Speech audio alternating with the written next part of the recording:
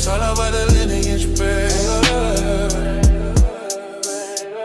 It's all about the lineage, baby.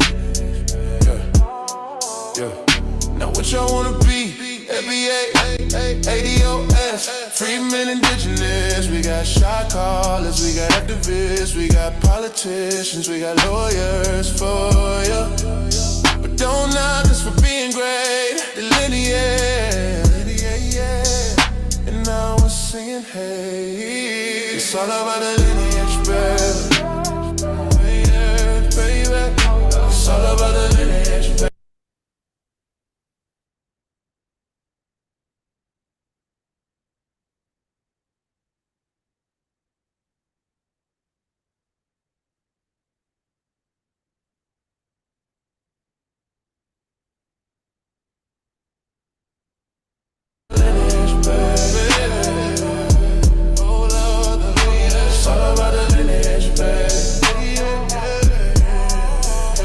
Can't nobody take our pride. Can't nobody hold us down, no. We gotta keep on moving. They keep on moving that goalpost.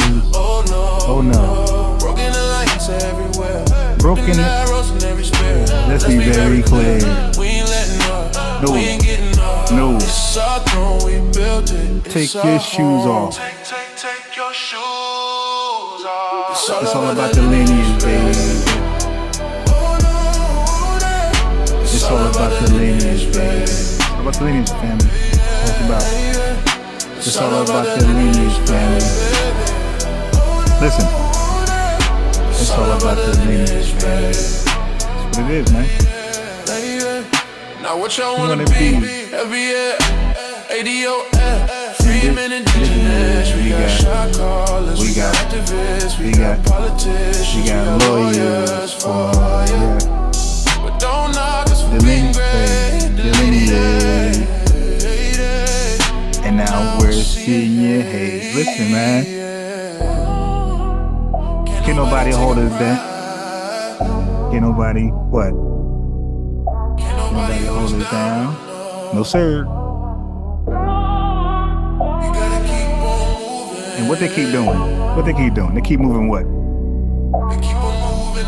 Right, goalposts. Broken arrows in every spirit. Let's be very clear. We ain't letting up. We ain't getting up. Yo, we here to stay, family. This ain't no movement. This ain't no trend. This is reality. It's all about the lineage, baby. It's all about the lineage, baby. It's all about the lineage, baby. It's all about the lineage, baby.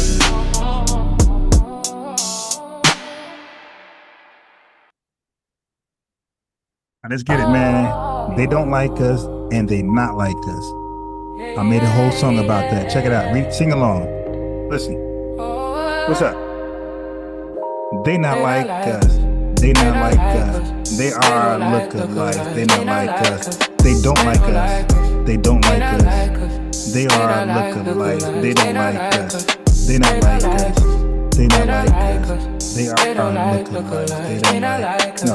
They don't like us. They don't like us. They look like I'm look-alike. They don't like us. Listen, we the original, number one, uno, you know, like, you know. Made in the image, our likeness, our image is righteous, our lineage is priceless. You can't buy yourself, let it try. Yeah, we be cooking, yo. They try like let it try.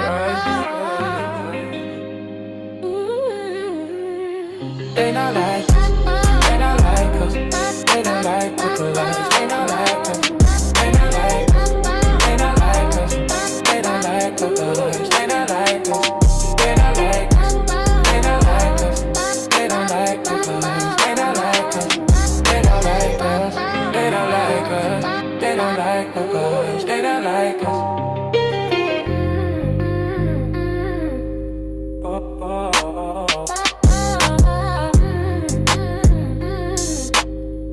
Oh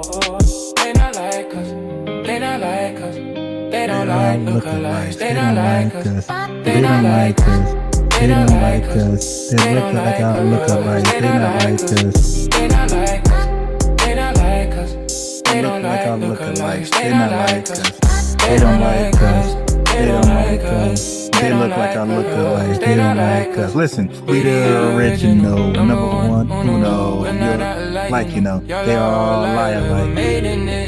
Yeah, this song is a bop. Man, my coworker, I got white coworkers dance to this shit. You know this fire.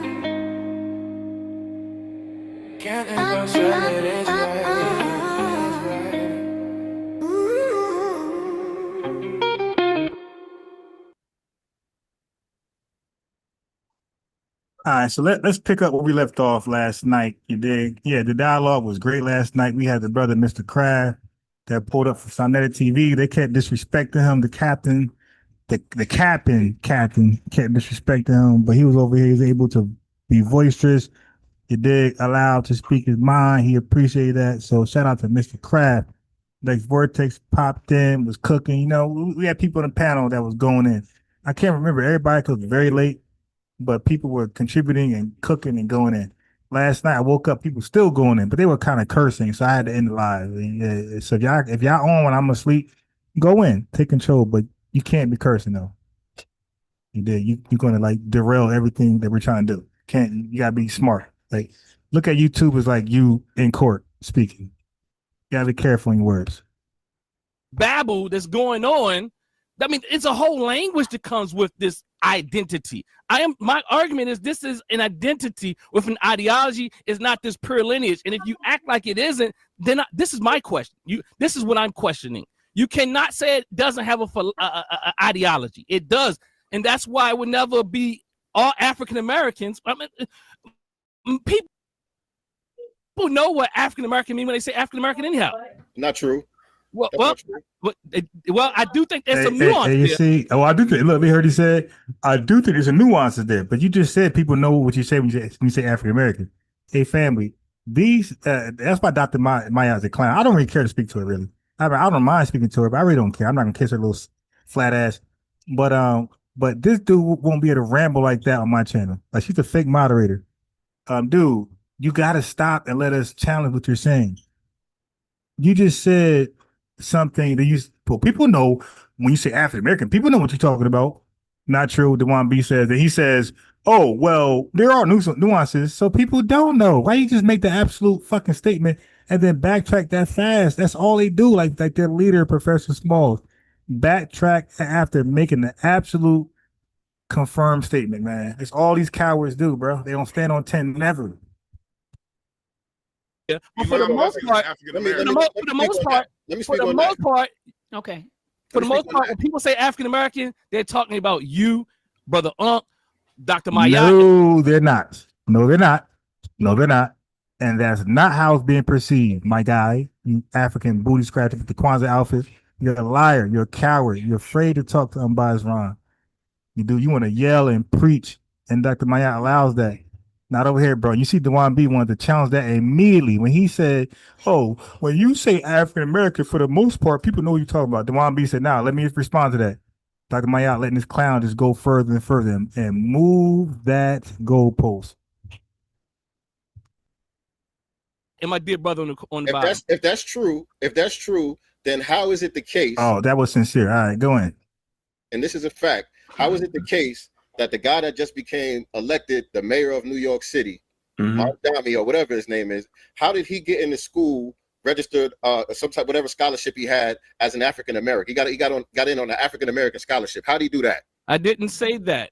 I said most people when they think about. I can explain it. But when most people think about, you can't. Always pretend to be this intellectual in his spaces, but we never see that side when he calls it over here.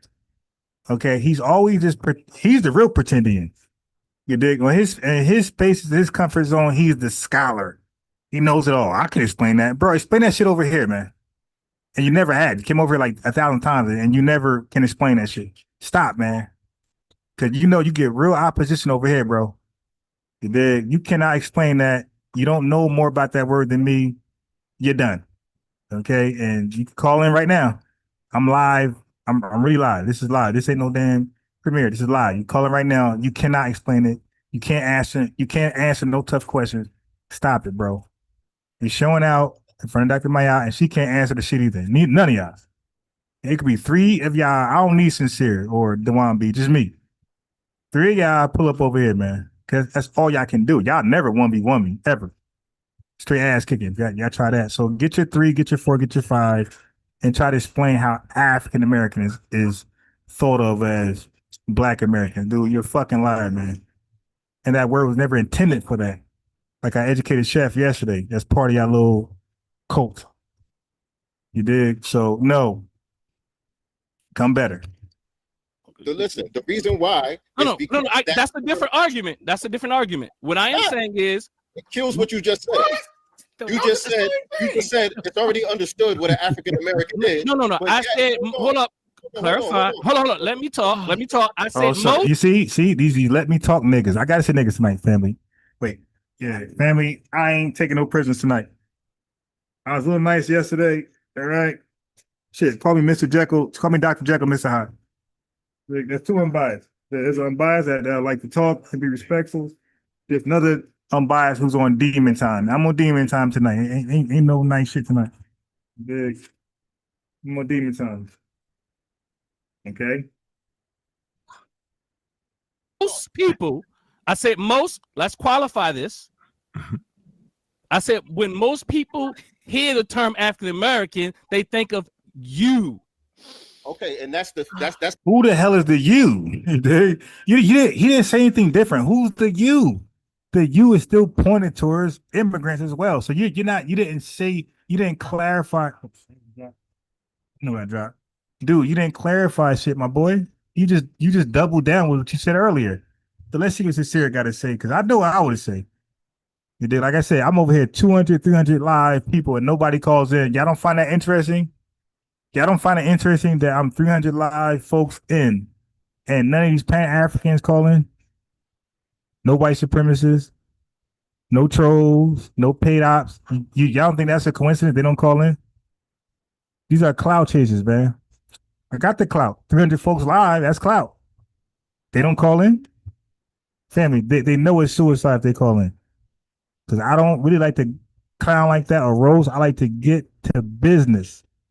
And I'm cooking. That's it. Tonight, we on demon time. So I really want motherfuckers to call in tonight. How the finesse works, though. Because a lot of times when all this time, when we heard the term African American, we thought they was talking about us. We didn't think they was talking about Mandami. Now let's debate that point, though. Elon Musk. Right. Yeah, right. We didn't think that all these other people. Now look at the Pan-African booty scratcher cutting in when the brother just cooked what he said. Now he's cutting in trying to like move the goalpost. That's why I had that song there. They want to just move the goal. So now what I really want to say was, no, dude, shut up and let my man Sincere respond, bro. Respect your elders.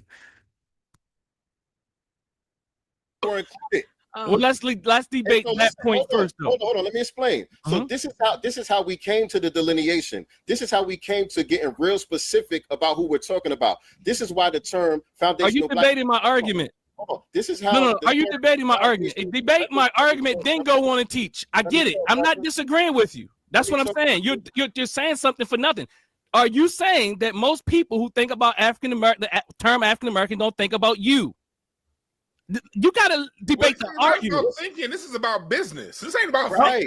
Okay, let me clear this up real quick. Let me clear this up real quick. The man from New York City got to cosplay as us under the term African American. No, hold on for a minute. He doesn't come from our lineage. They moved in at FBA. Hold on for a minute. The man from New York City, right? Or let's just take a Nigerian, right? Mm-hmm. Basically, they could never ethnically be an African American, and nobody debates that. I'm gonna say it again. Ethnically, they do not have shared experiences, and they did not come by way of the slave trade. This is an academic document. This is in academics. So anybody that's going to give you reparations, they know this.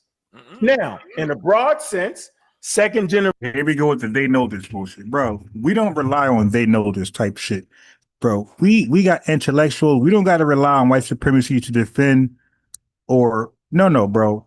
Because you see that family, if white supremacy give us something, then they gave it to us, and they could call it a handout. No, you're not giving us shit. We're gonna present an irrefutable, indisputable argument of why we're owed the debt. You ain't giving us shit. You're paying the debt. You're paying the invoice. Okay? You see that? You're paying the debt. You're not, no, you ain't doing shit for us. We're doing it. And just like everybody, we're doing it. Fuck everybody else. We're doing it. But he about to see some dumb shit. He about to see some African booty scratcher kissing shit. Go ahead, Generation, right? If they so choose, right, they can consider themselves Nigerian American, Black American, or African American. But ethnically, I'm gonna say this it's got to be important. They can never be considered African Americans, and nobody's that crazy to consider them that. I think that's an important distinction here, and I never hear y'all say that. Let me ask you a question, based on what you just said. Are you saying? I just want to be clear that I'm understanding you correctly. Right.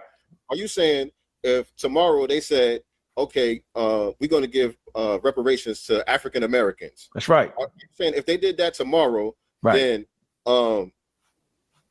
Babatunde wouldn't be qualified under that term right there? They're going to make you submit your DNA, and your DNA is going to. Yeah, you heard this guy. He said they are going to make you. Who the fuck is it they, Unc? Who is they? Like, so we're going to put all of our cars in the goddamn defendant's hand. Bro, we're suing the they, Unc. Are you that done dumb? We're suing the they. Why the hell are we going to allow them to set the terms and conditions of who is FBA, who's not? We're suing the they, bro.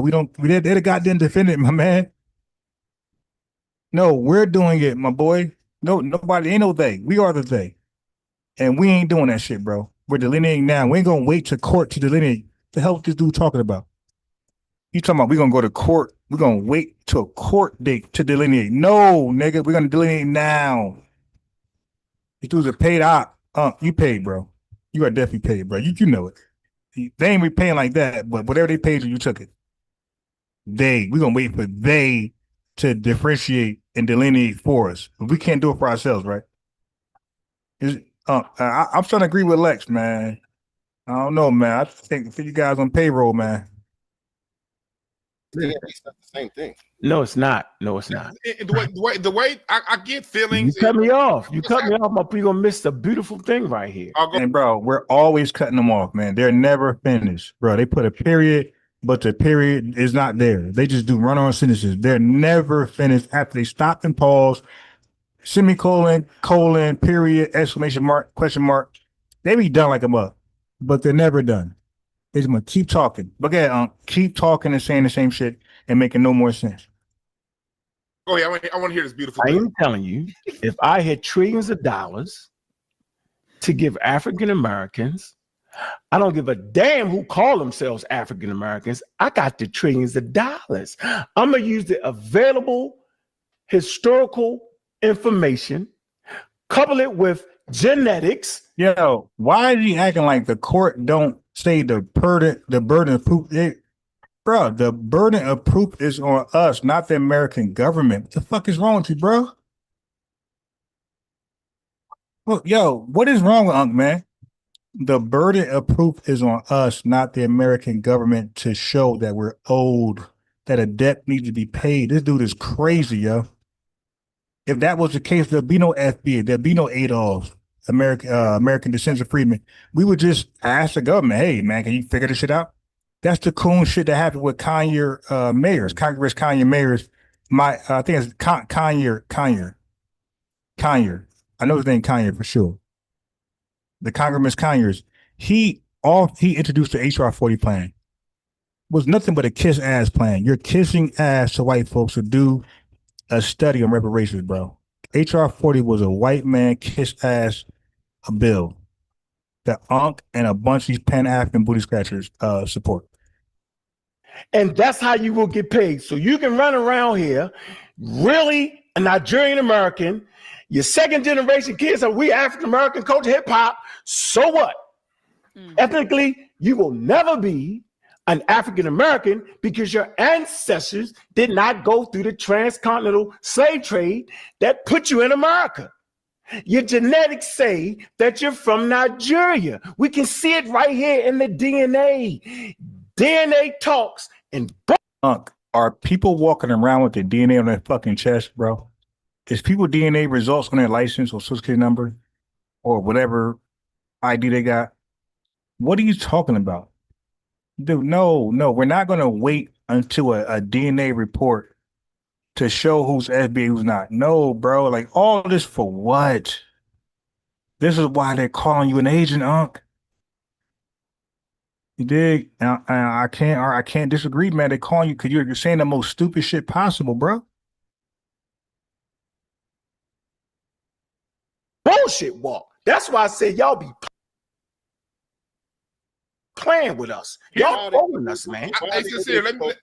Go ahead, Dewan. Hey, Sincere, look, and I get it, but here's the issue. Here's the issue. Here's the issue. You know we can actually do that, Dewan. Here's the issue. You ain't the one passing the money out. When it comes down to it, the government, the right, people who will be in charge of this, you have to have it written in plain sight.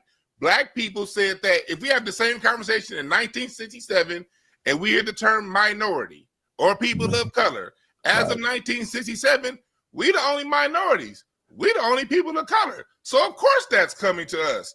But we realized 2-3 generations later, minority meant white women were able to get it, midgets were able to get it, handicapped people, anyone is back. So veterans, disability. When it comes down to it, all we're saying with delineation is we want it on paper because guess what? I ain't gonna be the one in control of handing out a damn thing. The people in control of handing things out, they know what it is. But every time in the past, going back to the civil rights movement of 1868, when they made benefits the 13th, 14th, and 15th Amendment for black people, the Supreme Court said, oh, corporations can use it. Every time from 1868 to 1968 to right now, whenever they do something, if things are not spelled out in fine detail in that to the letter of the law, right. And that's what I just said. Like, they don't argue for us. They say you present your own argument. The burden of proof is on you, the plaintiff. You're saying you're old. You prove that. You prove that. You prove it in a winnable case. Dumbass is talking about let white people present the argument for us. Oh, they know who is who, and they're gonna do a DNA kit, and the DNA kit gonna reveal that Nigerians aren't. No, brother, you a clown. That's why people call Unc an agent. And it brought if you're not an agent, bro, you behave and argue just like one, bro. Like you need to reevaluate. You need to reevaluate your life, bro.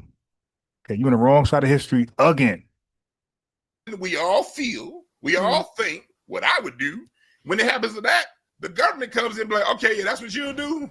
Well, I'm not you. Come on, everybody else, and get some of these benefits. So you didn't hear what I was saying, then. So you didn't understand what I said. Let me say it again. What you said, bro, we heard you say it doesn't make sense, man. It's stupid, bro. Don't No. So Dewan, what did he say? What did he say? No, Dewan didn't understand what I said. Because he said, if I we just heard you. The whole point I'm saying is it ain't about you. You don't have to say it again. We heard you. You asked me. No, I asked him to explain. What did he hear? Again?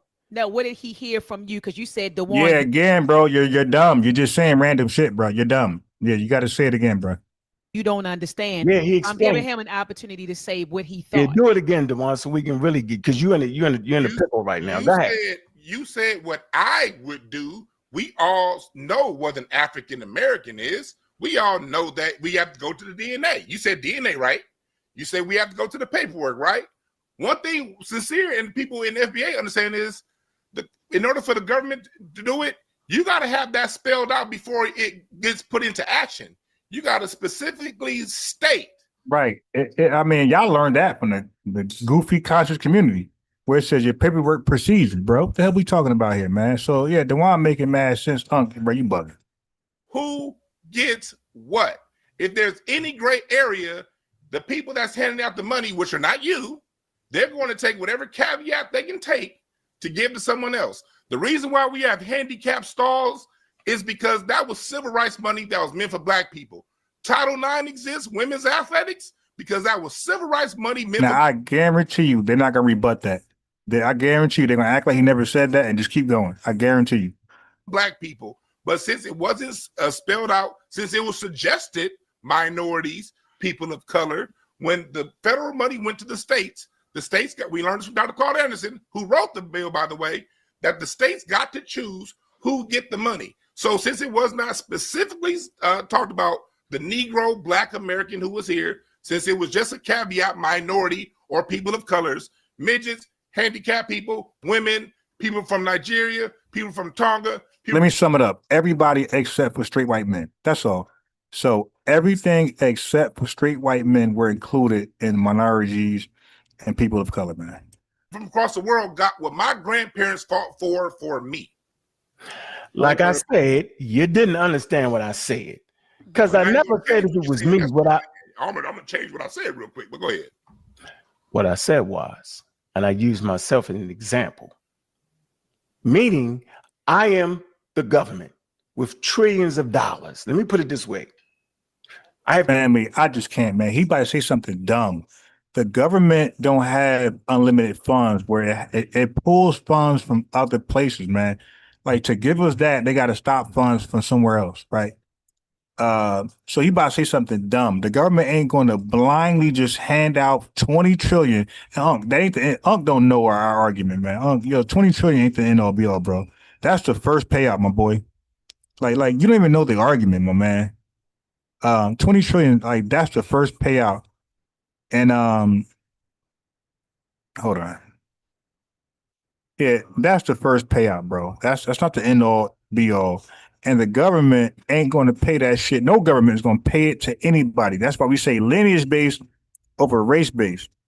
Sincere's on now, and that's why I would have asked Unc, what's the difference between race based versus lineage based reparation? He wouldn't have known. Hey, peace, Sincere love. Peace. Can I be heard? Yes, sir. We hear you loud and clearly. All right, peace. What's going on, brother? Nah, just chilling, man. Just enjoying, listening to the dialogue that y'all had, because I feel like y'all was making great points, and they were laughing in the background and undermining y'all the entire time. Man, you know what? I appreciate you, man, and I'm glad to see the feedback from the family, because to be honest, I really didn't feel good about even being a part of this. Like, you know what I'm saying? The discussion that me and Dr. Mahat had behind the scenes about what the stream was going to be about was something totally different than what it turned out to be. And, just, the feeling, of it being a shit show, being a part of a shit show or a clown show, I don't like to be associated with that. You know what I'm saying? Like, I'm a student of Dr. Neely Fuller, the elder, Mr. Neely Fuller, you know what I'm saying? And he always talks about, when Black people get together, how we need to be productive, or we don't need to be around each other at all. You know what I'm saying? Yeah, I agree. You know what I'm saying? And so it just didn't feel productive to me. But from the feedback that I've been getting from a lot of people hitting me up about it, it did turn out to be a good thing, because, it basically just exposed a lot of their talking points and what their mentality really is. You know what I'm saying? And so that's the good part of it. You know what I mean? So yeah.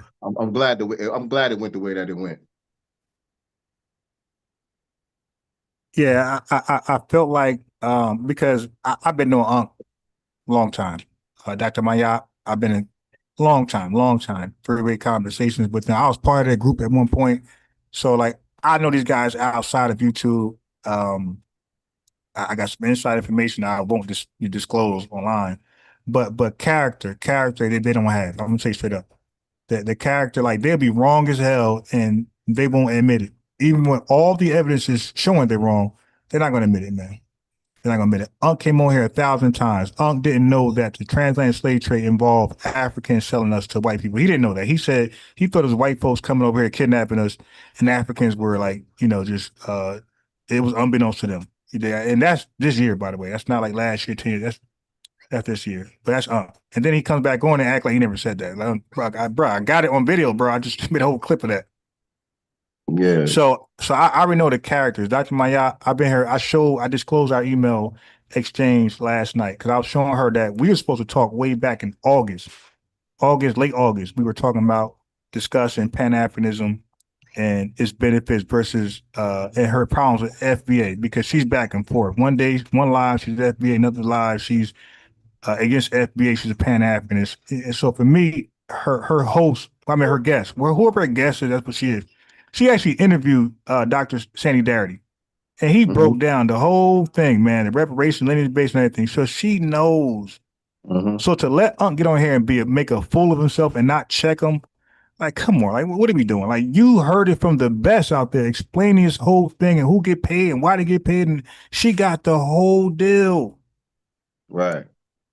Right. So that's why a lot of people call them agents. It's like, yeah, you're doing this purposely. You're purposely causing confusion. And then it got y'all on here. Y'all serious as hell. I exposed that yesterday. Y'all serious, but they all clowning and laughing in the background. Yeah, man. You know, like I said, that definitely wasn't the energy I was expecting. And you're absolutely right, because, you know, it was a lot of stuff that I didn't get to respond to that was, you know, while we were live that I wanted to respond to. But even the way that she made her opening remarks from the very beginning of the video, she framed FBA as a group and talking about she ready to jump off the train. I'm like, well, what does that mean? Like, what train did you think you were on? You know what I'm saying? Yeah, yeah, exactly. So, but she debated Unc on this topic, right? Because Unc was misrepresenting FBA, and she acknowledged that delineation is real, it needs to happen, and she also acknowledged case of garbage, and she also acknowledged that that it's a lineage. So for her to come back with that weird guy with that Kwanzaa outfit on, the costume on, and with Unc. And yeah, now that guy, that's another one, brother. Bro, I called, bro, we emailed, me and that guy commented. He's supposed to come on my show and we talk about Pan-Africanism and FBA, shit like that. He never came on. And even the other weird guy they got, Wise Dome, we emailed. He said email him, emailed him. Never came on. So I know it's Unc, most likely saying not, because they probably inquire who is unbiased Ron. Unc was like, yeah, nah, y'all ain't ready. Don't go over there. And that's the only sense I can make out of us communicating about coming on my channel and then nobody comes on. And we got one thing in common, Unc. Yes. Okay. Yeah. So we got one thing in common, that's Unc. But yeah, man, I just happened to run into your video. I'm definitely going to subscribe. You know what I mean? I appreciate you breaking this down and trying to bring some clarity and make sense out of all this. But yeah, I just literally just went on, opened up the app and saw that this was live. I guess because it had my name. I guess because it had my name, so it's in the algorithm or whatever. But yeah, you know what I mean? So I haven't been listening that long, but just a couple of minutes that the couple of minutes that I was tuning in, I already see where you at with it. So you know what I mean? Like I said, I appreciate, you know, you trying to bring some clarity to this whole thing. Oh yeah. I'll bring clarity because I know that guy. I know her. I don't know the Kwanzaa guy, but I know them too.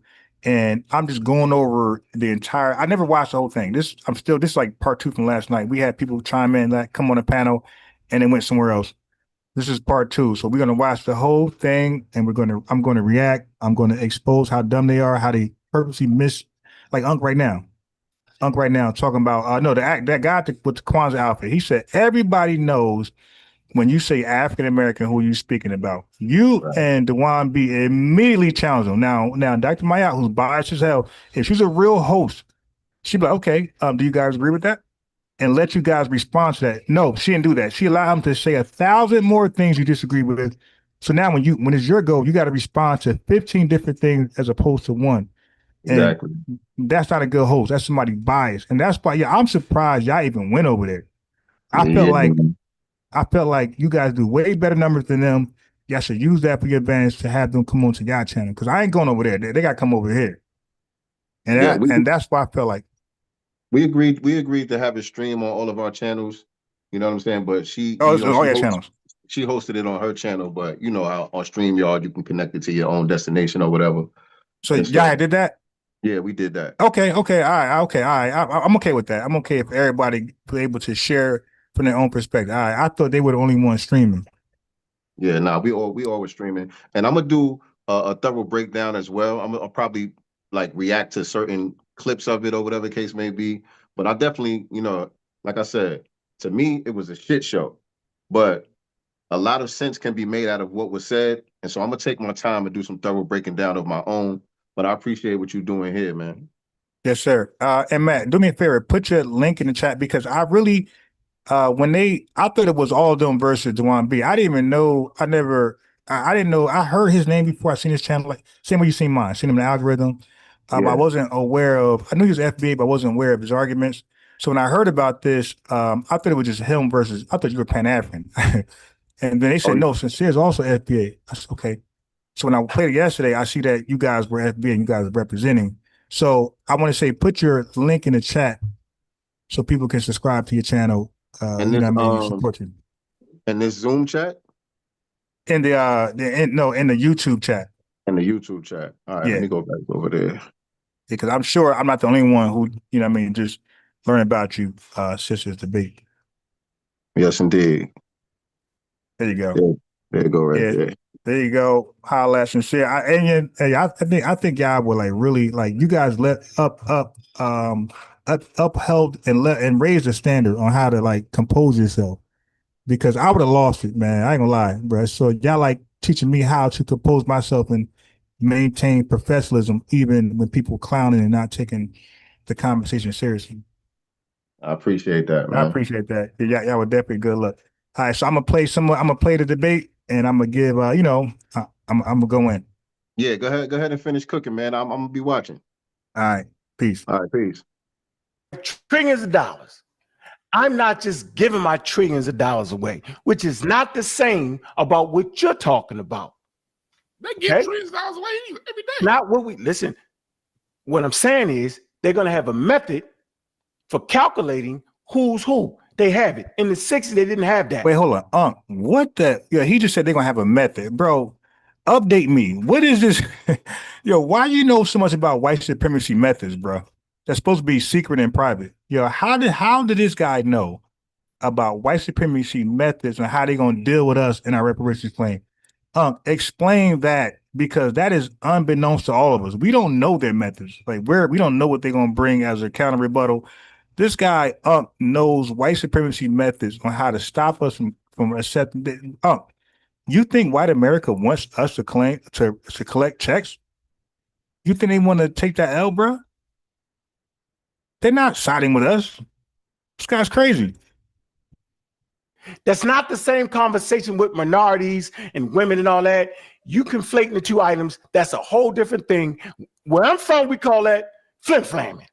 So I want to stay right on the course of things. I am telling you that DNA has already made the distinction between a continental African and an African that went through the slave trade and developed a culture that we now call African American. It's already in your DNA. The DNA speaks.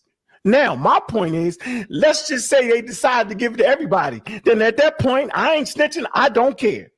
Because if you really want to talk about it, colonial powers put destruction. Oh my God. Now we're going to colonial powers, man. Hey, family, when they talk about colonizers, colonialism, neocolonialism, family, they are outside of our stratosphere.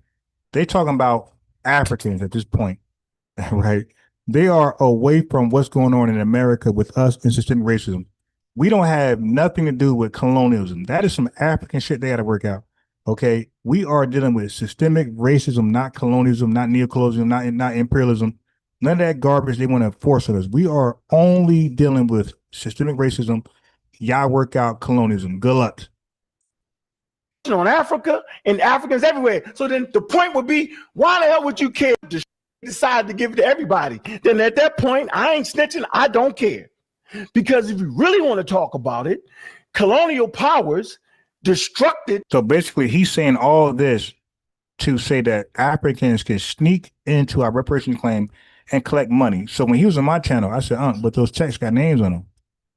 I'm saying, so they're not stealing from white folks, they're stealing from Foundation Black Americans. You still support that?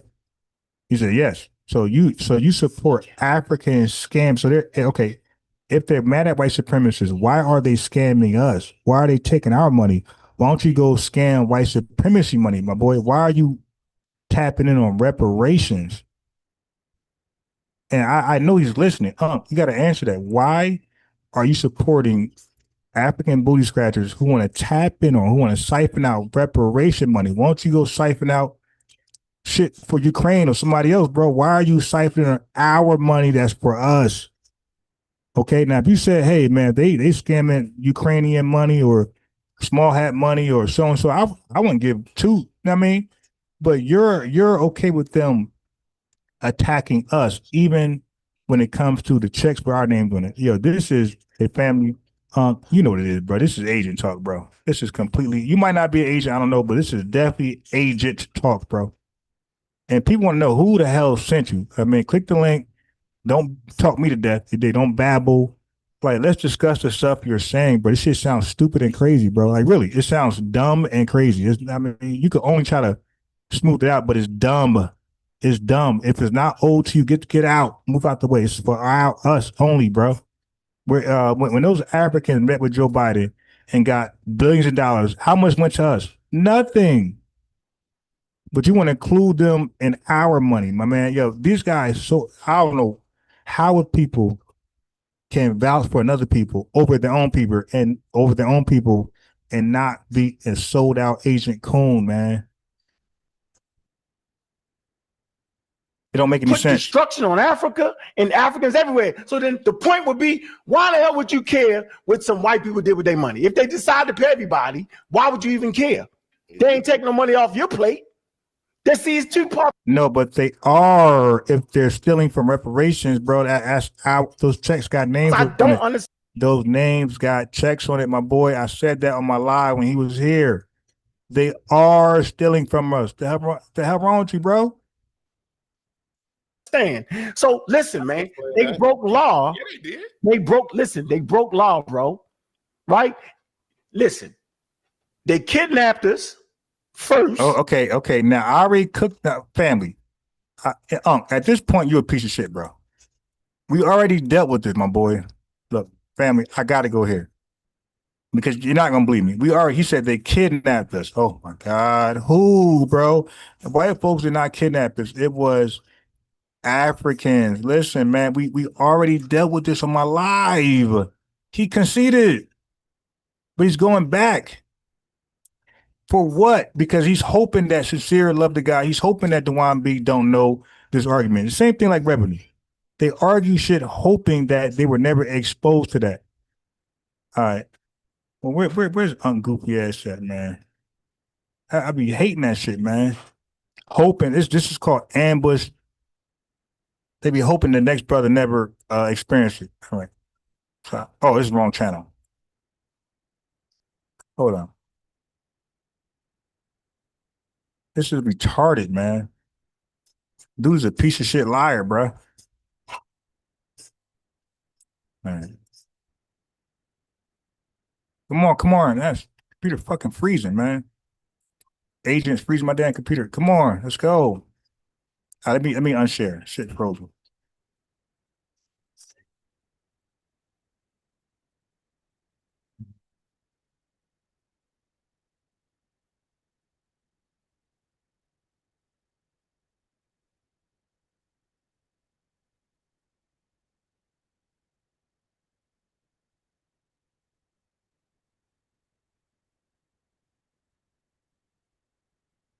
Here we are. Okay. I heard you use the term. Do you still go by this term? Do you still go by that we were kidnapped? Okay. So as you can see, family, I'm calling him out about his kidnapping jargon. Listen. Now. You're familiar with the transatlantic slave trade, right? I certainly am. Okay. I heard you use the term. Do you still go by this term? Do you still go by that we were kidnapped? Yeah, because you got to get kidnapped first to get enslaved. Okay. Yeah, I'm just asking. Okay, so now when we were kidnapped, who did the kidnapping? Dutch. Okay, you heard this babbling idiot. He said that he's naming all white Europeans. He said white people did the kidnapping. So let's make that very clear. I said, you keep saying kidnapping happened with the transatlantic slave trade. I said, bro, who did the kidnapping? He's naming all European nations, family. He's not gonna name one African. Listen. Who did the kidnapping? Dutch, the Portuguese. Okay, hold on. Stop right here. So, brother, you said you're not into pseudo information, right? Nah, so you saying that the Portuguese? Okay. Right. All right. Now I'm gonna share my screen this time. Are you familiar with slave raids in Africa? Yeah. Yeah. Okay. Do you know how unsuccessful the Dutch and Europeans were in the 1400s when they went over there and tried that? They died from diseases and they got killed off by African resilience. Do you know that majority of all the kidnapping were done by Africans? I mean, come on, bro. Like That's false. Okay. All right. So, family, I clearly oppose what he said. He said the kidnapping were done by European people. I said, do you know majority of the kidnappings were done by Africans? He didn't say, yes, you're right, unbiased, my master. He said, oh, come on, man. So he's disagreeing. But majority of all the kidnapping were done by Africans. I mean, come on, bro. Like that's false. Okay, you pull it up. I'm saying, yes. You don't know what you're talking about. Okay. He said, yes, I don't know what I'm talking about. So I'm just going to fast forward to the information. Okay, family. I'm not going to play with y'all tonight. No more talking. Right here. Do you see my screen right now? The Africans had a slave trade before Europeans colonialism came out. We know about that. We know about that. Okay. Go. Do you see it? Do you see it? Yeah, read it. Okay, so none of these guys are on my level. This is why they won't come over here. Or Dr. Mayat, that clown in the Kwanzaa outfit, the Kwanzaa costume, he's the easiest. None of these guys, well, I already killed 1,000 times, but Seti, Baba, Coon Smalls, none of these guys are gonna come over here, man. Which is Pan-African bullshit. They can't even admit that Africans sold us to white people. This is crazy work, family. He's denying it. So I gotta go to Wikipedia to prove this shit to a nigga that's who's supposed to be a Pan-African. He's supposed to be for the people of African descent. Can't even admit a simple goddamn historical truth. This is crazy. I'm gonna go to the most simplest one. So wait 1 second. I'm gonna get your spaghetti. No, just read that. So the African slave trade or transatlantic slave trade involved the transportation by slave traders of enslaved African people to the Americas. European slave ships regularly used the triangular slave trade route and its middle passage. Europeans established a coastal slave trade in the 15th century, and trade to the Americas began in the 16th century, lasting through the 19th century. The vast majority. No. We gotta stop right there. No. I'm gonna read. No, I'm gonna leave it up here. Keep reading. Why? You can't let these guys bully you. No, we're not gonna stop. I'm gonna finish reading the article, bro. Sit down, relax, and take notes. Why? No, because I'm gonna leave it up here. You read back. Okay. The vast, because you don't want to read right here. I want to keep going, but I want to be chronologically correct in what we're saying. I'm gonna leave it up. Go ahead. Leave it up. Hey, Unc, we don't gotta talk about chronology. You just said that white people largely kidnapped us to get us up to America, and I said it was Africans, bro. Real simple, bro. We don't need to deal with chronology. So, like, this is a guy who's squirming, rolling. You know how you shoot at somebody, you see movies, and they be rolling across the ground not to get hit by a bullet? He's doing that right now. He's running from the bullets. Okay, rolling across the ground, dipping and dodging. Like, bro, we heard what you said. Yes. Okay. We heard what you said, my boy. You said Europeans largely kidnapped us, and I'm saying Africans. Let's see who's right, who's wrong. Real simple. Go ahead. The vast majority of those who were transported into the transatlantic slave trade were from Central Africa and West Africa and had been sold by West African slave traders to European slave traders, while others had been captured directly by the slave traders in coastal raids. European slave traders gathered and imprisoned and enslaved at force on the African coast and then brought them to the Western Hemisphere. Some Portuguese and Europeans participated in slave raids. As the National Museum of Liverpool explains, European traders captured some Africans and raids along the coast, but most of them from local African or European dealers. European slave traders generally did not participate in He's slave done. raids, you're dead. Go, you're dead. So, So I read what I had to say, and he's done. Most Europeans did not participate in kidnapping and slave raids, family raids, RAID. You know, raids for roaches, RAID. Raids mean that's the kidnapping portion of the transatlantic slave trade. So I read an article from Wikipedia, real simple. This common sense for dummies. Okay, this is Pan-Africanism for dummies. Most Europeans did not participate in slave raids. It was those African piece of shit booty scratchers. Now listen to his response. He's going to switch his whole position. Watch this. here we go. So it says the Atlantic slave trade and transatlantic Okay, now he's going to do a revenue move. He's going to try to read back over the article like the word's going to switch up. This is hilarious. Watch this. slave trade involve the transportation of slave traders and enslaved African people to the Americas. European slave ships regularly used the triangle trade route and its middle passage. So if we stop right there, and the context is it was the Europeans that established these trade routes first, right? So there is no Africans prior to colonialism planning a triangular trade route and building ships. And so these people are at the source of dysfunction in that particular region. There's no argument over that. So now we got the chronology proper. No need to take slaves to the coast or raid anybody and send them across the world without the European involvement. So they are at the source of this, okay? It's business for them. The next sentence says, it says Europeans established. So European, not Africans, but Europeans established a coastal slave trade in the 15th century, and trade to the Americas began in the 16th century, lasting through the 19th century. So Europeans did this, and based off of Europeans doing this, they established the slave trade. Matter of fact, what most people don't know is that these particular Europeans, right, they put the whole African trade in dysfunction. I'm gonna say this again, meaning there was nothing. Family, what the hell is he talking about? We were talking about kidnapping, right? We were talking about his words, kidnapping. I challenged him. I said, bro, who was kidnapped and who were doing the kidnapping? He said the Dutch. He named a bunch of European countries. He never named one African one. I said, it was the Africans who did most of the slave raiding, the kidnapping. He said, no, we pulled this up. He's wrong. I'm right. So what the hell is he talking about right now? Nothing else valuable but slaves. They decentralized trade. That means the trade was based on one thing after they came in.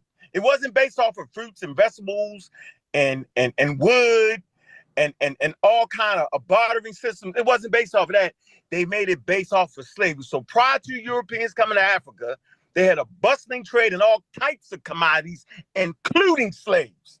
So now you would have to research what an African slave trade looked like, what those slave markets look like. It was part of the overall market system. Okay, don't be a Christian and think that, oh, they was doing. No, it's totally different. Two separate things. Now, let's read on to the next thing. It says the vast majority of those who were transported in the transatlantic slave trade were from Central and West Africa. So there you go. It say and had sold and hold on. And Read it had been correctly. sold by West African slave traders. Oh, they've been sold by West African slave traders. Okay. To European slave traders. So why would they do that? Because they Wait, no, not why. You just said the kidnapping family. If white folks kidnap us, then how the hell can West Africans sell us? We're not in their possession. Make this make sense. So now he read that West Africans sold us. How can they sell us when they don't have us? If white folks kidnapped us, then they don't got to do a deal. They just bring us to the fucking European, right? The Americas. This guy is all over the place, bro. Does that make any sense? White folks steal us, but they ask for a slave trade for people who don't have us at all. Like I don't know, family, but this ain't that difficult, man. to be, they was already fighting each other like powers do, right? And they already had a system in play.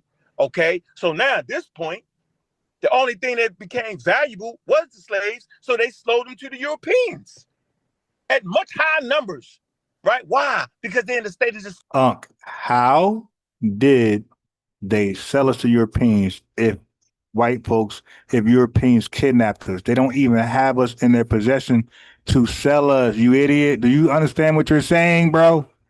You're crazy right now, bro. This is why you're not on my level at all. There's levels to this, bro. You're not on my level. You're going crazy. How can West Africans sell us if we're in European possession, my boy? Click that link, man. Click that link and explain this shit, bro. You sound crazy, bro. And you're better off just coming here saying, bro, I was wrong. You got it, unbiased. And I'll stop playing this shit. But until you do that, I'm going to keep running this back. You're not on my level, bro, when it comes to this history, man. I keep trying to tell you, bro. And I got it. And I'm going to keep playing it over and over. Right? You're not ready, man. None of y'all. function at this point. Europeans are coming in to take their land and take their kingdoms, misuse them, pitting each other against each other. So that's all part of the game. We're not going to run away from that. And we're not going to run from the fact that they did sell Europeans as slaves. Why would they sell Europeans as slaves? Because their economies had failed. European were from Central West gathered. And say, but brought, okay, again, European dealers. Let's say European traders captured, participated in slave raids, okay? It says ports on the African coast and then brought them to the Western Hemisphere. It says some Portuguese and Europeans participated in slave raids, okay? It says as the National Museum of Liverpool explains, it says European traders captured some Africans in raids along the coast. It say, but brought most of them from local African and African. Oh, but bought most, most is the majority, right? Okay, so a few Europeans got a couple handful of Africans out of the slave raids, but most of who they got were from Africans who kidnapped, not Europeans, bro. It say European traders captured some Africans in raids along the coast. It say, but brought most of them from local African and African European dealers. See, African European dealers. But they were African. Look ahead. No, it say man, African or African European dealers. So what's the African European dealer thing, yo? Keep reading. Read the next sentence and you'll get it. Okay. It's a European slave trade. You try to ask me a question. I said, bro, read the next sentence, you'll get it, bro. You're not on my level on. Traders generally did not or African European dealers. So what's the African European dealer thing, yo? Read the next sentence and you'll get it. Okay.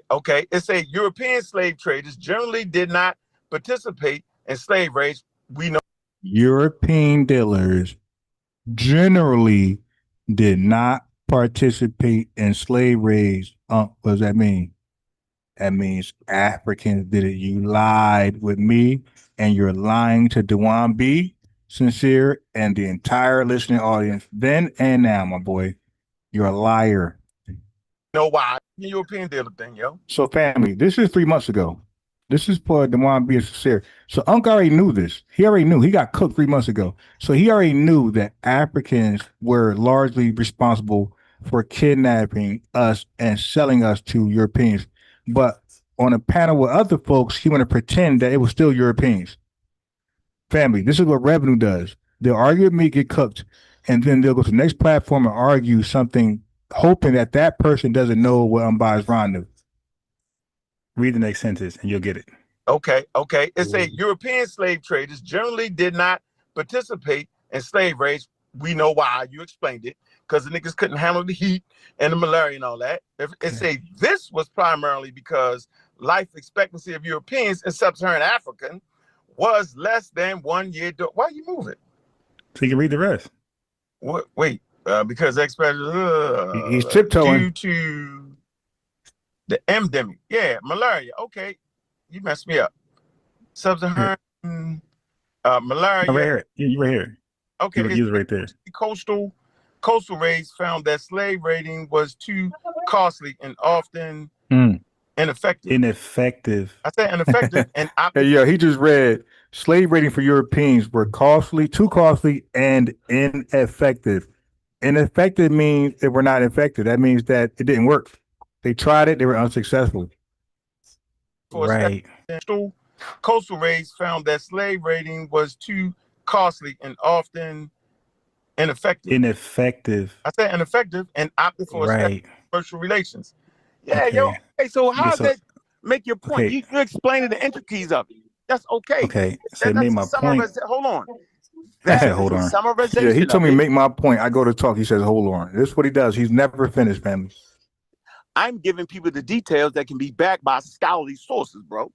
So that ain't the argument, my boy. The argument was who kidnapped us? Was it largely Africans or largely Europeans, bro? This is called an L, my guy. It's okay, bro. You can talk about other things, move the goalposts, but this is an L. There's a reason why they gave you why. They couldn't go in there because they was catching malaria. So now you rely on Africans were defeating them. They would lose it. They was taking L's because the European army was not strong at that time. No, that's not what that's saying. Hold on, where that's at? That's right here. My fault. You just adding some context to it.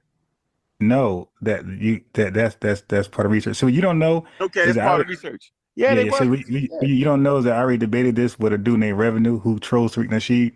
And he believed like you and most Pan-Africanists, you guys believe that Europeans were kidnapping Africans and Africans were so innocent. But they was. Hold on. I never said none of that. Wait. You just cut me off. Wait.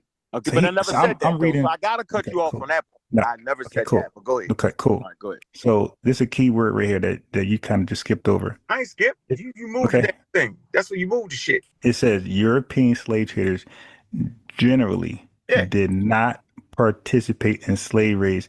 And then it says this was primarily because life expectancy for Europeans in sub-Saharan Africa was less than 1 year, the period of the slave trade due to malaria that was endemic to the African. But here's the main thing.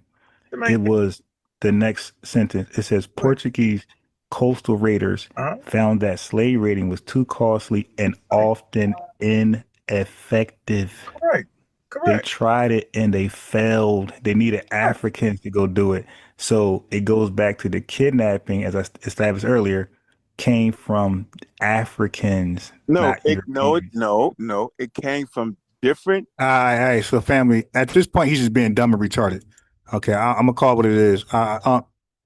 Okay. You know what it is. You're being dumb and retarded, bro. It clearly said what it said, but whatever. All right, so we got a super chat in the building. Salik Bay, 8300 999 for the love. That is called lineage support. He's of the lineage. I'm of the lineage. Most of you guys in the chats of the lineage, Sincere of the lineage, the Juan B's of the lineage, and this is called lineage support 999. Thank you, bro. I appreciate it. But as you see, family, this guy is being ignorant, belligerent, and he has no integrity. He simply said that Africans did not largely kidnap us and sell us. I read they did. He read they did. Okay. And now he's trying to say what we read, we didn't read. And he's trying to be 10 toes down on Europeans stealing us and kidnapping us. And then later he calls me on the phone to admit that this was the case, that Europeans did not do it. So it's like, yo, well, I mean, what are we doing? So the little Kwanzaa guy, I'm gonna call this guy Kwanzaa. So Kwanzaa and Dr. Mayad, these guys and women got no integrity, bro. They'll say whatever they can to lie and look good, man, and defend Pan-Africanism. I showed you a clip for 3 months ago of flat out blatantly lying and about who kidnapped us. And this is the guy who said it again 3 months later with Sincere and Dewan B. Listen, man, they broke law. Yeah, they did. They broke law, bro. Right? Listen, they kidnapped us first. You got to kidnap a person to enslave them, which is okay. You see that? He ran with the they kidnapped us thing. What are you doing? Okay, so he ran back with the they kidnapped us thing. You see? After he was debunked 3 months earlier, but with new people, he used that lie, hoping it will fly. Man, you a piece of shit for this, bro. Like really, come on, dude. You got no integrity. Like nobody can trust you, bro. Like when you lie like this, man, after knowing the truth and you purposely, intentionally lie again, bro, who can trust you, bro? All this science shit, bro, nobody can trust you, man. You got no integrity, bro. It's illegal. Kids, oh, listen, man, they broke law. Yeah, they did. They broke parts. The point would be, why the hell would you care what some white people did with their money? If they decide to pay everybody, why would you even care? They ain't taking no money off your plate. There's these two parts I don't understand. So listen, man, they broke law. Yeah, they did. Yeah, he said white folks paying a portion of our reparation money to Africans. He said that they're not getting our money, bro. So if I get 2 million and not my 4 million, because 2 million, the other half was given to a tether, you're telling me that's not a problem? Like, dude, come on, man. How about this? You get your check, you give it to them, or you break it up with them, bro. But don't include me in the scam, man. I'm good. They broke law, bro. Right? Listen, they kidnapped us first. You got to kidnap a person to enslave them, which is illegal.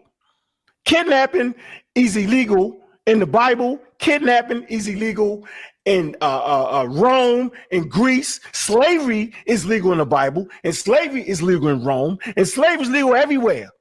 So they kidnapped us illegally, then they enslaved us, right? They made us a part of the largest forced migration, okay? We the gift that keeps giving, all right? We are the foundation, see, you hear that word? Of the global economy. And everybody knows this, bro. You don't need a master's degree to recognize that African Americans are FBA. So whenever you say FBA, you're talking about the damn African. No, African Americans are not all FBA.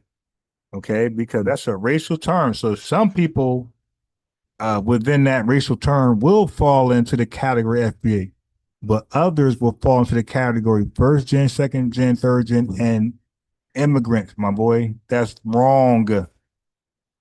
African Americans. Whenever you talk about ethnogenesis, you're talking about African Americans, bro. Like y'all got to be trolling me. So I don't care if other Africans that wasn't in America get some bread from some robbers. Who cares about that, bro? Yeah, but that's our bread. I care about that, my boy. That's why people think you're an agent and maybe even a tether, bro. That's a tether argument, my boy. Now, if you think you're gonna get a less money, okay, then please look at our DNA. So y'all really have no argument here. Everything that you think you need, we already got it, bro. You act like you're dealing with people who don't use science. They do, bro. Okay, then like Lex Vortex said in the panel yesterday, they'll throw science in there in a discussion where science ain't even needed or is at all. Like science don't determine nothing. But then he brings up science. Okay, so they're not going to just sit around and give away $1 trillion. You tried to play the whole quote unquote civil rights era and nah, bro. They're not giving nobody nothing, bro. They're going to make sure that you are part of the ethnic group that was enslaved and brought to America that mixed with Europeans and some daggone Native Americans, which are not black. I ain't going to let y'all run tonight. Stay right there, bro. What you're saying is you're literally going against what they actually do. Like, name the time that they just gave out $1 trillion in PPP loans and didn't verify who they gave it to. And then why would you care? Well, the reality is it still doesn't make sense, though. It still doesn't make sense because what makes you believe just because we name ourselves FBA, they're going to then verify it in? Right, crazy. What you're saying, like if they don't verify it, doesn't matter what name an African from the continent come say I'm FBA. They're not going to verify it. I'm sorry. In legal paperwork, names matter. Y'all can talk all the hotel battle you want. Hold on, names do matter, but names do matter. But utilizing what you're saying, what I'm saying is people can then say they are something else if there's not going to be a verification. And you're right. And here's just like the natives had to verify, they had to prove. So what? But they got $5. They have $5. It became $5 Indians. They didn't have to prove. They did not have to prove. No, that's one little incident. You conflate that whole situation. Decades of incidents. That happened over a period of decades. Okay, that wasn't one incident. You know what I mean. But look, check it out. There still had to be verification. So look, check this out. Verification, a name change is not going to change it, bro. I thought this was going to be something. Oh my God! I thought it was going to be something else too, because my argument is not none of this. My argument is that FBA is a identity with an ideology, with all types of talking points. But brother, all of the talking points that you say you're against, that you attribute to Tariq Nasheed, and I'm not here to defend Tariq, but all of the talking points that you attribute to him, those are Dane Calloway's talking points. No. Tariq Nasheed is the tetherer. He is the one who about ethnogenesis. He's the one who talks about. He's the one who talks about. What is a tether? Let's do the hairline test. He's the one who said. Those are jokes. But what is a tether? What is a tether? Bro, do you understand those jokes are political? What is a tether? Yeah, so he answered no question. The jokes are political. So now I don't know what this guy is, this Kwanzaa guy, but if he's FBA, it's embarrassing because he's family. They're choosing another people over themselves. Family, that's like bullets flying and you're jumping in front of the bullets and protecting a stranger over your family that's also in that vicinity that could hit by so you're shielding strangers. So now listen, you're in a facility where it's you and your family. A guy spray bullets openly, right? Indiscriminately. You go cover the strangers and leave your family exposed. That's what these guys are doing, man. Only a paid agent sellout would do something like that. Do you understand those jokes are political? What is a tether? Oh, I know what it is. What is it? What is it? From what I looked at and heard from your ideas, one who is not from this country, who is benefiting from the what? That's not a tether, you stupid Kwanzaa guy. But he know what it was, right? I know what a tether is. That's not a tether, stupid. Go ahead. What is it? Brother Dewan said, Who is benefiting off of what Dewan is saying? African would do or Caribbean would do and get our benefits and things of that nature. One who will cosplay as an African American or FBA. It's almost like you're trying to delegate and save white people money or something. Am I tripping here, yo? It's like y'all trying to save white people money. So Dewan was saying no, then he said yes. So is that right? Yes. Okay, so Unc comes in unhinged, and Dr. Maya is a piece of shit because even Sincere said that they arranged something, and she proposed another thing once they went live. Dr. Maya, now she's a coward. Like she's dumb as hell. She can't debate this topic at all, and that's why she runs from us. And then when she do accept us or accept an invite, it got to be her channel, and she's gonna have a bunch of stupid Pan-Africanists on the feed, the live feed. Why couldn't Dr. Maya just simply interview Sincere and Dewan B like she interviews everybody else who say some controversial shit? Why? Look, she interviewed Professor James Smallhat, right? Nutty Professor James Small. Didn't she interview him? Why she didn't have him on a panel of FBAs to critique him? So she got Dewan B and Sincere on a panel of African booty scratchers to critique them and challenge them. Why did she have the same energy for Nutty Professor Smallhat? Like, she knows that she's out of her league. She's goofy. She gets no views, and this is her clout right here. Once every 3 months, she'll go viral for FBA topics. Okay. And even with Professor Smalls on her channel, family, thanks to you guys, my videos still did more than hers. I'm doing reaction on Professor Smalls, and I did more views than her when she actually had him on her channel. Okay, these Pan-Africans are failures, yo. They're failures. They can't win at shit. I did a reaction, got more views than you with the guy on your channel. Okay, these are thanks to you guys. Because you guys are on code. Okay, and you need to be on code. You feel me? So we can keep exposing these clowns, man. Go ahead, Dewan. So what part did he get wrong? Dewan, are you trying to save white people money or something, yo? But I want to answer this question. Let him answer. I mean, is it me, yo? I'm sitting here listening. They fighting over white people money. Now you see him? See Unc crashing out, being stupid? can't be serious. Like, why was Unc even there? Why couldn't it be Dr. Mayat, Kwanzaa guy, Dewan, and Sincere? Why is Unc even there? Because she knows that he's gonna make the serious matter unserious. She knows he's gonna troll. They prepped earlier. She knows what he's gonna do. And he's doing it. He's a buffoon, man. He's being Unc, you're being a buffoon, bro. A serious topic, you're being a buffoon, my guy. Like at some point, bro, you're like 90 years old. At some point, you got to be mature, man, and have a professional, mature conversation, my guy.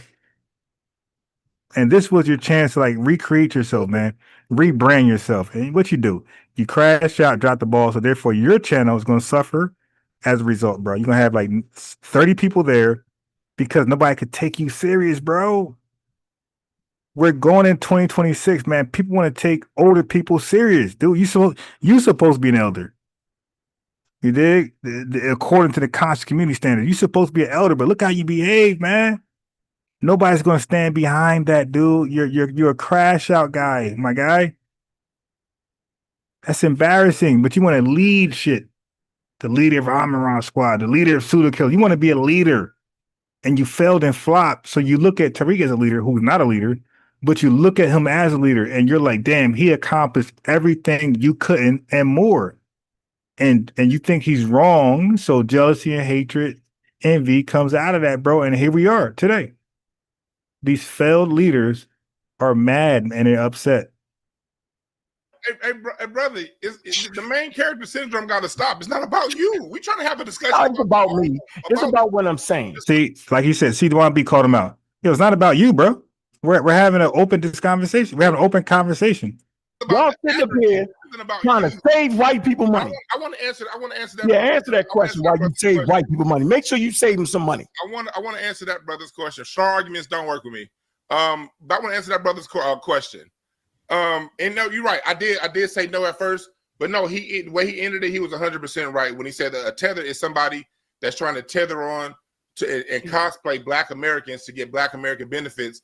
The issue is, I wouldn't even mind them doing that if they brought the money back into the community, but they send it back overseas. We see what's going on with Essence Magazine. They hire other Africans, not Black Americans, but they use our struggle, our plight, our complaint, and then they get into colleges off of this, like Candace Owens did.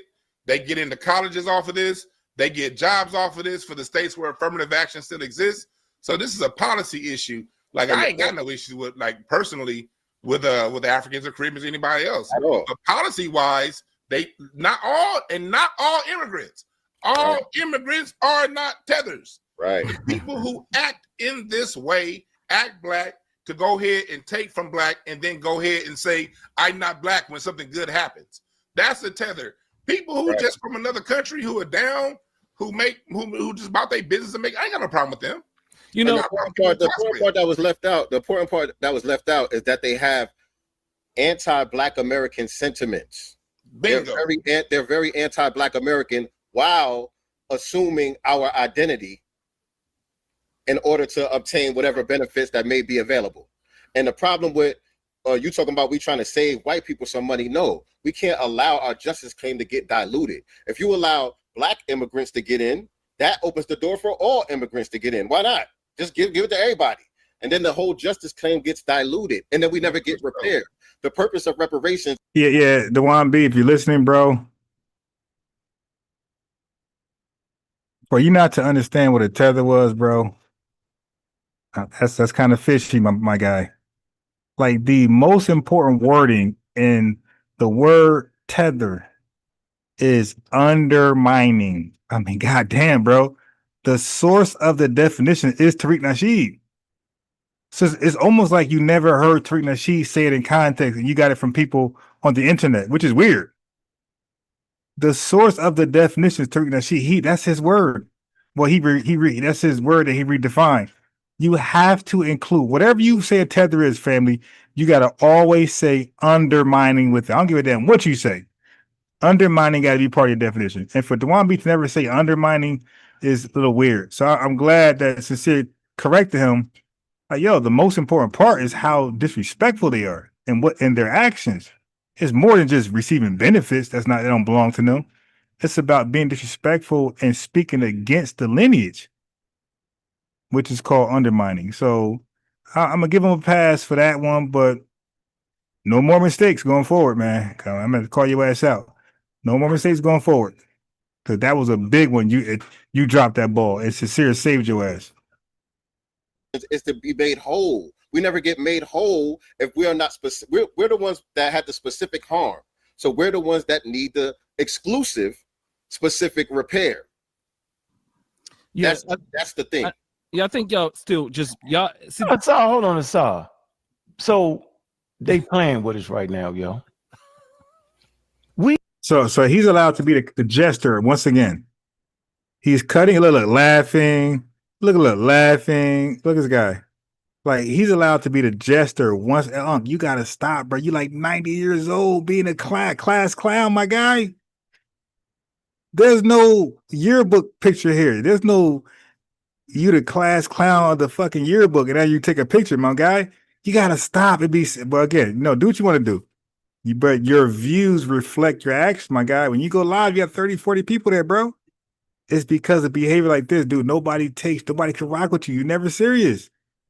You just clown all day long. Like, you take serious situations and you make them clown situations, my guy, because you really can't handle the conversation. And that's why this piece of shit right here got you there, her. To do just that, look, you're a damn tether, Unc. You're undermining the conversation. Unc is a tether. He just told them that there are scientific studies that can clearly show the difference between what they call a tether and an African American. Did I not say that? You playing with us, brother. Did I not say that? Dr. Miat. Yeah, you did. That's what you said. So then why is everybody ignoring the elephant in the damn room? You just lied. It's the elephant in the room, man. But it's not a lie. You just told me half truth. All you gotta do is do your How DNA. they have truth? What he did Listen to us, brother. What he did was he used the term tether as if it applies to all non-FBA. But No, I wanted to have fun with that. Sincere, let me say this. Okay, so Sincere checked them and cooked them, and he gonna say, "Nah, I was playing with y'all." So when Unc's wrong and fact check, he's always playing. Like, come on, guy. Like, Unc, you a tether, dude. These are the wrong two. These two brothers, I'll be honest with you, these two brothers are not the most of the FBA people you see out here. They are not. Wait. Then you're not most of the Pan-Africans we see out there. Like, see, we both can say that, my guy, but how do you know? Do you do a poll? You do a poll? Like, and now, like, this guy is never so vocal. This Kwanzaa guy, this is the most vocalized I ever seen him before. Or not. I've talked to them. No, they scamming. No, he is them. These are not. I mean, damn, man. Yo, this guy, all his cooning to get only 1.6K views, man. Come there, that's not only 100. Bro, I got damn near 100 likes right now live. What the fuck? Come on, man. Shit, how many days old, bro? Dude, only 1.6, man. All the clown show for 1.6. Damn, the FBI, man, they really hire for cheap nowadays. You dig? Oh, that's a damn welfare check where they paid you to turncoat, man. Not is them. Sincere, I think you partly kind of Pan-Africanist too. Are you not? Pan-Africanist? No, I'm not. Okay. Do you love black people around the world? Yes, I do. Do you think we should come together? No such thing as black people around the world. See how I answer that right there? There's no such thing as black people around the world. You dig? And I don't believe we should come together. I'm sorry. I believe black people should come together, right? But who are the black people? Foundational Black Americans, Adolf, descendants of freedmen. We are the only black people. So you see how this Kwanzaa guy used black people to include Africans and Afro-Caribbeans? That was disingenuous. And that's why it's important for me to make that clear. We're the only black people in the world. Everybody else is from their country or their tribe. That's it. I think it's a good idea. I don't think it's practical though. But I mean, do you think we should come together ideally? Okay. That way, I say no. I say no. It's a bad idea. It'll never happen. It's a bad idea. It cannot happen. They tried amongst themselves and flopped. Okay, yeah, this guy right here, I already know, family. He's gonna do the 14s with me. This Kwanzaa guy, if he ever pulled up, he's gonna 4T me. He's gonna be fake outrage, talk over me, crash out some revenue shit, and just hang up. I already know, man. Especially when I ask questions back. Especially when the questions come back. 4Ts. Because there's no question they can ask me that's gonna benefit their argument. Like, yo, I can answer the questions, but none of them will benefit your argument. But let me question you. You're going 4T. Yes. Ideologically, just like FBA is an ideal. Ideally, I agree with you about FBA. That would be Ideally, I agree with you about FBA. I know. You just gotta seem to have a problem, but you got a bug in your ass. I have a problem with what you don't. I think people don't. Okay, let me respond real quickly. When he said everybody knows what African American means, okay, if everyone knew what it means, then explain this, family. Why did Kamala Harris, Jamaican and India, identify herself as African American? If everybody knows what African American means, then why did Barack Obama, who's Kenyan, get called the first African American president? Okay, why do Nigerians at U.S. universities enroll as African American? Why does the census lump all black people as African American? Why do corporations hire immigrants under African American quotas? If the meaning were that clear, my guy, if the meaning was that clear, the nation wouldn't be needed, bro. Okay, so they are arguing against observable reality. They just crashing out, family. All right, hold on. Can't do me like that. See, as one who studied the mind and psychology and cults and all this type of thing, there are. What I want to say to you, brother. What I want to say to you, me, you. Sorry. What I want to say to you, brother. I wasn't finished. Okay, I'm sorry. My apologies. You're right. What I was saying was there are thoughts that are in people's minds that cause their divisiveness here that is unnecessary. Although you might say it's not everybody, it is metastasified. What's the word? What's the word, y'all? Metastasizing. Yeah, it is. A fake scholar can't say the word. You can't. Can you even acknowledge that? What's being divided? You said divisiveness. What's being divided? Brother, look in the chat. Look, I didn't even look at the chat yet. I guarantee you the chat. Read the chat. Look at this dog right here laughing and look. This is the unbiased host. Now she don't laugh when this brother talks. She doesn't laugh when this brother talks. She's laughing at this guy because he said, "Look at the chat." Dr. Mayat, newsflash: you're a failure on YouTube. You've been on YouTube for 1,000 years. You've been exposed to large platforms, hidden colors. And the best you can do is 30 to 40 live viewers, okay? This was your biggest break, inviting them and Professor Smalls. On average, 30, 40 people live. And you're here there laughing. You don't have no goddamn chat. The chat are not subscribed. This live chat that they were having at this debate, they are not subscribers to this dog right here. Okay, watch your next live. Nobody gonna be there. Only with controversy, hoopla, and FBA's in the title. She'll catch a little break here and there, but those numbers are still tiny. She got about 100,000 subscribers, and the best she can do is 30, 40 people live. Look at this dog. This dog. Forget about the chat. What's being divided? What's being divided by our? Look, hold on, man. I'm never gonna let y'all get away with this. Hold on. Why do we keep saying? Okay, now this guy just cuts in and cuts out whenever he wants.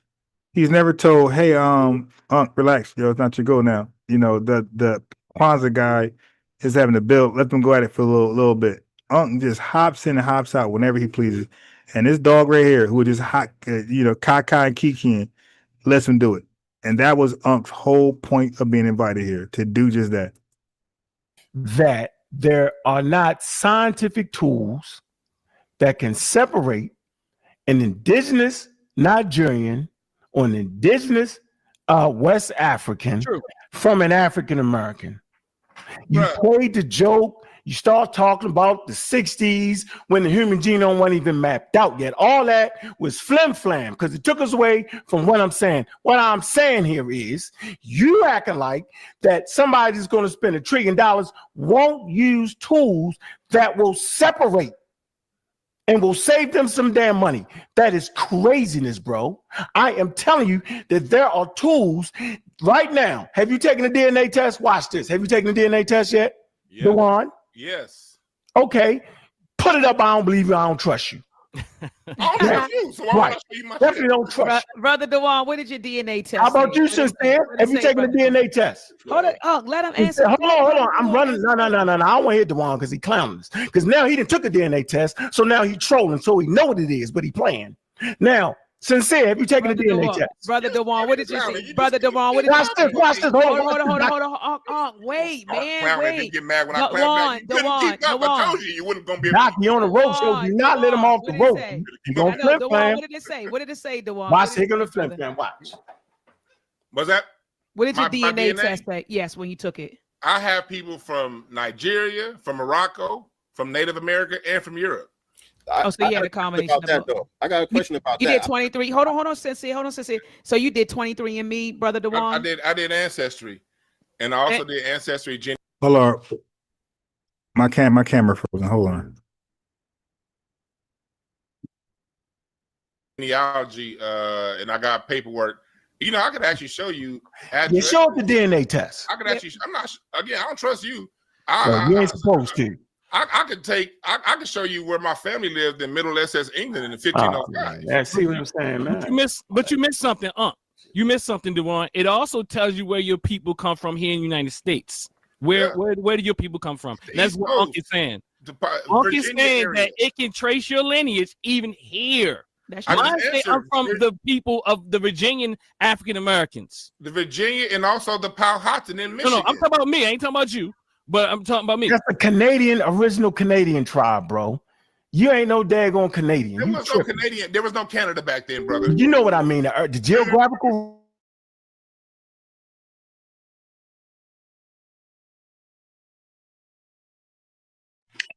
All right, let me share from here. Hold on one second, family. Let me share from here. Laptop died. I got you. Yeah, everybody's trying to use FBA in their title, and they're getting no views. Yeah, go back to what you normally talk about. Okay. It didn't work. You flopped. It didn't work. The link is pinned to the top. Please call in ops. FBA, if you call in, please do not take away from the show.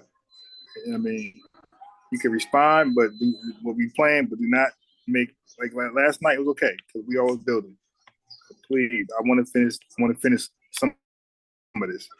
We can do all of it, but let's. I did Ancestry, and I also did Ancestry genealogy, and I got paperwork. You know, I could actually show you. You show up the DNA test. I could actually. I'm not. Again, I don't trust you. You ain't supposed to. I could show you where my family lived in Middle Essex, England in the 1505. Yeah, see what I'm saying, man. You missed something, You missed something, Dewan. It also tells you where your people come from here in the United States. Where do your people come from? That's what Unc is saying. Unc is saying that it can trace your lineage even here. I'm from the people of the Virginian African Americans. The Virginia and also the Powhatan in Michigan. No, I'm talking about me. I ain't talking about you, but I'm talking about me. That's a original Canadian tribe, bro. You ain't no daggone Canadian. There was no Canadian. There was no Canada back then, brother. You know what I mean? The geographical reason it's called Canadian is the tribe you just said. There was no Canada in the 1600s when I got my DNA. So you saying you don't know what I'm saying, though? You trying to say you don't know what I'm saying now? The tribe you just mentioned is the first tribe that inhabited that area, bro. Brother, they came from the Pennsylvania area. Your main character syndrome is getting you in trouble, man. I'm just trying to say things. I'm gonna play this clip. Hey, Doc, I told you was gonna flim flam, right? Yeah, but Sincere, did you take a DNA test? I did not. Okay, all right, that's fine. But let's get it straight. Unc is accurate. It told you where your people are from. That can be done. You can call yourself whatever and take the test and prove that your people are from United States. Here's the whole thing about it. I don't keep trying to get you're trying to get us caught up in well, I said the DNA. Look, okay, I will give you all the DNA you want to give. Thank you. You can have everything. Thank you. I'm dealing with, when I come here, because I was here as far as California reparations, I was here from day one. I drove to Sacramento. You know what I mean? I'm at the Valleys in the Leimert Park. I'm at the Valleys at Cal State North Edge, my alma mater. And so I'm here. So I'm talking about how the DNA's fine. How does this place function? How it functions is wherever the money's going to go, that has to be explicitly written out before any check is cut. And when in the history of the United States, when you leave ambiguity when it comes to Black Americans, they find a way to send it everywhere but to us. And they've had a track record of doing this for well over 100 years, 170 years now. And so what we're saying is to prevent the United States from United Statesing is to have it very explicitly cleared out before any check is cut. And how do you trace an FBA? You trace an FBA who can trace their lineage. First off, they have to currently identify as Black. And if they can trace their lineage to the 1870s, do all of that. Most of us can. Those would be the people allocated the money. Very simple. You can do all of that without even changing the name. You can write all that out. Well, and that why is y'all sitting around here playing, man? You can write all of that without sitting there playing with us, man. You can write all of that out. If y'all got trolling, clearly, you can write all. You Write now, all of that out without trolling, changing your name. Can you share my screen, Doc? I'm tired of playing with you. Hold on. California, we did write it out without changing the name. Okay, that's what I'm saying. So, the name. That is the thing. We're talking about FBA. Let me tell you what you're saying. This is what you're saying. You playing now. This is what you're saying. You said this. Now I'm clowning. Yeah, here you go. You can do all that without changing the name. This how I know it's all foolery. They can't defend this. You heard your brother say so that's you can do all of that step away from. Your name. Man, you gotta let me talk. Hey, you gotta let it. Yeah, Doctor. Sorry. He's playing I'm playing in their own words. I'm tired of playing now. Know what everybody said. Nah, we ain't saying. I'll come right off your energy, pardon. He's sitting up here, no daggone well. Close it out with a statement. Here you go. This how I know it's all foolery. They can't defend this. So that's one thing y'all gonna have to step away from.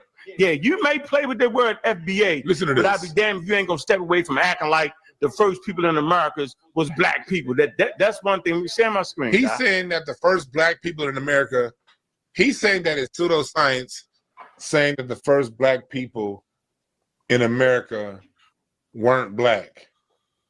Well, who were they then? Are you gonna answer? Does this dude not know that Black people were across the planet from day one? Like, I stand by that. This book by David Imhotep is a good one. The First Americans are Africans. Not a good book. It's a lot of these good books you can get. Talk about Black folks in America. You know, you got Ivan Van Sertima. Dr. Clyde Winters, the world history of Black race, and the Black that was all across the planet, and even on the back cover here in North America. You know, like, it's a lot of places you can go. His whole point of view is Black Americans, Black people, dark-skinned people weren't here in America. This nigga really thinks the Indians was here, right? He really thinks the Indians are like Charleston Heston. Okay. All right, let me move to the next clip. I'm getting both of them at the same time. We're gonna sit here and play around. This is crazy. I'm not doing this, man. I ain't got time for this, man. I just said the same thing earlier. Nah, let me go to the next clip. Here goes Sincere. Same nonsense. We went through a whole breeding process, y'all. Man. Mind you, you know, even if you want to go with the story of we all was brought here on slave ships from Africa, we know that that's not true.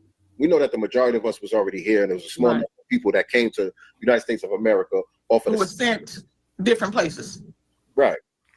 But the ones that came here, a very small number. But even if we was to go with the popular false narrative that Black people are only here in America because we were brought here on slave ships. That's the popular false narrative. Even if we was to go with that, when you study the history, even after the transatlantic slave trade stopped, they were still breeding niggas over here.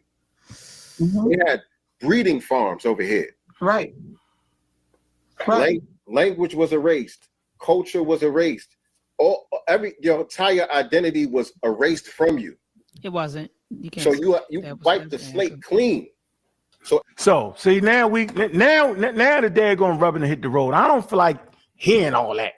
You just In repeat your what heart, you and started. in your hold on, in your heart, both of y'all too, in your mind, right? You deny that your ancestors came from Africa. You said it right out your mouth. The supposed story of black That's people. supposed Hold on, let me fallacy, finish, bro. I don't know. I don't You're smart understand enough. how white people You're talk smart like for this. fallacies. I don't understand none of that. Say this. You Let me say finish my point. I don't understand because I know you misusing it. I don't trust your ability to apply that stuff right. I'm saying that these two individuals right here. First of all, I'm gonna make a call. We call it the litmus test. Do y'all brothers support vaccinations? That's a litmus test. So that we know that we talking to two people. You know what I'm saying, y'all. First of all, I'm laughing at Brother Dewan. Brother Dewan matches Onk's energy. They match each other energy, Dr. Assad. That's why I'm laughing at both of them. They both crack jokes. They both make faces. They both match each other's energy. But anyway, I wanted to say this. I just wanted to say this. Sincere, when you said the slate was wiped clean, brother, that you don't wipe. When people come from cultures and they go somewhere, you don't wipe the slate clean. You carry your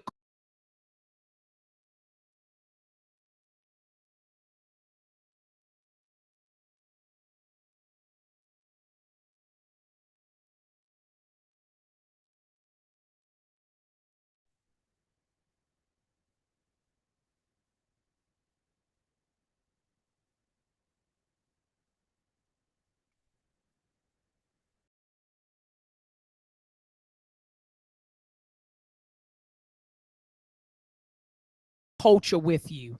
You carry your language with you. Facts. You carry your ways of living with you. So when you said they just wiped the slate clean as if we just was, you would actually agree. There was this guy who went viral a while ago because he misrepresented the work of Dr. Joy DeGruy. And he said that, Black Americans, he was talking about us. He said, we're like Frankensteins. He said, white people put us together because when we got over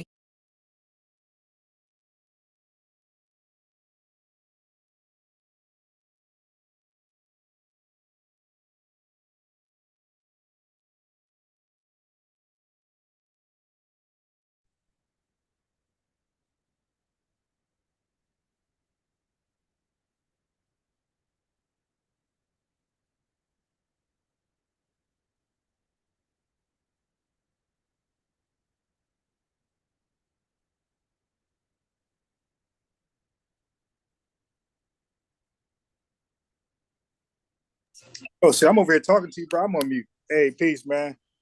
What's going on? Can you guys hear me? Can you guys hear me? Yeah, I was over here like, unmute your mic, bro. I'm on mute. Oh, okay. What's going on? Hey, yo, let me ask you this. Are you familiar with a dude named Brother Sanchez? I am not. Okay, wow.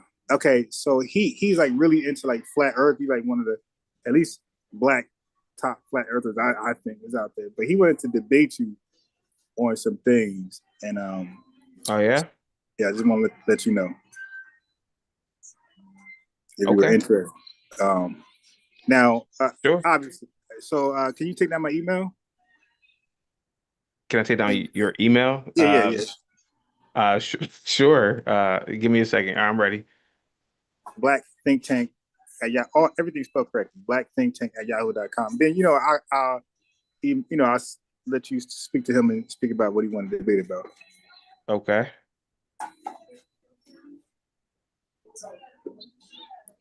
Yeah, but he has a large following too. You know what I mean? And we'll okay. But you can look him up. You can look him up. You can look up Brother Sanchez on YouTube. He'll come right up. He's the only person under that name. Oh, okay. Yeah. Are you guys still live streaming? I mean, I'm trying to figure because I never. Huh? I'm live. Okay, you live. Okay, I'm just trying to figure. I don't really use the webcam feature, but okay. Okay. Yeah.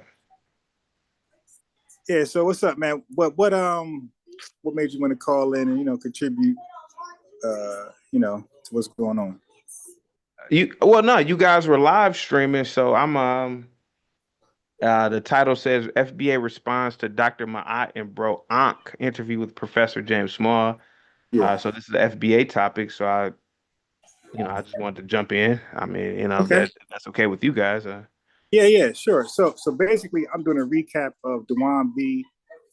I'm not sure. This is not the James Small one, but it's piggybacking off that. So Dewan B, FBA, and Sincere FBA had made reactions to the James Small interview on Dr. Mayat channel with Unc.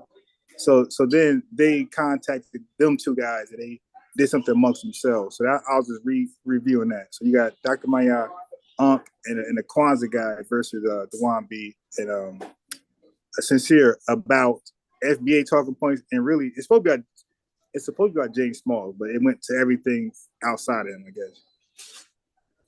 Okay.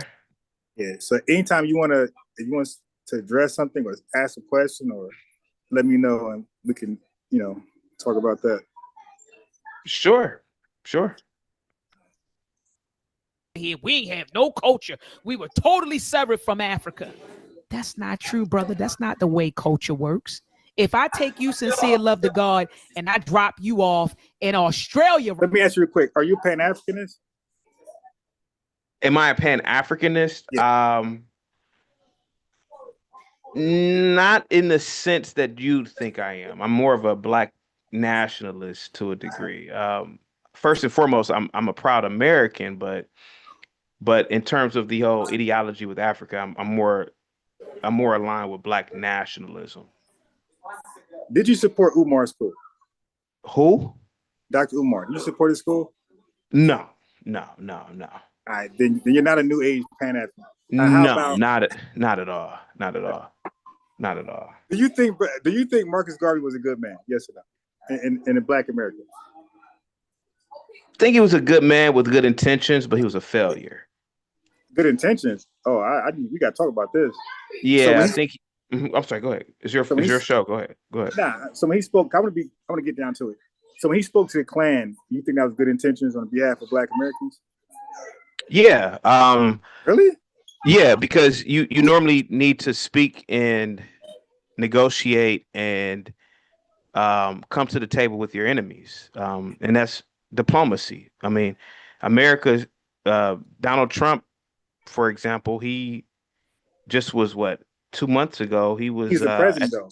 He's the president. Well, yeah, I mean, the Klan had no power. The Klan had no political power. Well, I mean, whether if the Klan has power or not, the whole idea is to always practice diplomacy with enemies. So but we were doing that though. Dr. King was speaking to Lyndon Baines Johnson. We're not going to talk to the Klan. Yeah, I mean, you were asking me about Marcus Garvey speaking to the Klan, and my perspective with that is that you could argue that the Klan, if given if the Klan was intelligent enough, had they formed a political party, they could have had people in council or mayors of cities. Yeah, but they weren't though. But the whole idea is to have future thought, right? So abstraction. So the whole idea is, what if these people do get into positions of power? It's better to have diplomacy. Okay. Yeah, So let me ask you this. Go ahead, buddy. Go ahead. And Marcus Garvey came over here. You don't think it's wise to first understand what Black Americans are doing politically before you insert your own solution? You don't think it's smart to know who our enemies are, what our talking points is, what are we fighting for, what we fighting against?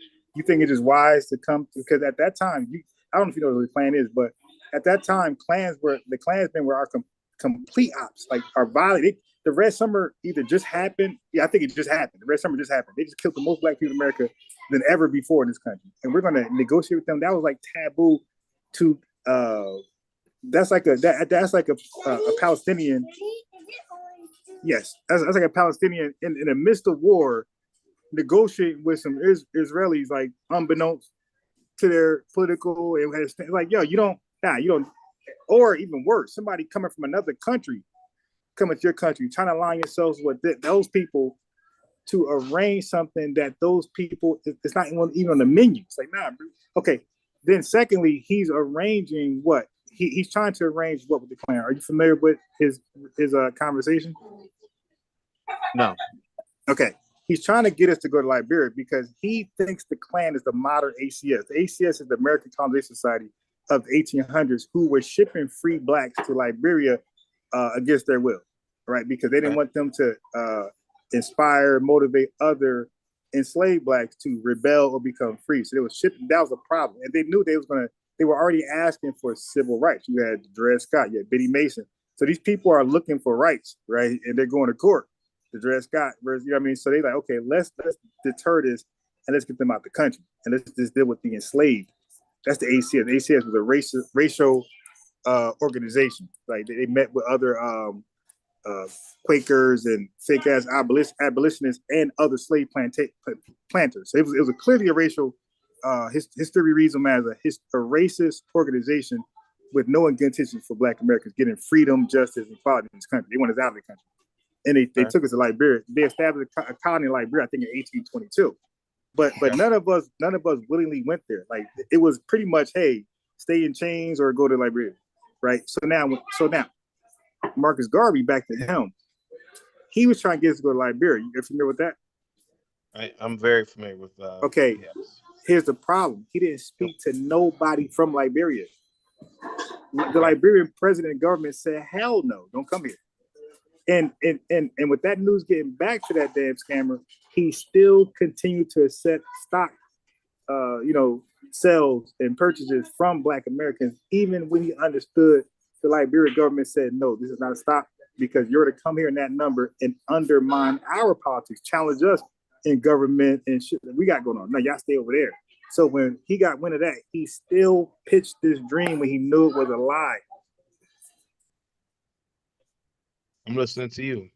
Okay, so on top of that, he scammed the American government and Black people. He told them that he had a ship he never owned, right? So he was like just bullshit at that point. But everything about his stance was bullshit. Like again, he said Liberia. He pitched it every chance he could. It was a lie. He never negotiated. Nobody from Liberia. Never ever been in himself. And people were buying his stock with that dream. And that's why people like A. Philip Randolph called him out. Even his own member, Hubert Harrison, was with Marcus Garvey with the whole plan and said, "Nah, he's full of shit." So he was called out from within his own organization and other Black American civil rights leaders like A. Philip Randolph, and I think Chancellor Owens is calling him out as a charlatan. And then J. Edgar Hoover came down and saved Black America from the demon. No, yeah. So he would be a horrible example of doing something great for Black people. He failed, like you said, because he was a liar. He failed in Jamaica. He came to America and fell. Went back to Jamaica and fell, and went to London and fell. And then the dude had an obituary as he was living. Like they disrespected him. They had a Marcus Garvey died obituary while he's still alive. He read it. He read it. So he read his own obituary. So the dude was a complete failure, 4-time failure. So no, Marcus Garvey was no saint. He was a sinner in this country amongst Black Americans. He was good for the Klan. He was horrible for Black Americans.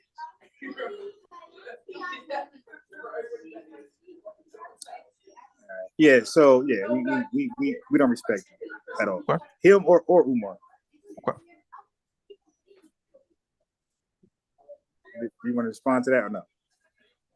I mean, there's nothing for me to respond to. I mean, I view Marcus Garvey as a failure. I mean, yeah. So I mean, it's really nothing to me to respond to. I don't really align with anything that Marcus Garvey had. I mean, we're talking about over 100 years ago, so I can't really respond to that. Right. So now the FBA, right? Is anything with that you like or disagree with? Anything with that concept? Do I about FBA? Yeah, anything like anything you heard or? I think FBA is. I think the whole FBA thing is, pretty much individuals who don't understand the world and how the world operates, and individuals who are trying to create an ethnic group. It's like you ever heard like of a paper tiger? They refer to China as being a paper tiger, but even though China, in my opinion, is not an actual paper tiger, but I feel like FBA is a paper tiger. Individuals who are just loudmouth gas bags with no institutions or systems. Yeah, well, largely because you see it as an organization, right, or a movement, right? That's why you don't look at FBA as 43 million collective Black Americans, right? No, not at all. Right. Well, then that's disconnect. All right. So now, do you know the reason why they felt like they had to put some stank on the name and call it FBA as opposed to African American? You familiar with that? Well, I mean, you could argue, and this is one thing I do agree with a lot of these nut jobs. There's a big. I even wrote a paper about this 20 years ago in college that I don't believe that a lot of melanated people that are here are descended from the continent. Um, there's a large portion of evidence that would suggest that melanated people were spread all over. You have the blacks in Papua New Guinea, you have the Aborigine in Australia, you have blacks all over. So it's very plausible to assume that blacks had already been here and that the whole slave or transatlantic slave story was nothing more than a big lie any damn way. So I understand why people don't want to be called African American, to a degree. It's very plausible to assume that we all came from Africa hundreds of thousands of years ago, maybe even longer. That's probably why our DNA is probably the same. But I kind of agree with the FBAs when they say that they might be a different ethnic group. Some of them might be different, right? Some of them actually might be indigenous to a degree to this land. And yeah, I've always believed that, to be honest with you. That's like one of the only things about FBAs I will agree with.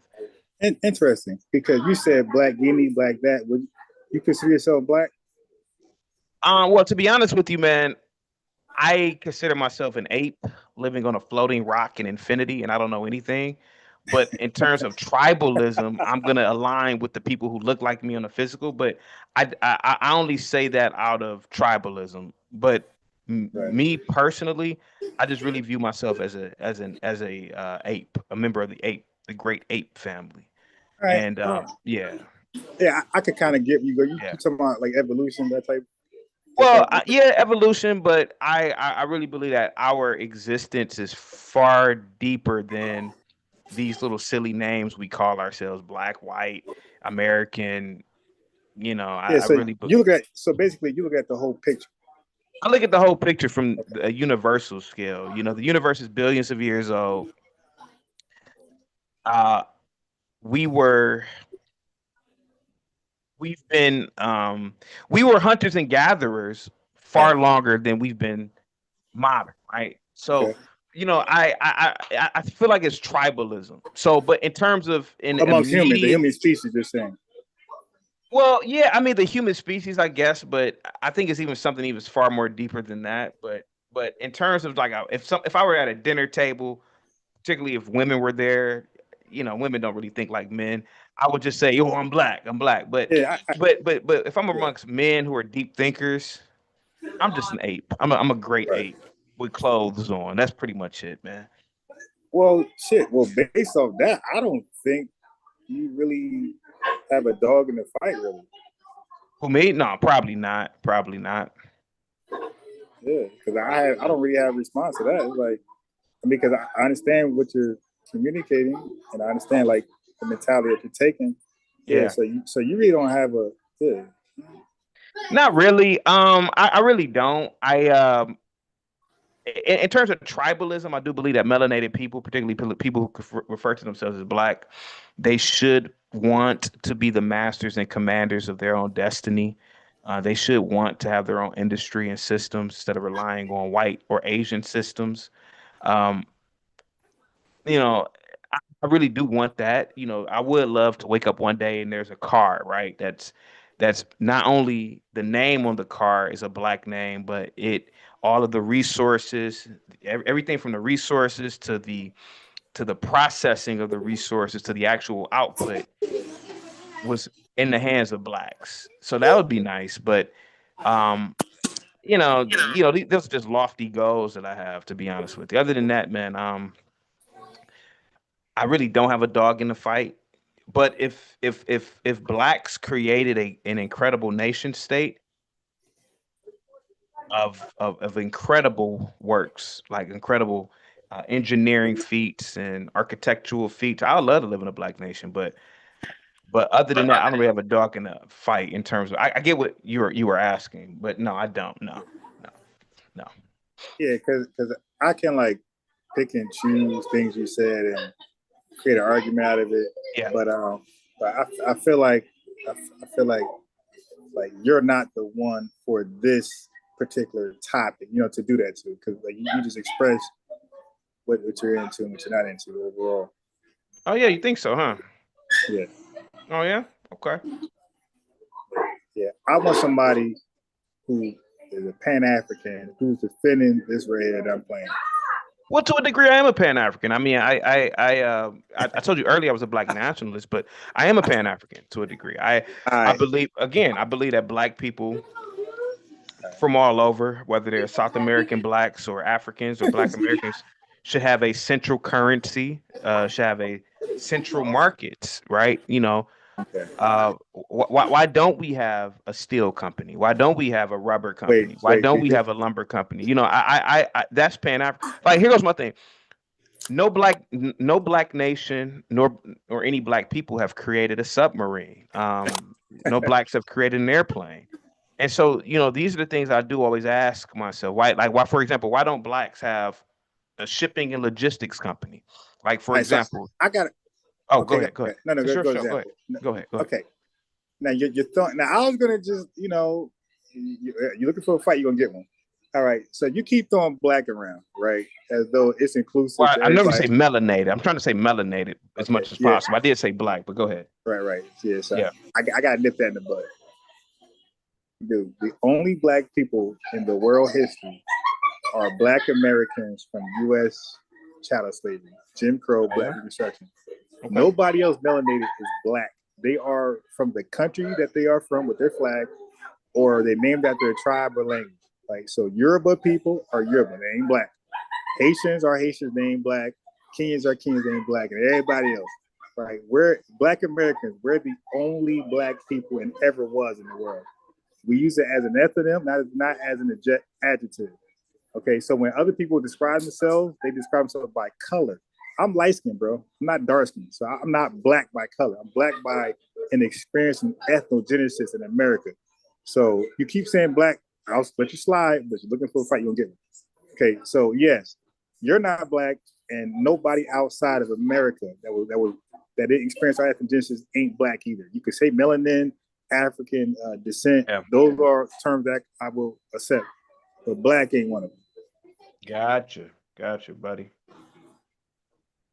Yeah, so outside of that, I believe the questions that you're asking, I believe they deserve a response. But I will say you're a little early.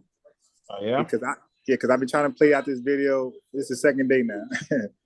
So if you can call back.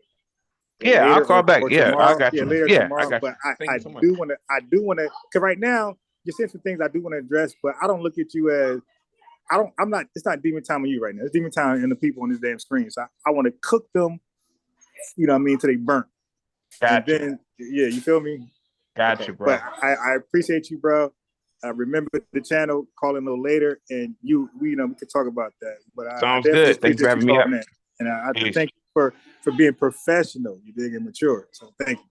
Thank you so much, man. Have a good one. Yes, sir. Peace. Right now, right? You're going to take with you your identity, your culture, and your language, and you're going to do the best you can to survive in your new environment. And that is what happened to our African ancestors who did come over. It was no slate that wiped clean, brother. That's why you have inside of our culture a lot of Africanisms, whether people want to agree with it or not. You do have Africanisms. Even people who study Black English, what they call it, the Black American dialect. We pronounce certain words as a result of the African languages that we spoke prior to coming over here. So we don't even speak English the way an Englishman or woman speaks it because of the dialects, because of our African languages that we brought with us. you know. And so I just wanted to say that was the pushback that I would have given you on that clip. And Let me then, disagree with you, though. well, you can disagree. People take their culture with you. I mean, you can disagree with that fact all you want, but the reality is, if I take you over to Australia, you're going to take your culture with you. It's not going to be swipe clean. That's the first thing I wanted to say. Another thing I wanted to say, I was listening to Brother Dewan talking. Brother Dewan, what was your stat you threw out? You said only 400,000 people were brought to the United States, or who came straight directly from Africa to here, correct? You say roughly about 400,000. I want to say this, they really don't know what the numbers are, but a lot of times when people talk about the transatlantic slave trade, they don't talk about the transshipment trade. Brother Dewan, are you familiar with the transshipment trade that took place? Okay, so a lot of people would just say, "Oh, a lot of ships didn't go directly from Africa to the 13 colonies or to America."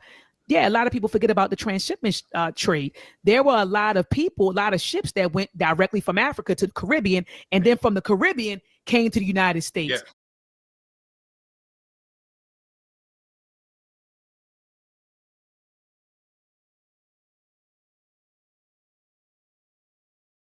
I gotta stop talking. I'm mute. Hey, Rael, did you want to say something before real quick before I finish this? No, go ahead and finish. I'll go after you do your thing. But let me know.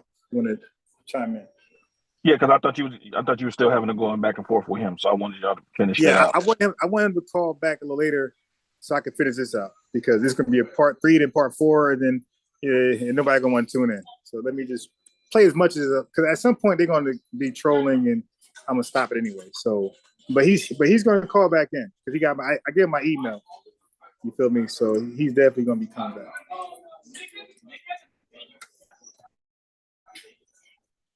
But people forget that part. They just focus on ships going from the United States or the 13 colonies back and forth to Africa. Ships rarely left the United States and went to, the 13 colonies and went to Africa. Most of the enslaved Africans did come up through the Caribbean. If you go to Charleston, South Carolina, shout out to Brother Charles down there. He does wonderful tours. A lot of people from Barbados came in through South Carolina. A lot of people from South Carolina who came into the Carolinas, they come from Barbados. So I just want to put that out there, because a lot of people will, when they talk about the transatlantic slave trade, they fail to talk about the transshipment trade that took place. A lot of our ancestors came out of Jamaica, Barbados, St. Martinique, and also St. Dominic. But a lot of people don't talk about that part of the transatlantic slave trade. Go ahead, brother. I want to make one point with that. I agree with that, but another part that a huge omission that's left out is the intracontinental slave trade. Yeah. When the Louisiana Purchase happened, because before America was on a tobacco system during the 13 colonies on the East Coast. When the Louisiana Purchase happened and cotton became king, you can find books like Up on These Shores, where you see hundreds of thousands of black people that were captured as prisoners of war, that were marched down from the Midwest. That Charleston, Carolina was a huge port to ship people around the Horn of Florida to New Orleans to supply the new demand. Over 400,000 people came from the Carolinas, and we're talking about 1815, 1810, 1820. They were shipped around the Horn to North Where they come from, though? To Louisiana. Yeah. You also Where they come from? You also got people like Solomon. I'll give you an example. Solomon Northup. Yes, Solomon Northup. Yeah. Solomon Northup. Yeah. Remember they made the story about him 12 years of slavery. Yeah. He was one of thousands, because one of the major industries during that time for poor white people, the slave patrols, was to capture free people. One thing I found in my book, again written by my family, when my family moved to from North Carolina to Indiana, put it all the way up there. We won't see it. When they moved from Indiana to North Carolina from North Carolina to Indiana in 1835, what they did was they moved within Amish country, and the Amish protected them, because a major trade during that time was for these rednecks to go around and get captured free natives, free black folks minding their own black ass business, capturing them and then selling them down river to slavery. Oh yeah, That was a that major had industry. yeah, that wasn't me. So like I agree with you. You had the transshipment, and you also had the intercontinental. But what I point do does agree that with make? Let me ask you, Doc, where did those people come from that he Yeah, talked what point about? does that make though? Oh Yeah, yeah, where did they come from? No, I'm You talking can't tell me about. where my family came Yeah, from. I'm talking about. You talking about Africa? They were Yeah, African. yeah, They were it enslaved still doesn't make Africans. Why is he running from that point? That's what I'm He's not saying. saying that. That point Right. was to deflect and derail you from the real argument It was that a we come fact. from Africa. So you don't forget the fact, like, okay, so I brought up a fact. That's the derail you. No, so Yeah. you can't. No. Come on, bro. Listen. They were enslaved Africans. No, were did they enslaved come from Africans. Africa? Yes or no? They weren't enslaved. You see Dr. Maya pick and chooses when she wants to. So Dr. Maya, are you the host or are you the third debater? Like, you see, family, like, yo, what's going on here? Are you the host or the third debater? See, my thing is, if you're the debater, then why you need 3 verse 2? It should just been you and the Kwanzaa guy versus Sincere and Dewan B. Why is it 3 verse 2? That's my issue I'm at right now. Like, you see, he's providing nothing but confusion. So he's not like making the show better where people get clarity, and he's making it goofy where nobody's going to learn anything when the show's over, which ultimately what happened. No, did they come from Africa? Huh? Did they come from Africa? No, this is the fact. No, they didn't. Right. See what I'm saying? He's talking about the free. He's talking about the free. He's talking about the free blacks that would re-enslave and recapture. I know their when names. I was talking about. No, where did the free blacks come from, Doc? Africa. No, see that? See, you double talk. You don't know their names. Yeah, he double talk. See, he double talk. Right now, I'm trying to put Drifting, hold up. Oh, Yeah, it's I coming see out. what Wallace saying We're now. gonna stay right. Hey, Asar, we're gonna keep them right there. We're not gonna move. I'm not moving off that point, brother. You scamming out intellectual real estate right now. You're sitting there co-signing that nonsense. And and that's the other thing. Everybody's a scammer. Everybody's pseudo. Everybody's a scammer. It's like, dude, listen, you got to stop it. You said out your mouth that Doc mentioned the intercontinental slave trade and all these words y'all was talking about, and we realized that they was actually, I don't give a damn if they was free, not free. They come from Africa. You say no. Can you please? They didn't come from Africa if they were born here. All right. Please explain to us where the hell they come from then. And why they came from their mother who was born here, and their mother was born here, and their mother was born here. You dig? That's where they came from, my guy. You go back to your initial argument. You know my family, my brother, you prove it. No, man. See, come on. You can't. Going back to what I was saying earlier, because I know brother talking about psychological stuff and all that.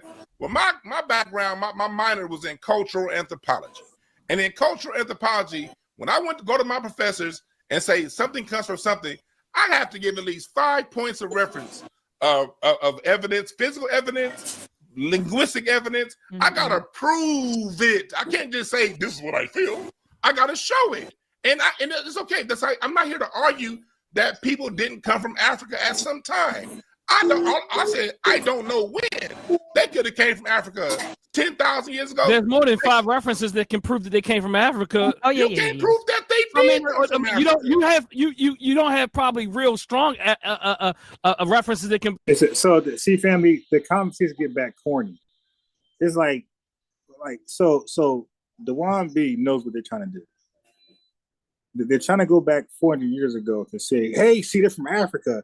So why do you call yourself proudly Black American? But we know that these goofballs wouldn't challenge Haitians or Jamaicans or Trinidadians to say, why do you call yourself that and don't include Africa if your ancestors came from Africa? This is an argument from these Pan-African payday agents that's designed to just undermine and challenge foundation Black Americans. Strip us from our unique ethnonym and make us generic Africans. And this is why you need 3 of them to just cause confusion, be buffoons, and nobody learns anything right now. Like, it's kind of like boring because I'm not learning anything. It's just clowning. Support what you're saying.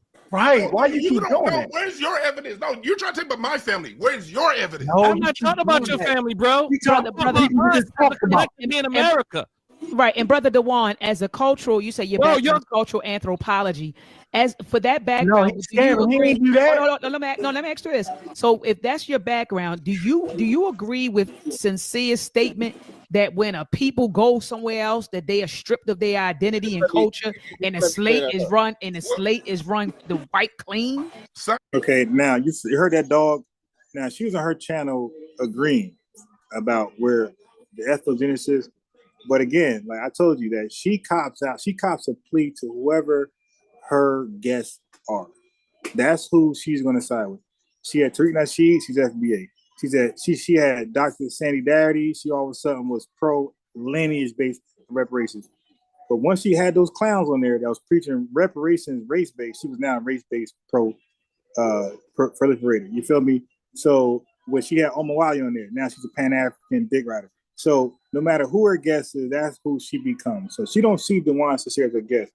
She see Kwanzaa and Unk as her guest. So she's now siding with this. Like this is, which, like you say, this is COINTELPRO. Scientifically, when a group of people have been on a new land for more than 3 generations. Say that again. Well, I wanted to say that, and this is the problem that you have in these types of conversations. Typically, if you notice, you know, and I hope the audience can see this, some of these dudes on this panel are actually peacocking for her, which is a major problem. They want to gain her favor. Right. And so that means that they're compromised. See, first and foremost, it's men that build the culture of any group, first and foremost, because we set forth the rules of culture. The women we delegate authority to teach the culture to the children. So the women are very much a part of the culture in terms of building it through the teaching of what we set forth as the rules. So once, just like in your household with your children, you set forth the rules for the household because you're the head, you're the lead, and then the mother, she understands that she has to teach the children in a way that is inherent, show that they are in adherence to what your rules of the household are. So she's very much instrumental in actually building the culture moving forward. And so the reality of the situation is that in this particular conversation, these dudes are not standing on that type of principle. She does not. I'm sorry, man. Like, but this has to be what it is. She is not in a position to tell any men. I know you got a little one in the back. So let me watch what I was about to say. In any position to dictate to any men, especially FBA men, what is our family? What is our lineage? You are not in that position to do so like that. You just not. You know what I'm saying? You are not, especially if you're a tether. Because we can't go to the Caribbean. We can't go to Africa. I say this all the time. Many of these people, they're black until the World Cup comes. And then all of a sudden they got they soccer jerseys from whatever country their origin. And that shows you where their lineage and where their allegiance is really with. They cosplay they use Pan-Africanism as a cultural Halloween party where they play black. And the truth of the matter is that when they cosplay blackness, they typically cosplay blackness on the negative aspects of culture, because culture is not just positive stuff. It's also the negative stuff too. It's like branding in business. Your company is not all the positive stuff that people say about you in your reviews. It's also the negative stuff. They just all identify with the negative stuff with FBA to blend in with FBA. You know what I'm saying? And then when they get at a certain position, they throw that stuff away. And then they say, we got culture. Y'all be over there doing that type of stuff, because they know in their culture, they can't do a lot of the stuff, especially Africa. They can't do a lot of the stuff that they do in front of their people, because they'll get their heads cracked open. So they'll play black. But I because I've had these conversations with Africans a lot. And I say, you know, it's interesting.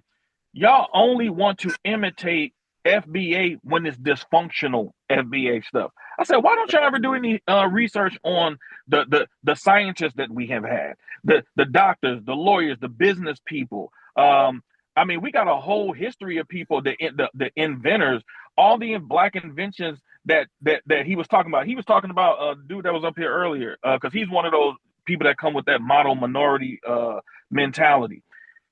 He talked about why can't black people create a plane? I put in the chat that the person who actually received the first patent for the constructural the structural foundation of an airplane was not the Wright brothers. It was Charles Frederick Page, a black FBA man. You know what I'm saying? So for all that talk about what year? What year? 1903. Okay. 1903.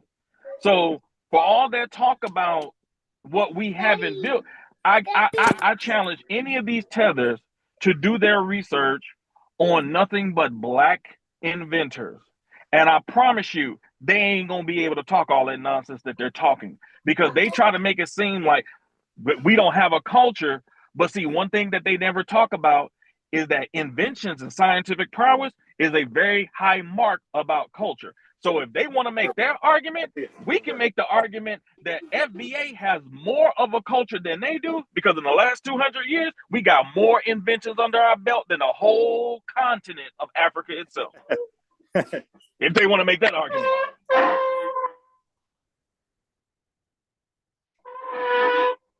I hate to hear that. Yeah, but I agree though. I agree. Let me play a little more. Yeah, now this guy, this Kwanzaa guy, like I agree, bro. They're looking for Dr. Mayat's approval, and as long as she allowed them to behave like goofy people, like goofies, they're gonna continue to do it. And you see, so this is the first time I ever seen that Kwanzaa guy like react like this. Yeah, she getting off on it. She's actually getting off on it. Oh yeah. She, and that's why I said she's disgusting. She's disgusting. She don't need nobody respect, yo. Nobody respect that dog.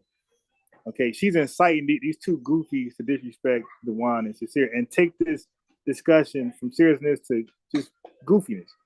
Like I said, I'm actually bored playing the damn thing.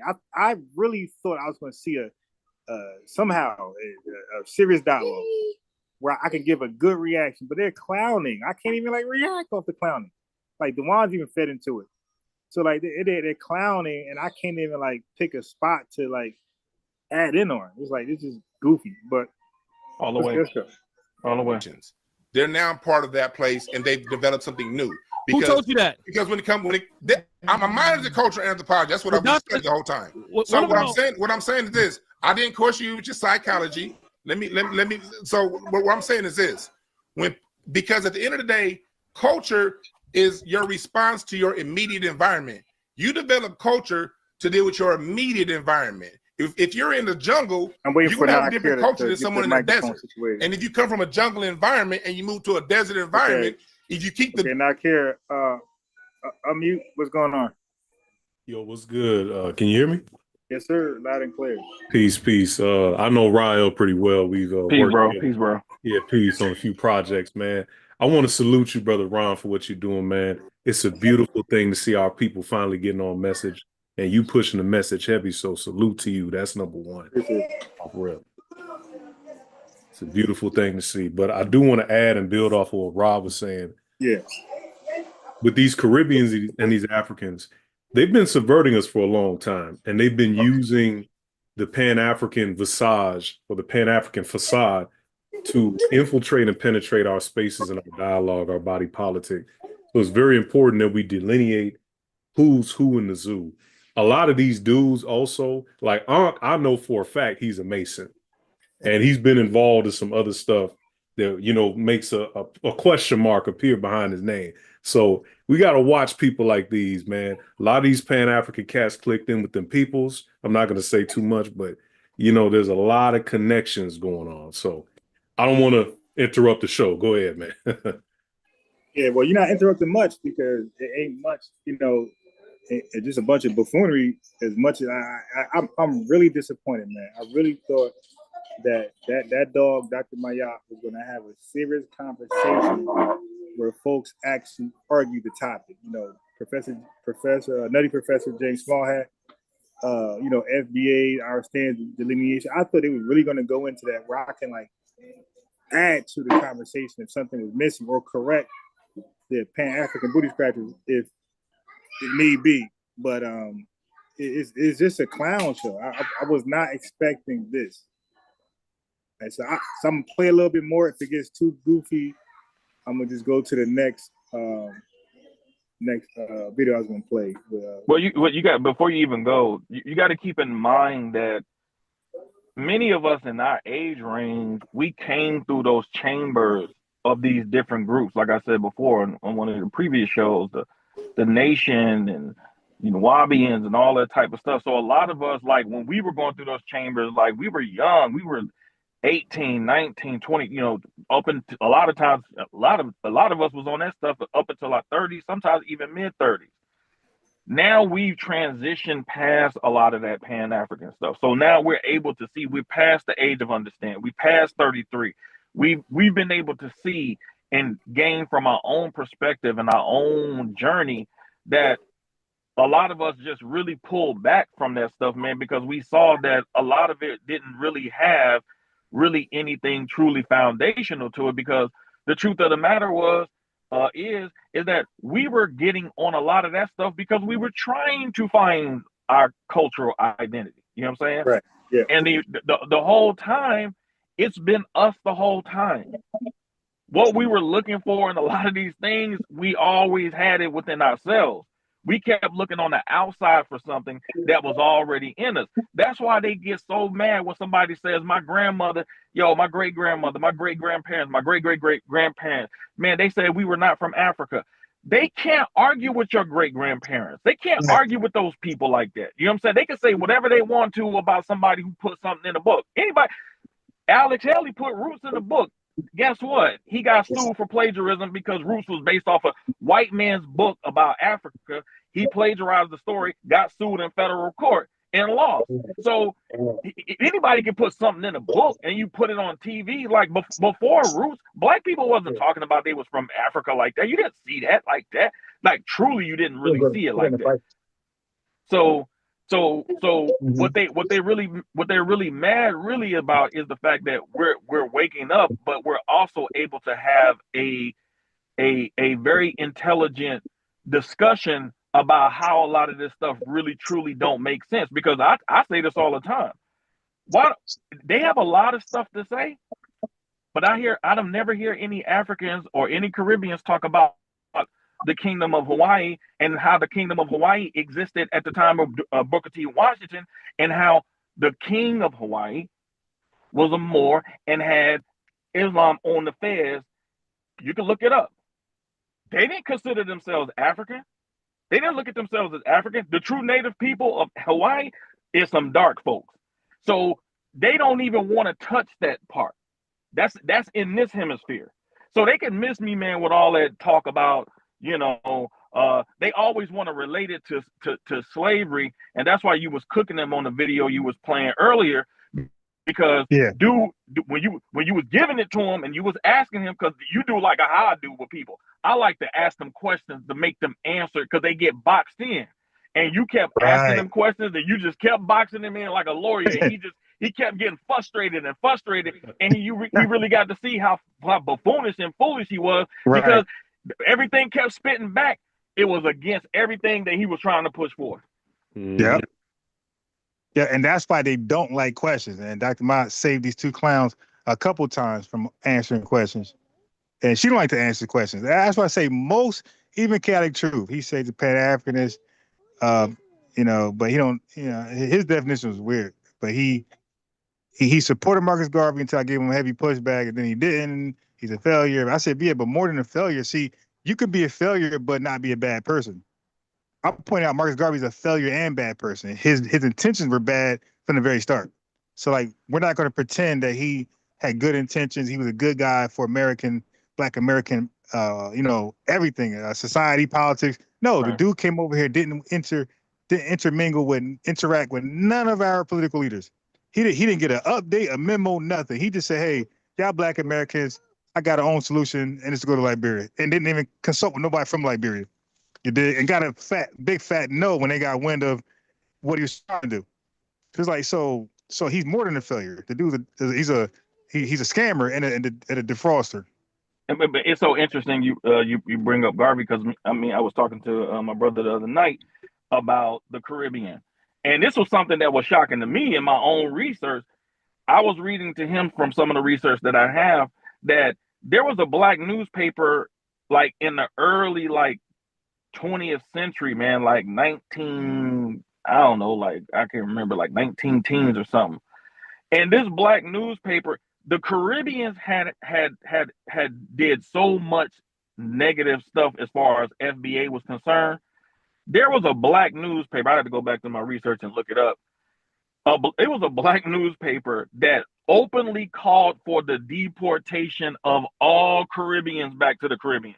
Okay, that's how much they infiltrated and were involved in the body politic. Because you got to go and remember that a lot of them were under surveillance, man. I'm gonna need that paper then. I'm gonna need that paper.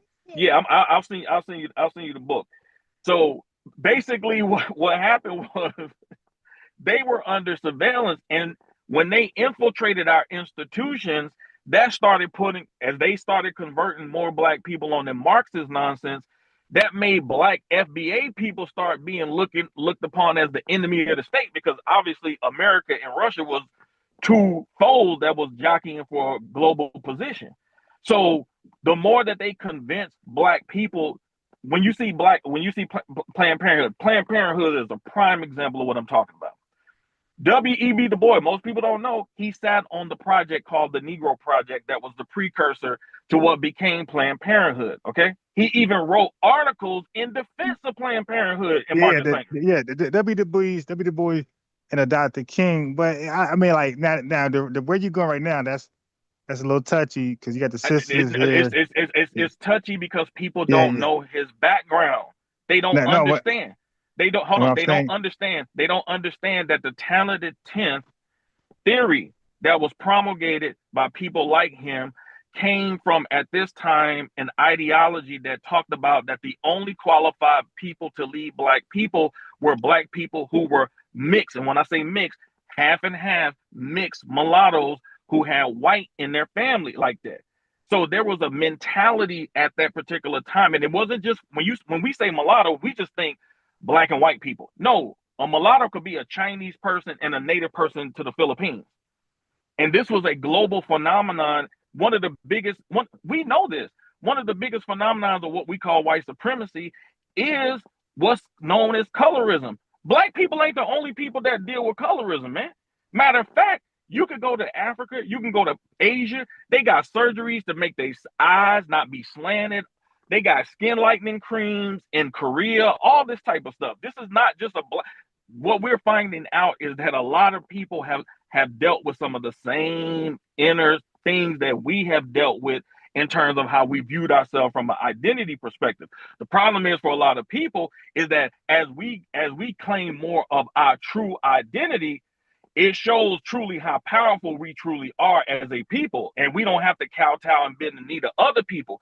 That has been what has been allowing us to make other people, we fight for other people's struggles, but we don't care about our own. We got to take care of home first. And a lot of these people really need to understand that these people that have been sold to us as leaders have been sold to us by people who want us to not be on what we used to be, which is the stuff that made us great as a collective.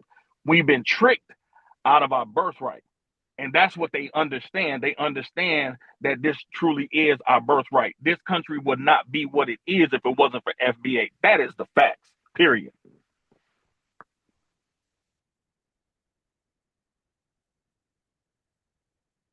Yeah, I want to add on to what my brother said. I don't want to interrupt you. Go ahead, Ron. This is your show, bro. My bad. No, go ahead. And then I'm going to do the video. Go ahead. Okay, cool. Yeah, I'm going to make it quick. Pretty much, we have to really analyze, like, where do these people come from? Because I know a lot of people feel some type of way in a positive light towards W.E.B. Du Bois, but you have to look at his background. I'm not going to go too, in depth into it, but I know his background because Rod told me his background and showed me the evidence. So we really got to look at, like, is this person a leader? Because a lot of our old folks, they fall for that. Oh, well, the person got black skin, but you know, they don't really have the same mentality that we have. Look at Wes Moore. Look at Brandon Johnson in Chicago. Can't stand him. I'm in Chicago. Can't stand that dude. He's Haitian, apparently. There's a lot of stuff going on where these people who look like you do not think like you. They have an aspirational whiteness factor inside of their mind. And it just destroys our people and our prosperity. It destroys our progress, because I'm not going to disparage the gentleman that came on here before, but he is a known goofy. So I'm going to just leave that there. But he said something that was crazy. Black people don't build anything.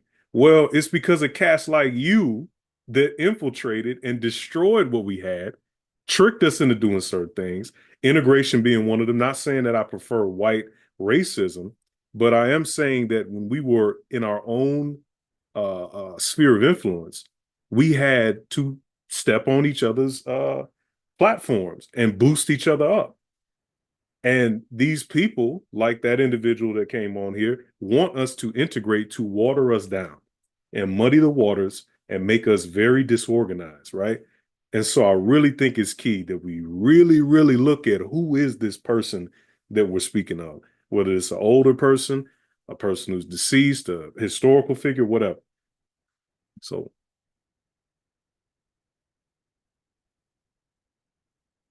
Yeah, that's all I had. Anything else y'all want to say before I press play? No, I don't want to keep it. I don't want to keep it. No, I know you want to cook. Go ahead. Go ahead. Yeah. Go ahead. Ain't nothing to cook. But they ain't saying shit. They just trolling. Like they're like it was a clever, like, as I'm observing the video, the dialogue, it was kind of, that's why Sincere is pissed off. It was kind of clever. They didn't say anything to cook on. They just trolled. Like, they didn't say anything where I can embarrass them, correct them. Like, they just said nothing. They just trolled. Oh, trolling and emotions. That's all they got left. Yep. That's all they got, man. See, see what they fail to realize is, and this is one of the things that made me want to come up here when the previous gentleman was up here. You have to go out your way to be this ignorant to think that black people ain't created nothing in America. That ain't even stupidity. You know what I'm saying? That is just pure intellectual laziness. We have had some of the best scholars out here who never talked about Africa without doing their research first. They went and dug deep. Dr. Clark, may peace be upon him, and a whole host of others. Marimba Ani, you name it. Frances Cress Welsing, may peace be upon her. I mean, the list goes on and on. Okay. So to sit here and say out of your mouth, like, especially when somebody like me is listening, because one of the things that I do my research on heavily is the black business class, okay? Because these are the very people who turn us against business. And then they come over here like these Somalis have done. We're seeing it in the news with the stuff in the Minnesota. They tell us to not build a black economy. They come over here, infiltrate, get in the government, start stealing money. They building up for their people, sending money back home. Meanwhile, we out here trying to figure out, like, yo, why is all these illegal immigrants getting stuff over us? Because you empower them to do so. Because you let these people get you so worked up about whitey that you forgot how to actually do business. A lot of the things that we think is related to white people in terms of business actually comes from us. Prime example, the U.S. Chamber of Commerce. A lot of people just think, oh, well, that's just the U.S. Chamber of Commerce. But guess what? Guess where Teddy Roosevelt got the idea from the U.S. for the U.S. Chamber of Commerce? Who blueprint did he follow? Booker T. Washington. Because Booker T. Washington set up the National Negro Business League in 1900, okay? Which was the foundational blueprint that Teddy Roosevelt used to set up the U.S. Chamber of Commerce, the largest business organization in the world. He used a black man's template to set it up. And see, these are the types of things that we have to know. Like, we have forgotten more stuff we've done than a lot of people have actually done out here. Like, we've forgotten more. You know what I'm saying? So the truth of the matter is, man, like, we gotta meet these people head on, man, like hard, when they try to come out here with this, you don't have a culture stuff, or black people don't create anything. Man, this is the same dude that was trying to steal content from a channel that I used to rock on. He was trying to steal content from my stuff. that we was doing. And when my man pulled up on them and checked them on it, he dropped them from the live stream. So we got to be very careful, man. A lot of times, man, these folks, man, they I'm not going to say that all of them don't know the history. I think there's an actual good percentage of these people that knew. They're purposely trying to obfuscate, to throw us off our square. This is not accidental. You're not. If Africans are truly this dumb about our history across the board, that makes me don't want to be African. Because at least when we talk about Africa, a lot of us have done some research and did some reading about it. We ain't just coming up out of thin air making up stuff about Africa like that. You know what I'm saying? These folks, man, they going out of their way either to hide the fact that they know what our history is, or they're too lazy to actually do the research and find the history. And I'm sorry, man, you got Google at your fingertips, man. You can find all types of books out here, all types of publications, all types of databases you can subscribe to. Man, at the end of the day, man, like there is literally no excuse to be this ignorant about FBA history when you're trying to use the lineage of FBA in terms of claiming that you're black to get the benefits that come with being black. So which one is it, man? Like which one y'all got? Either you too dumb or you too lazy. Which one? Which one you got? Either one is not good, man. Either one is not good. And they keep playing it. They think, like, for them, a lot of these people think this is a joke. And it's going to get to a point in time, man, where people are going to start, man, literally going in some of these people's mouths, man. They better be very, like, we're the majority here. At the end of the day, like, y'all around us a lot. So at the end of the day, man, y'all better be very cool. Because when our people travel to places like Africa, man, we tell people, man, yo, be on your best behavior, respect the culture, respect the people. This is the type of things that we tell our own people, man, when they travel to Africa, when they touch down, or the Caribbean, man, show respect for the people. Show respect for the melanated people specifically. They come over here and go out their way to be disrespectful because what they're trying to do is tie into this model minority myth that basically has them anti-black, because the model minority thing is specifically designed for anti-blackness. So they go out of their way to try to prove that they're better than us.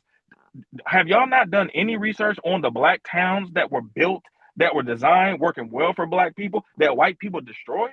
Are y'all really that aloof about the history? Because we're not ignorant to a lot of the stuff that Europeans have done to Africans.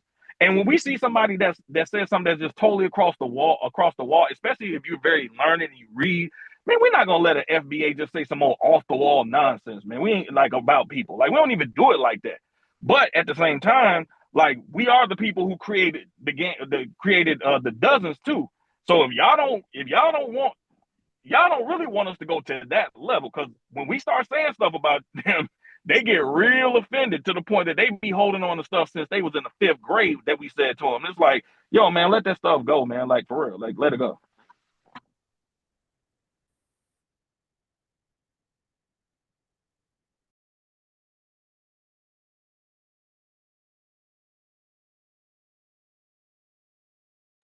All right, let me play some more of the buffoonery. Hold on.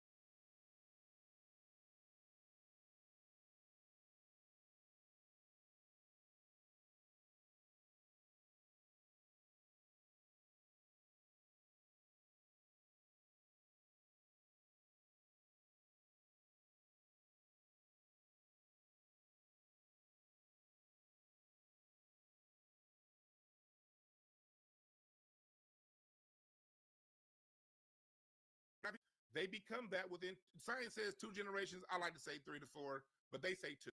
So, okay, whatever. That's splitting hairs.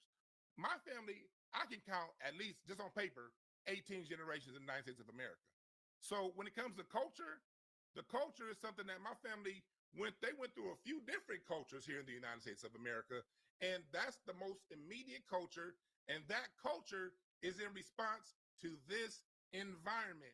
If I was still holding on to something from 10,000 years ago, you know what I'd be right now? Dead, because it wouldn't work for this environment. Not saying one culture is superior to the other. What I'm saying is what the Black American did during the Renaissance period 100 years ago was go through that, going back to Sincere's word, ethnogenesis, to develop this new culture that we have. And the evidence is this. And you can point to the what? Ethnogenesis. Ethnogenesis. You don't believe that. And don't tell me what I believe. You don't. So what I was saying.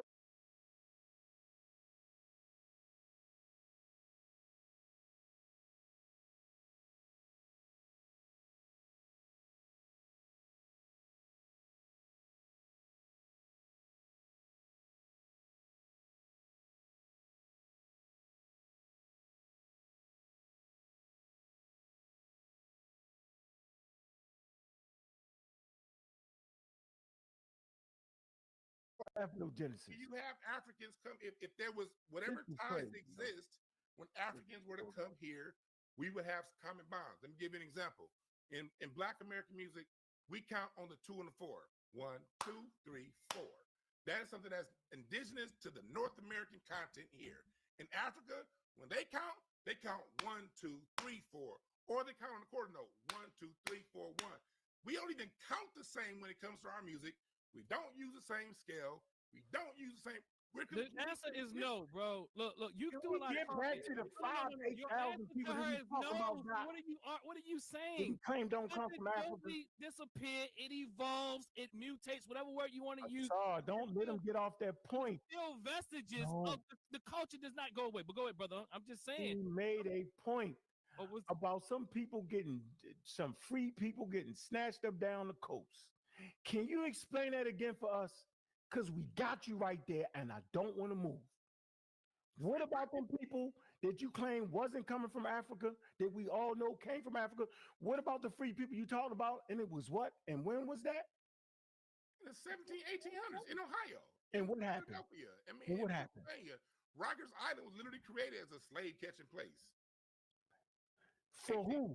Native American population, or the population that came from Africa that had to get over here some kind of way? For the copper-colored individuals that was here, what they would do is that's where okay, you get scholarship. Let's go into it.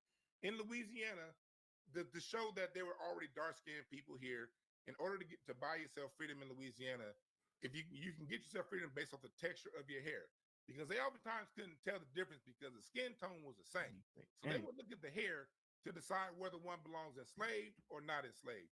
It's all kinds of nuance that went on. Prisoners of war, the Yamasee Wars, the Mississippian Wars. You have all kinds of stuff that happened on this land that's very deep, and it goes back very far.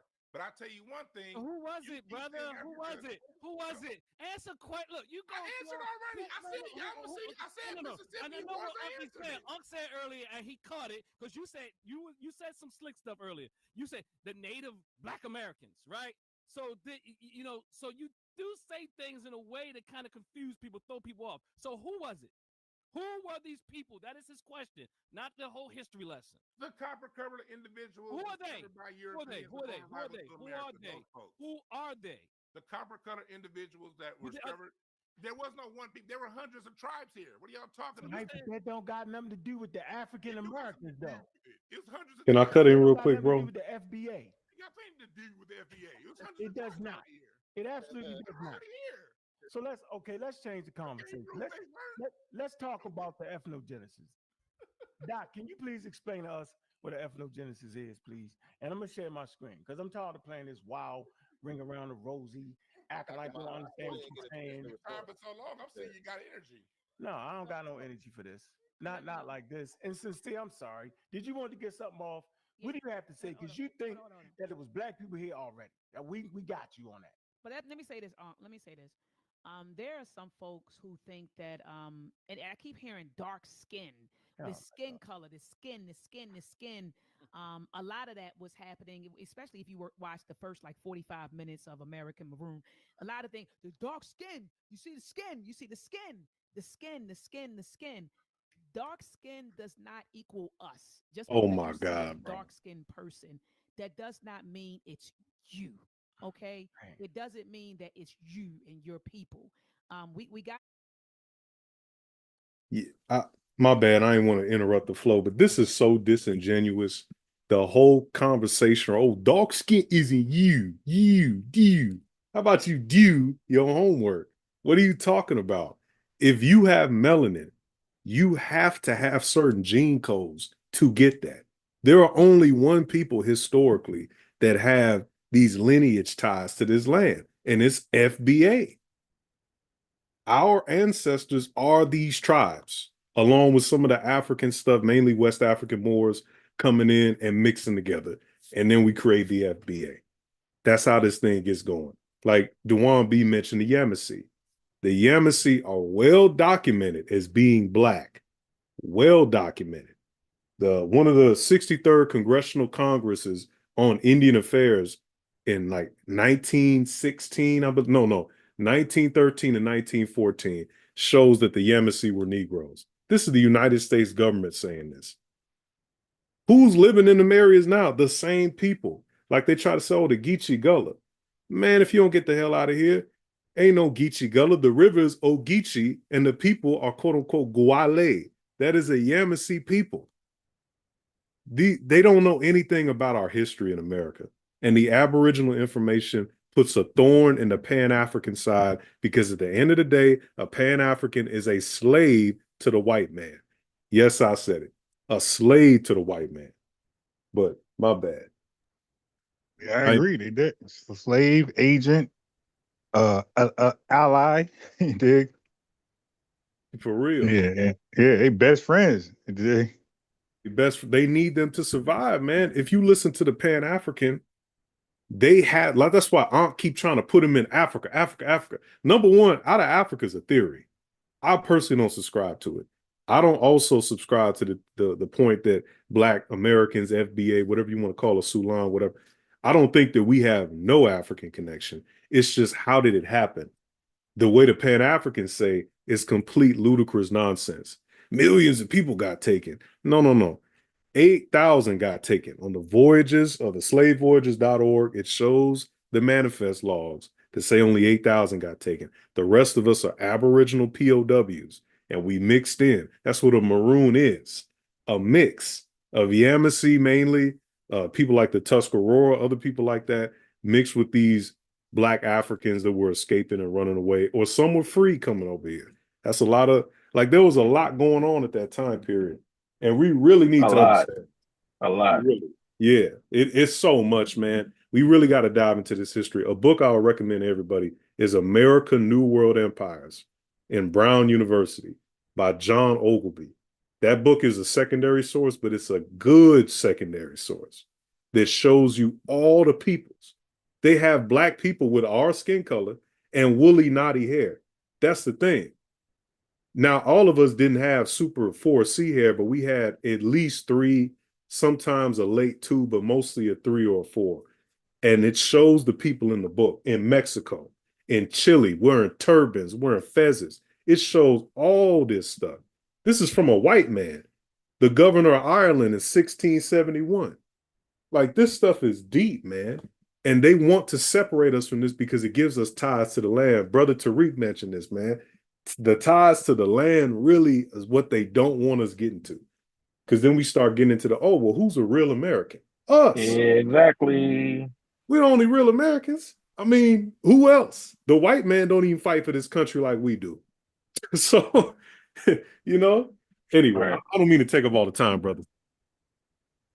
And the definition of a free white person in Black's law, it says it ain't a Caucasian.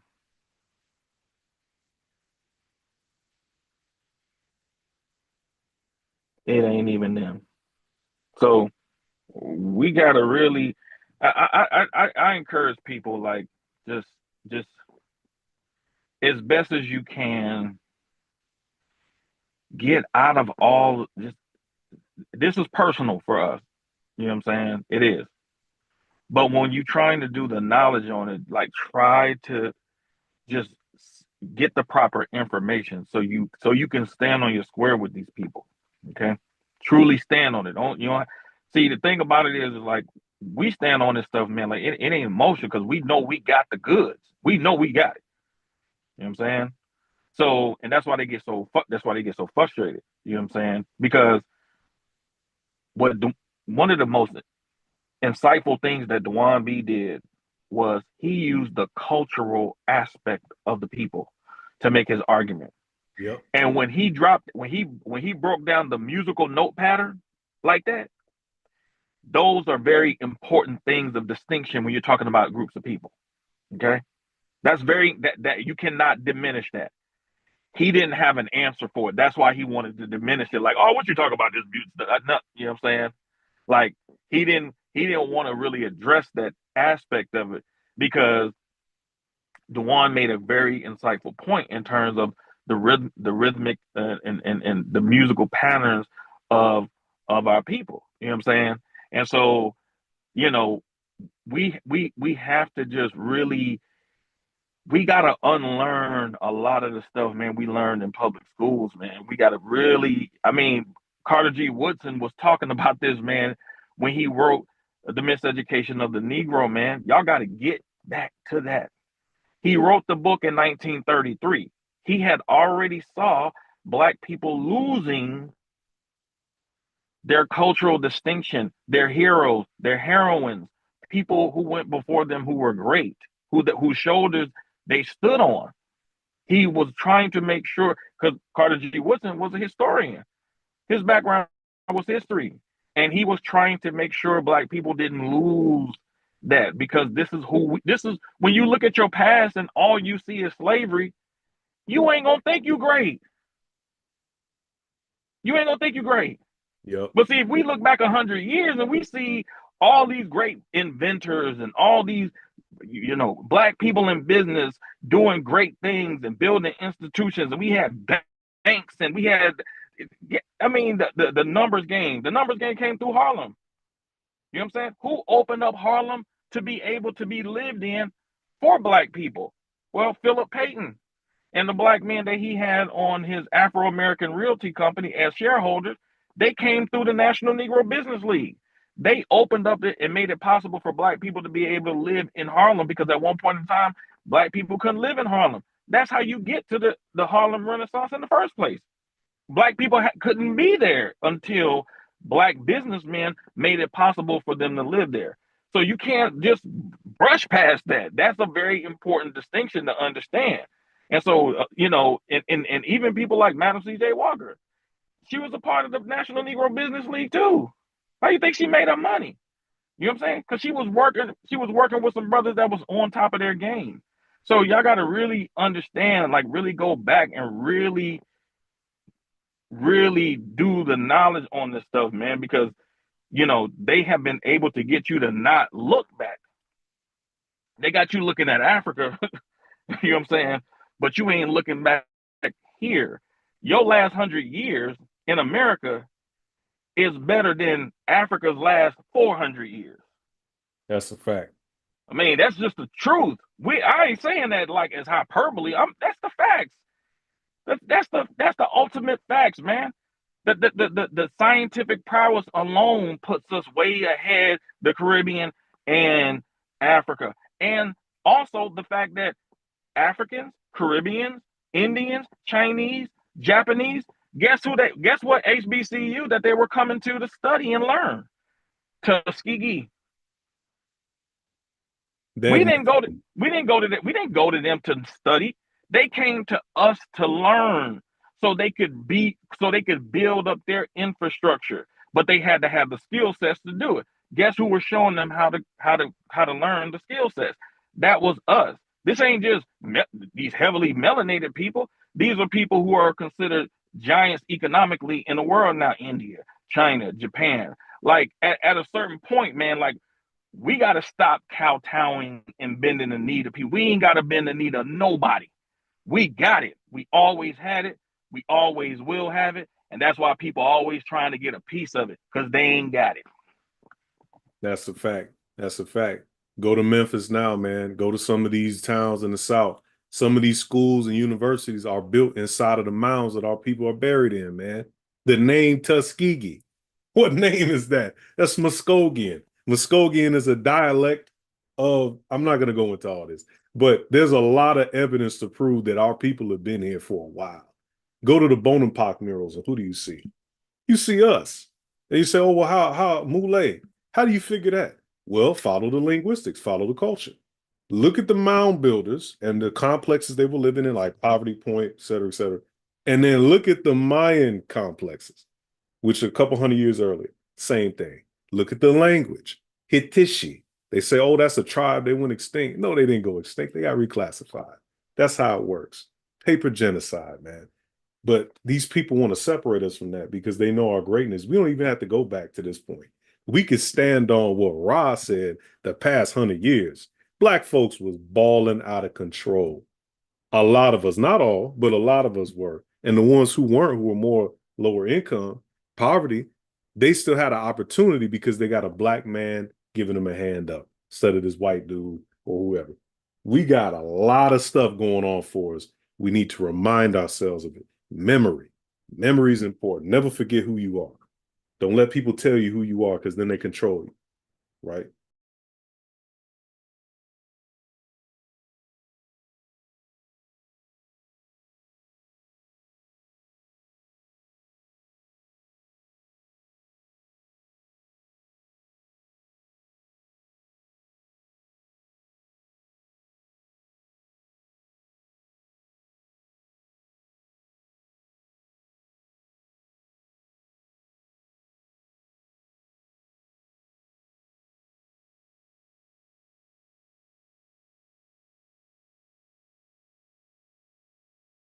We got to move beyond skin color, right?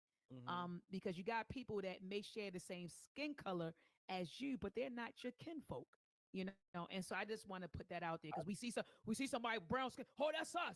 We see somebody with woolly hair. That's us. No, it may not be you. Like I agree with that, but the way the system was set up here in the U.S., they were going off of skin color. That's why the Pleckert dude was taking people from native tribes and reclassifying them as Negro, kicking them off. That's not what we're talking about, man. We're not talking about that. Yeah, I'm not talking about that. And they use that to play. Yeah, I'm not saying that. I'm not saying that. See how they don't want to talk about it? That was happening though, right? Of course. See how they don't want to talk about it? They want to do. And that was happening based off of skin color. So yes. what they were saying is, you look like them niggas over there. You get over there. You belong with them niggas over there. And then we all got amalgamated into this new group that we're calling Foundational Black Americans. Yeah, let's deal. That's the ethnogenesis. But I still wanted to respond to Dr. Ma'at, the critique that you gave me earlier about the wiping the slate clean and all of that stuff, because there's nuance to that. Because I somewhat agree with you, but again, I believe that we have retained some of our African culturalisms here, or ancestral culture, whatever that is. Like, because like Dewan said, some people, his family. There's always going to be some retention there, yes. But what I'm saying is, like what Dewan B was just explaining, is and what you kind of agreed with is that your culture is not static. Your culture is not static. So we built a new culture here based on our environment, based on our circumstances, what we had to deal with in order to survive and thrive. Not just to survive, but to thrive. Because we became a cultural superpower on the planet. Absolutely. Really look at it. Absolutely. You know what I'm saying? We don't just have a unique culture. We have the most influential culture on the planet. Absolutely. You know what I'm saying? Absolutely. But when you said wipe the slate clean, that's when I looked at the clip. I was like, it's not totally clean. I looked at the clip like, and he said, but my point was to say that it's not just, your culture is not just static. It don't just stay the same forever, no matter what. I mean, that's Africa for the rest of your life. I'm not saying that. I'm not saying we function like we're not continental Africans. I would never say that. But what I will say is, to answer the question that I was asking earlier, I did hear you say most of us didn't come from there. Right. Yes, I did hear you say that too. And then I'm also saying that, why are we talking about all this? Why? Hold on. Let me finish. Why are we talking about this? The reason why we're talking about this is the very reason I articulated it earlier. Because all this stuff, all this mess, this mishmash, Dewan has said his mismatching is unclear.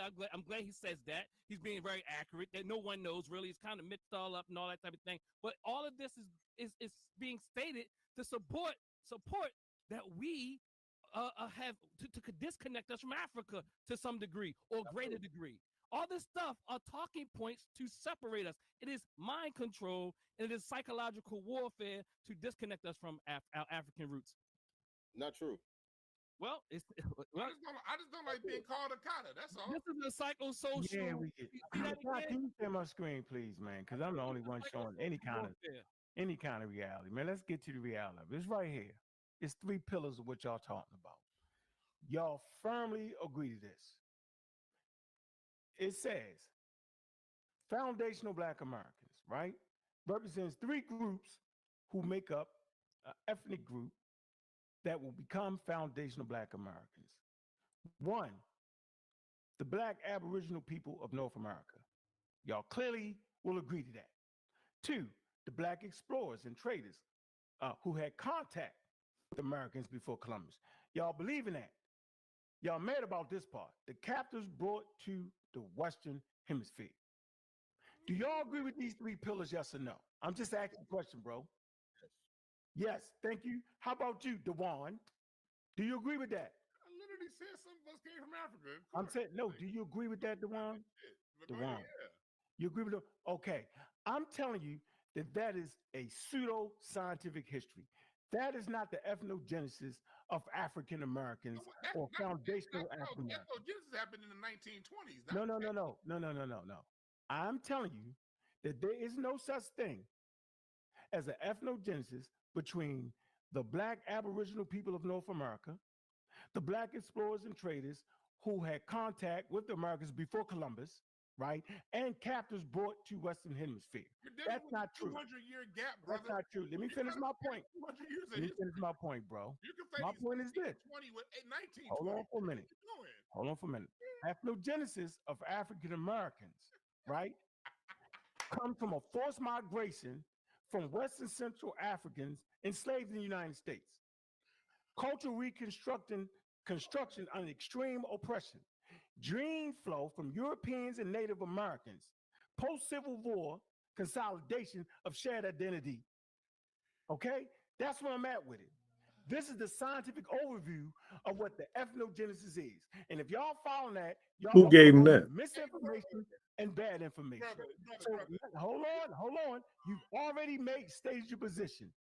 Both y'all agree with that. That is my beat. I'm not conflating anything.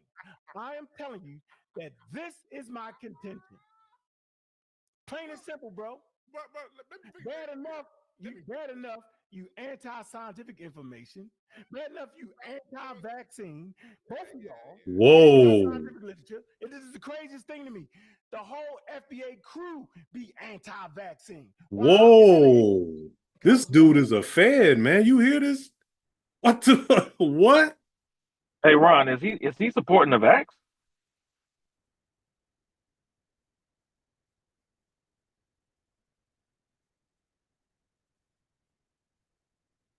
Is he supporting the vax? That's what he said. What the hell? What does that have to do with Africa, bro? What? Because he brought it up earlier, but he never actually kicked about what he was meaning when he brought it up. He never said, or at least I didn't hear it. Is he supporting the vax? Yeah, that cat's a fed, man. Oh nah, bro. Yeah, that's nah, bro. No.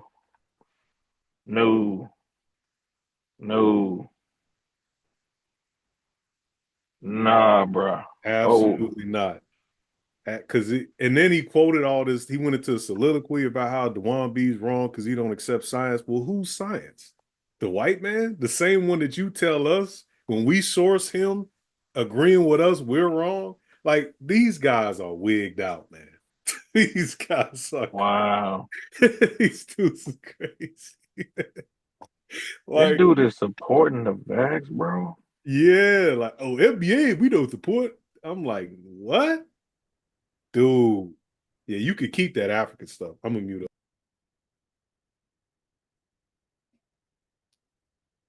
Wow. The whole income movement is anti-vaccine. which is anti-black people, right? And if you don't care about the health of black people, then you don't care Oh about no. Hey, Oh let no. me make something very yeah, clear. look, yeah, I know you ran from that. I didn't do nothing but tell the truth. We're doing communication. Yeah, What you just did, you just had one of the that was very most of your fallacies are good.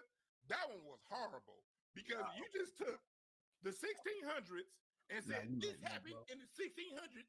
This is what they did, and we're talking about an ethnogenesis that happened in the 1920s with the various Renaissance periods around the United States of America. What? Let me explain. When the second great migration after slavery, there are two great migrations after slavery. This is crazy. The first was from rural plantations to the big cities in the South, New Orleans, Birmingham, Memphis, those cities. The second great migration was when those people in the 1920s after World War I moved to the North. And when the people from the South moved to the North, when the Delta brought its blues to Chicago, when the Delta brought its jazz to Kansas City, and then in New York, then to New York, then Cincinnati, what happened was during that time, LA, Detroit, Chicago, St. Louis, Kansas City, and everywhere black people lived, we came into this new environment. We're no longer in rural life. We're no longer in the Delta. We're no longer in our plantations. We're now in the city. During that time between post-World War I and the end of World War II, there was an ethnogenesis, and you can check that because there was a term called the New Black in the 1920s. How do I know that? My great-great-granduncle, Adelbert Roberts, was the first black senator in Illinois state history, elected in 1924, in July 1924, and he ran against Ida B. Wells and beat her in 1928. During that time, black people in those cities got a new identity, a new music, a new way of dress. In the same way what happened between hip hop and funk, the young generation was like, we not what that old stuff you was doing, because before that time, there was division amongst us between mulattoes, Melungeons, people who were slaves, farmers. During that time, when black people got to the big cities, we realized, damn, whether I'm a farmer, plumber, mulatto, Melungeon, they still treat us all as black. So during that 20, 30-year period, we redefined ourselves. That is 200 years after Africa. Do you get it now? Right. I'm telling you, no ethnic group. I am telling you, from the day that we stepped foot on a daggone landmass and started having sex with other people, that started the creolization process. And you play this wild game with me, Dewan. You play with me. Don't play with me like this, bro. Correct on that. We still be having an intelligent dialect and an intelligent conversation, but yet you keep flim-flamming me, man. You with me right now. He's accurate. I'm not even trying to. I know it don't got nothing to do with because you think you're black Indian or somebody. Yeah, he's accurate on that. From the day we stepped forward, yeah, it's crazy. It's been happening hundreds and hundreds of years. Yeah, not just during the early 1900s. No. When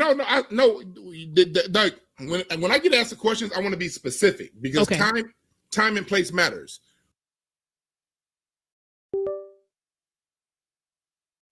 When we talk about the ethnogenesis to where we all came together, because before that, you're right. You had some Africans here. You had some enslaved. You had some that weren't enslaved. You had some that was described as octoroons, some that was described as Melungeons, mulattoes, and all these different things. All that's true in the 1800s. What we're saying is in the 1900s, 1920s on, all those different groups of black people, when they moved to urban environments, when they moved to the cities, they had a rebirth.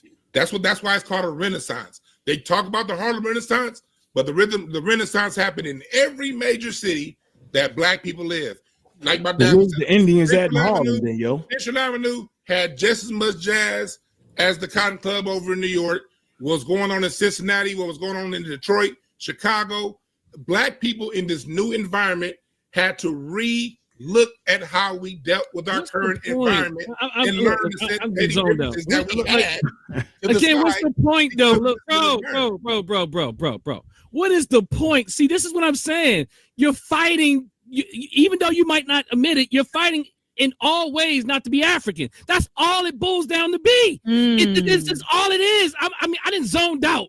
Your whole argument is that you're not African. He literally said that he wanted it. You flim-flamming. No. The whole argument is that not only are you not African, is that most of us in America is not African. It's the same thing that my dear brother Sincere said, that he said he didn't say earlier, but he said it on the very video that put out there. What I'm saying is, y'all act like y'all wanted to know where these points came from that I was talking about, but put the footage in both of you said it. He did. What are y'all talking about? I don't want to be African. I don't care if you got an African on your arm. You just need to put tattoo over top of it yet.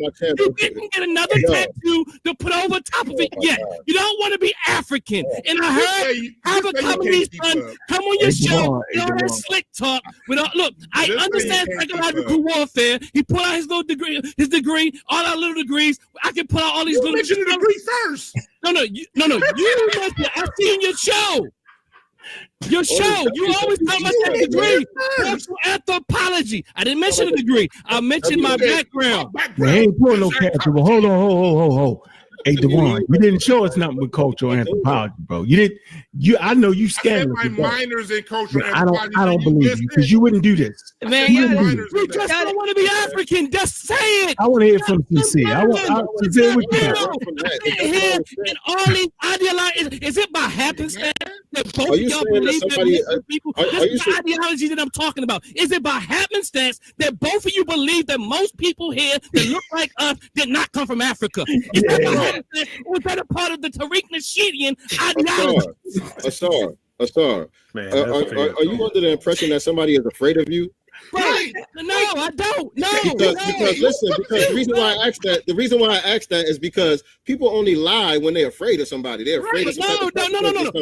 Let me tell you what you're afraid of, though. Let me tell you what you're afraid of. You're afraid of Africans. You're afraid of Caribbeans. You're afraid of them coming to take the stuff that you'll never get the way you're trying to get it. You're afraid they're going to take your reparations. You're afraid of Africans, Caribbeans, all Africans that are not from the United States. The one you look good, brother. You already got Dr. Saw pissed. I don't care if you're scared of me. But I'm saying you don't need to be scared of me. That's no reason. I love you, brother. I love my brothers. You're on us.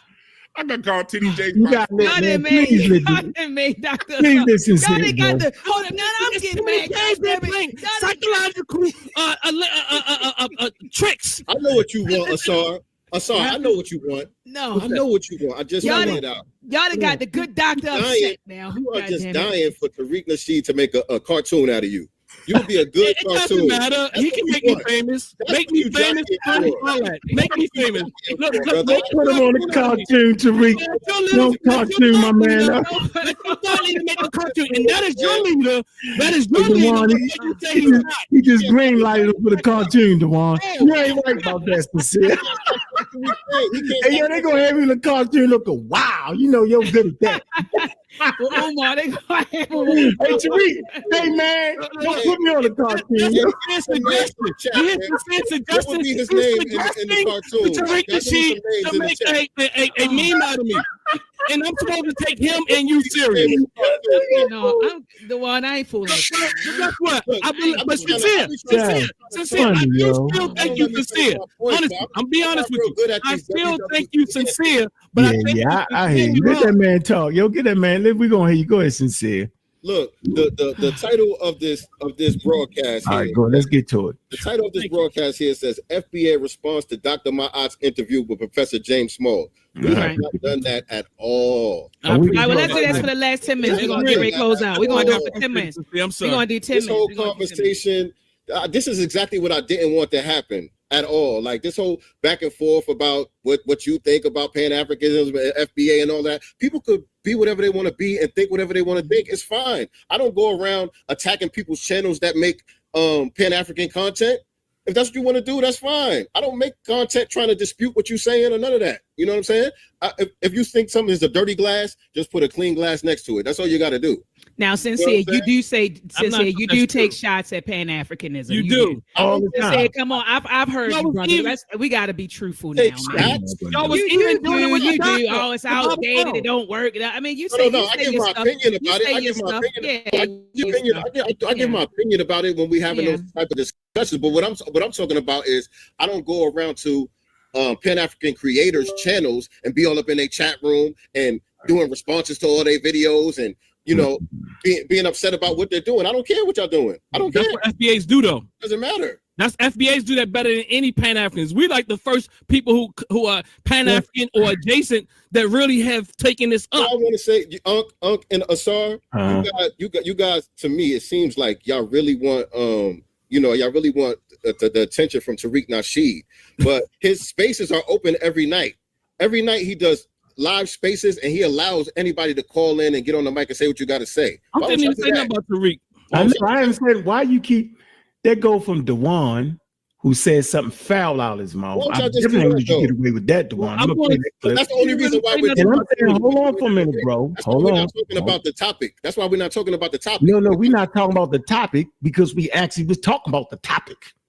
We never talked about the topic. Yes, we did. We did at the beginning for like. And I didn't talk about Tariq much. I'm talking about the ideology. I have not even mentioned Tariq's name, bro. And I'm talking about the ideology that comes from Tariq. Right. I'm saying I don't care about Tariq in his pseudo-mentaries. In his wild almost museum. I don't care about that, bro. See? It's the truth. Okay. It's not a curated museum. And he never said he was gonna have a curated museum. Since I'm talking about Tariq, so let me talk about Tariq. I ain't running from Tariq. He got a 9-part pseudo-mentary based off of an inaccurate history about African Americans in America. And I'm gonna stand on that. None of these videos are curated with proper information. He promotes anti-vaccines, which is harmful to the African American community or the FBA community. It's harmful to us. Channel that's titled "Are FBA Still African?" I don't have to lie to y'all about where I stand. If anybody wants to know what I said about that, there's a video called "Are FBA Still African?" And there's another one with Nipsey Hussle on there. I think Nipsey Hussle, FBA still African. I mean, why would you say that though? Because y'all trying to say that I'm saying something that I'm not saying, and I got years old videos explaining exactly what I'm saying. I know. What am I trying to say? Get up here and lie and try. No, what are you saying? Because I don't think that FBA is still African. I say that FBA are African Americans with ancestry that comes directly from Africa through the transcontinental slave trade. Okay, with small percentages of Native American and about 20 to 30% of Europeans. That's what I say. We have a whole different culture. We're some of the greatest people to walk on earth, right? And I'm saying our DNA tells the story. So we don't got to fight back and forth with pseudo information. That's my whole point. I said I'm FBAA, Foundational Black African American. I said it. I'm not married. Whenever y'all say FBA, you talk about the African Americans. We are the foundation that built colonial powers. Modern times, they built the world. The global economy was based off of us and our grandmothers and our great-great-grandmothers. We the gift that keeps giving. We lead the world in STEM for the first 2 million years. So I can go back, where the gift is still given, and I can come all the way up to now, modern times. So we don't really got no issue. I'm just saying, stop making that shit up, man. That's all I'm saying. We can get straight to it. Show this map right here. Do you know what you're looking at? Dewan, do you know what you're looking at? How about you, Sincere?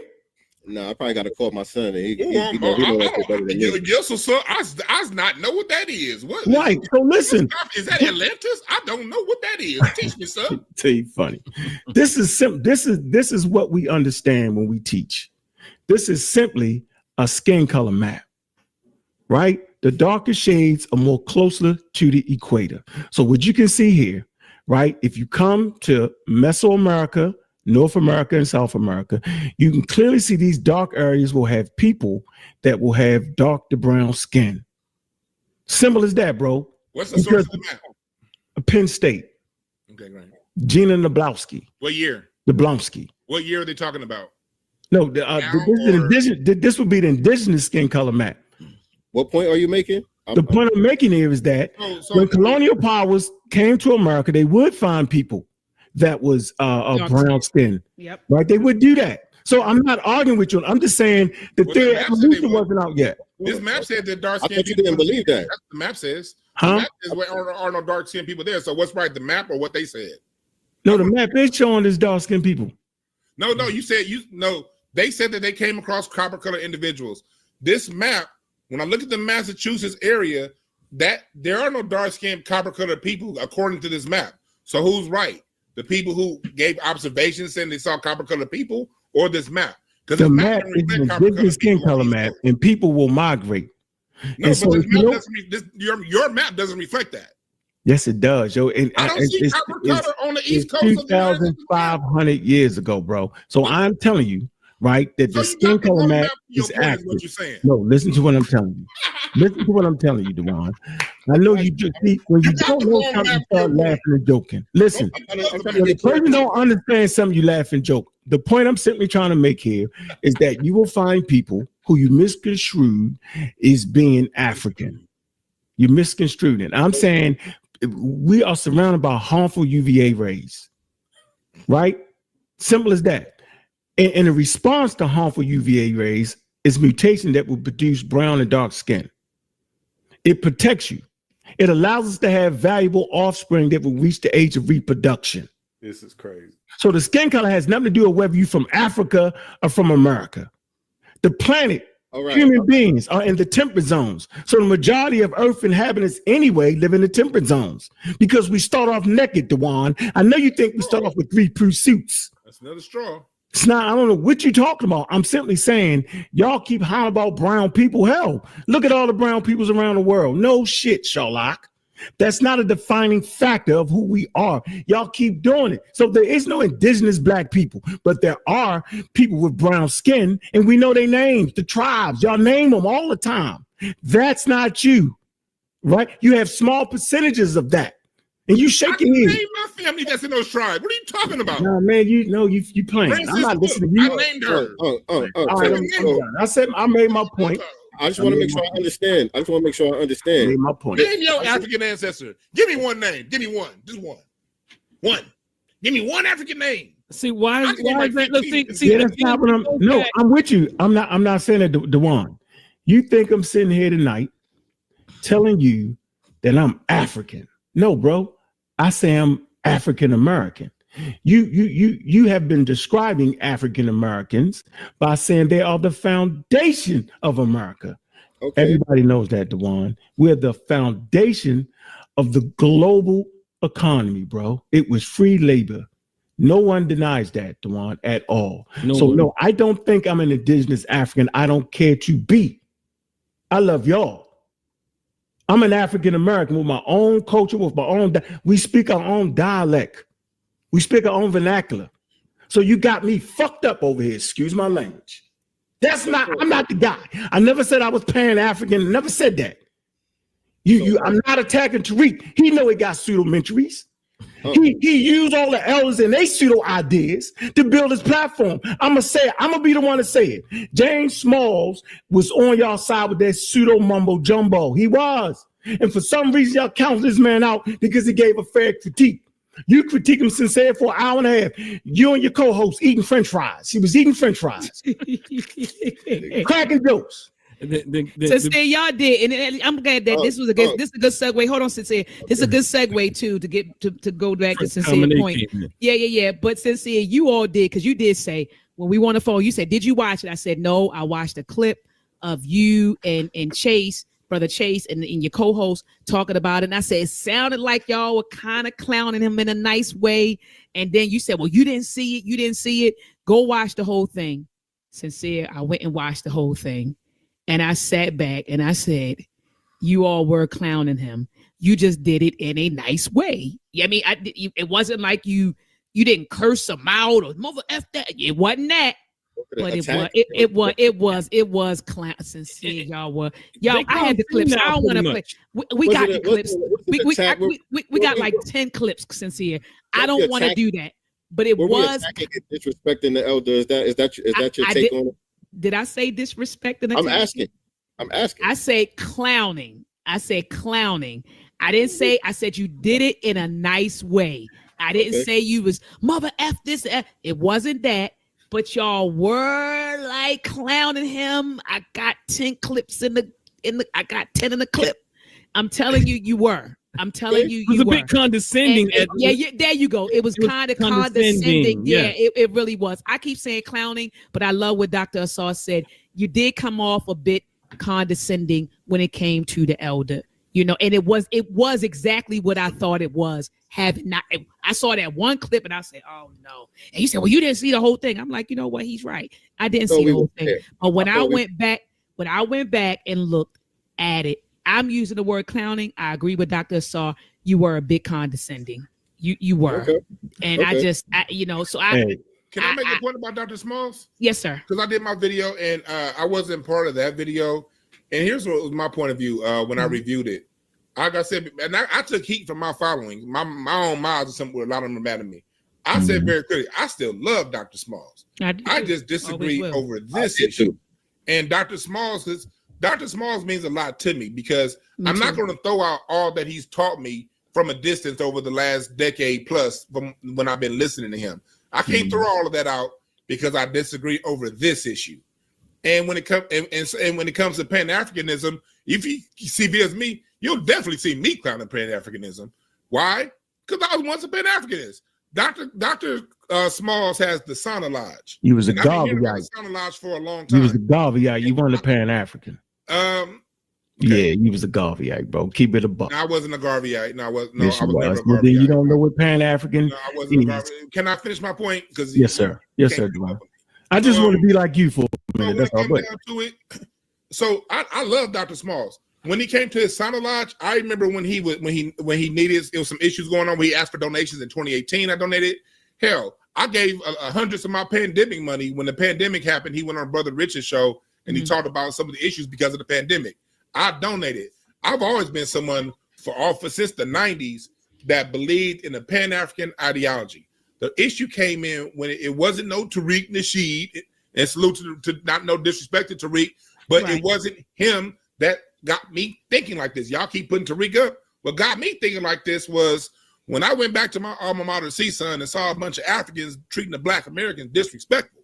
When I saw what was going on with my cousins down at Howard University, where the Africans was treating them, then I started dealing with a lot of stuff. I said, you know what? These people don't respect us. And nor do they not respect us, they don't reciprocate. Any relationship requires reciprocation. And I call myself, I will do the Pan-Africanism to me is an action. It's not just an ideology. It's taking the time, it's spending your money, it's spending your time to really give resources and to take resources. The issue is this, it hasn't been reciprocal. So since Pan-Africanism, since on the other side, what I dealt with in my experience, especially in music, being a music historian, I'm hearing everybody say hip hop is Jamaican and Latino and all this other stuff. I'm like, hold on, for a while, I may need to pause this until there's respect and reciprocity. Those are the two things that Pan-Africanism requires that we haven't gotten to this point. Respect and reciprocity. So since people don't respect us, since Pan-Africanism isn't reciprocal, Brother Dewan, where are you getting this from that continental Africans don't respect us? And I'm not talking about the people that either the ones that don't. Yeah, I'm not talking about that. I'm talking about this whole perception that most of the Africans, and I'm using the word most on purpose intentionally, most of them on the continent, they don't respect us. It is no reciprocity. I'll give you an example. Where are you getting that from? I'll give you an example.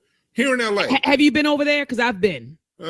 No, I'm talking about the ones here. You mean one on the internet? You on the internet? I'm talking about the internet people. I'm a real life person. Like most of my actions in real life. I have a whole foundation. Like I'm a real life dude. Promise you that. Internet is where I come to have fun. So in real life, here in LA, you know, I have friends who are actors. I don't really act. I don't do acting, but I have friends who are, and they're the ones who had gotten a leaked email. There's an email that was sent around by Issa Rae and a lot of your African actors that said, we're going to come around, we're going to look out for each other. The Africans from the Caribbean and the diaspora, we have to take these jobs from the Black Americans. This is stuff that, I'm not saying Issa Rae wrote that, but I have a Black American friend who was in that chain that was dealing with this email, talking about what was going on. That's just an isolated incident. On a larger way, you deal with what's going on. I see what's going on with the brother who bought Essence Magazine. His Pan-Africanism was to hire a whole bunch of other Africans to executive positions, not Black Americans. I deal with the DMV out here in LA in different departments where Africans have control here in LA, they don't mess with Black Americans. They'll hire someone from the Caribbean. They'll hire an Asian before they hire a Black American. I'm talking about on the ground. Another thing that I do and you guys can look it up. I have a company called Breakthrough Advocacy Services, breakthroughas.org. I also deal with anti-Black racism corporate trainings. So I'm going to these corporations. I have contracts with some of the biggest unions in California, and I'm going and I'm seeing what's happening on the ground. The Africans that are in position to mess with Black Americans don't mess with Black Americans. They will hire an Asian or a Latino before they hire a Black American here in California. So my offline observations, damn the Twitter people, when I go to my company, breakthroughas.org, look it up, I'm dealing with people in a racial dynamic that whether I'm dealing with the Latinos, the Caribbeans, the Africans, they all have an anti-Black American sentiment. And that's where I drew my conclusion from. Okay, so your personal experiences.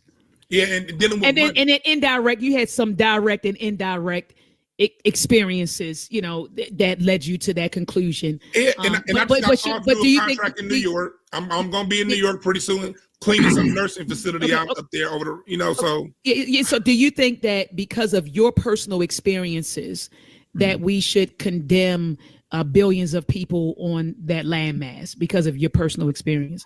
Here's my point of view on that. It's on Africans to clean up that. I can't clean it up, and I don't have a position to condemn them. They're gonna act how they act. Based on my observation, I see this happening. It's my job to, now that I see this, take care of my own. And if it's more or less, all I know is what I'm dealing with when it comes to money, actual tangibles here in California. I'm dealing with a major problem. And my job is to deal with that problem that I'm seeing on a day-to-day basis when it comes to Black Americans' interaction with continental Africans. And so if it's the most, if they're like that in Africa, I don't know if they're like that in Africa. Yeah, I hear what you're saying. No, I know they're like that here.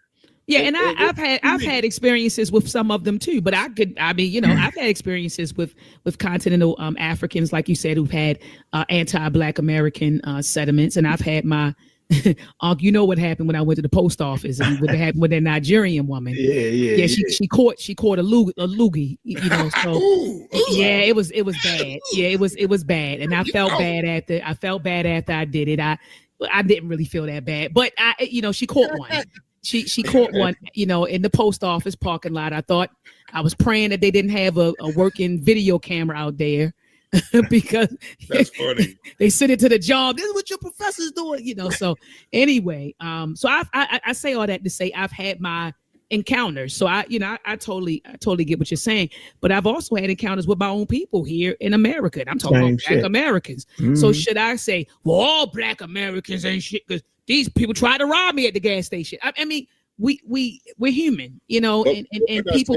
All Africans ain't shit, though. I don't mean to cut you off. Okay. No. That's why we delineate between tethers and immigrants. Because he said but Sincere, he said, a lot of them, they had these anti-Black, and that's why I was asking him to qualify what he meant by that, and he was saying his indirect and direct experiences led him to that conclusion. And what I'm just saying is, and I didn't discount what he said. I said, okay, that's where I got it from. But I said I've had my share, of experiences too, not only just with continental Africans, but with my own damn people here in the States. But it's not an indictment on all of my people in the States. And that's what I'm saying. But Sincere, I'm gonna get you 1 second. Hey, Sincere, let me make this one point. Close out my point. I'll get right to you. My bad, Sincere. I want to make it very clear. I have very thick skin. I have very thick skin. So for me, I don't really trip if it's a social dynamic gas station store. I don't care about that. Because if it come down to jokes, I got way better jokes than any of these fools, so I ain't tripping on that. What you talking about? The one I missed it. I'm talking about when it comes to people not liking us. I ain't tripping on people like if they don't like us, if they look at us a certain way, they say something funny. That right there is not where I base my point of view on. I base my point of view on money and how it's exchanged. But why are you talking about an issue though? When you actually talking about an issue though, Dewan. The lack of opportunities that Africans when talking around the issue, Dewan. How they treat us. That's my issue. Like that. Dewan does it well. But hold on, Asar. I just want to make one statement. 2 statements. Yeah, 2 statements. Sure. He's actually talking around the issue. His point is, I created the issue. Africans don't treat us right, all based off. That's why I ain't a Pan-African no more. I don't want any problem. You did. A strong argument. You did sit up here and say, you talked about how they don't respect us. I say I don't care about them. I care about the people in the hiring positions. That's what I'm focusing on. Right, so they're not doing it right. I got you. We appreciate, but that still does not give you the right to make up a whole wild story of who we are. That don't give you the right to do that. I have to write down my own opinion. No, you don't. I'm gonna say this again. Right to make my opinion. That does not give you the right to misinform the greater African American population on your platforms. I'm saying you have bad information.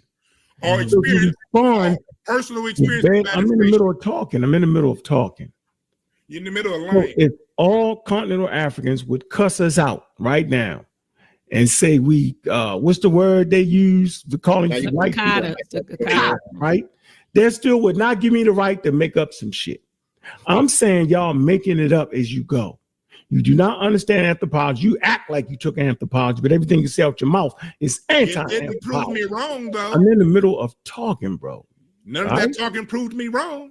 My point is that does not give us the right to misinform other people that we claim to care about.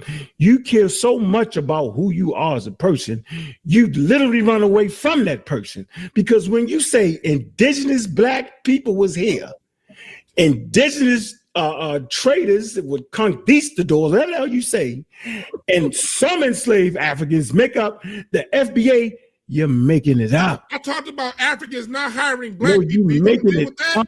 That does not give you the right to create a whole scenario. You got the young brothers and sisters that care about having an identity. And you make up their identity. You literally take them away from their identity. You literally help with the miseducation of African Americans. You can't prove none of that stuff you're saying. You think you're a cowboy and Indian all the way. I'm not quite sure who you think you are, Sincere, but I know it's got something to do with being indigenous to America. I don't know what's going on here. What I do know is Professor James Smalls, he kicked the same pseudo judo nonsense for years because I done argued with him for years. He gave y'all sway. Y'all got on his shoulders, y'all rolled that, and now all of a sudden, because he decided to say y'all was CIA.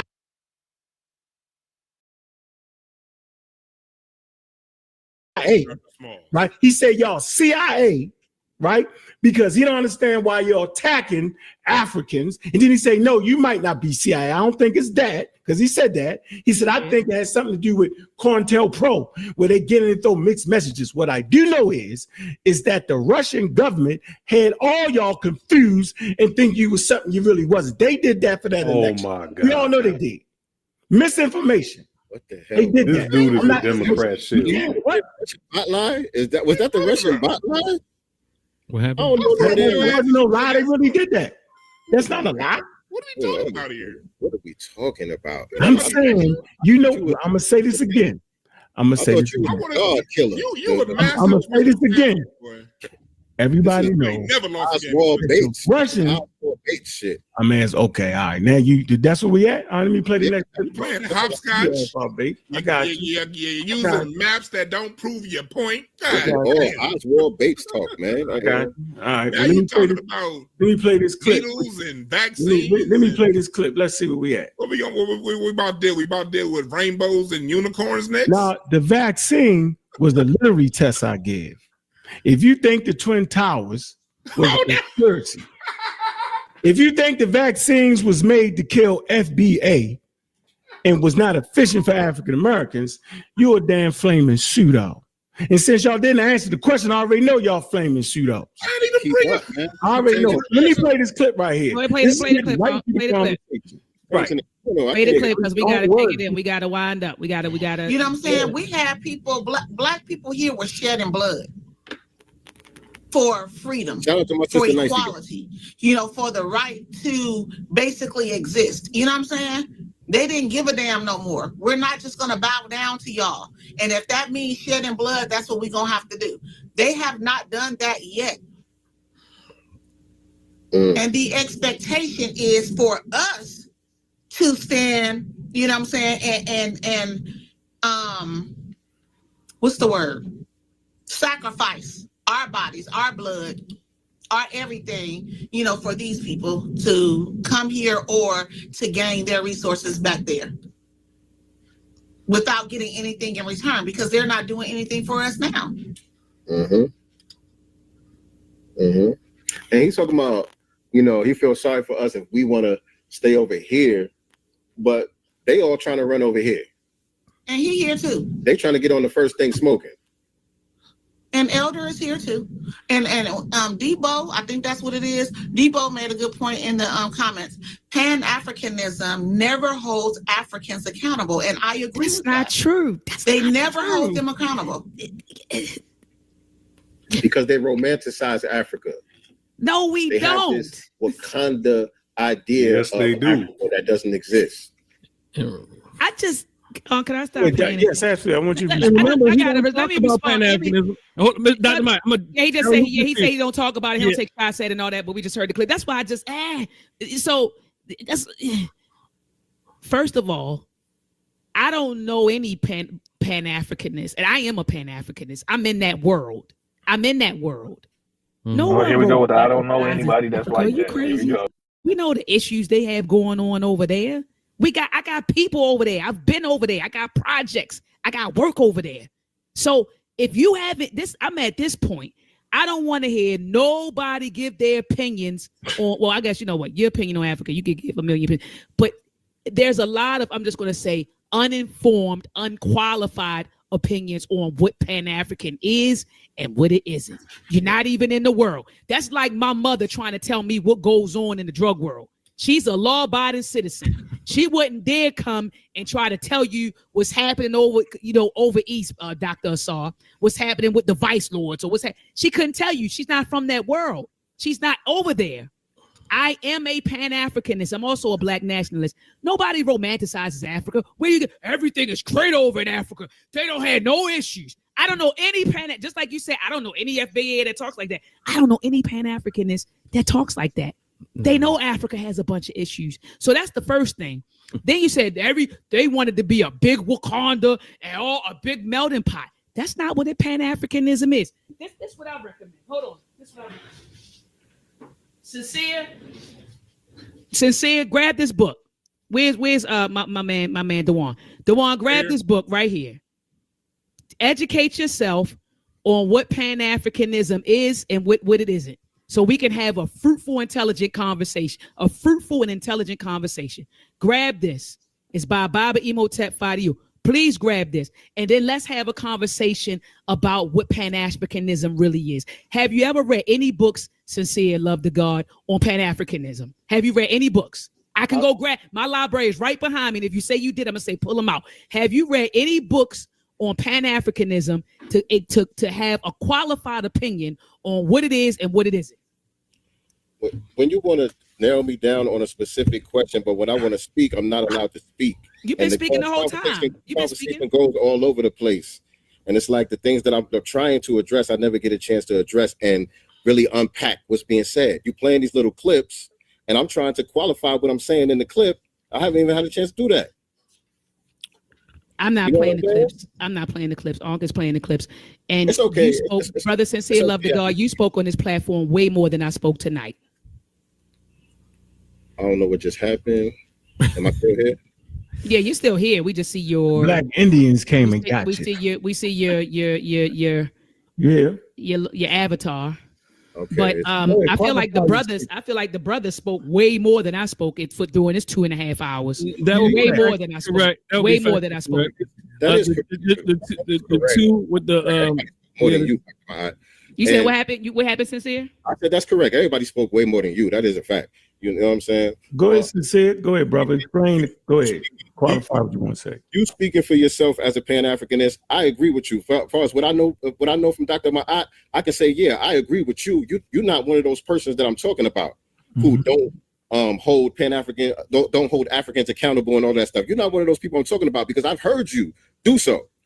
You know what I'm saying? In your videos and your lives and stuff like that, I've heard you do so. You know, you was a part of the FBA rally for reparations and all of that. I've heard you give a good balance on these conversations. So you are not really the person that we're talking about. But in the video, I'm responding to the clip that we were playing from Professor James Smalls, where all the onus is on us to open up this doorway and create a platform for Africans when they come over here. We're supposed to have this big warm welcoming for them when they come over here, but there's never any accountability for the anti-Black American sentiments that they bring over here and the undermining that they do. When we talk about this thing, people act like they don't see that they come over here and create their own little enclaves. They go to their own little separate churches and all of that stuff. They get into neighborhoods, their own neighborhoods. You know what I'm saying? They get into political positions and they get in the media and they speak against our interests and they push legislation and stuff like that that's against our interests. That's the thing that we're pushing back on.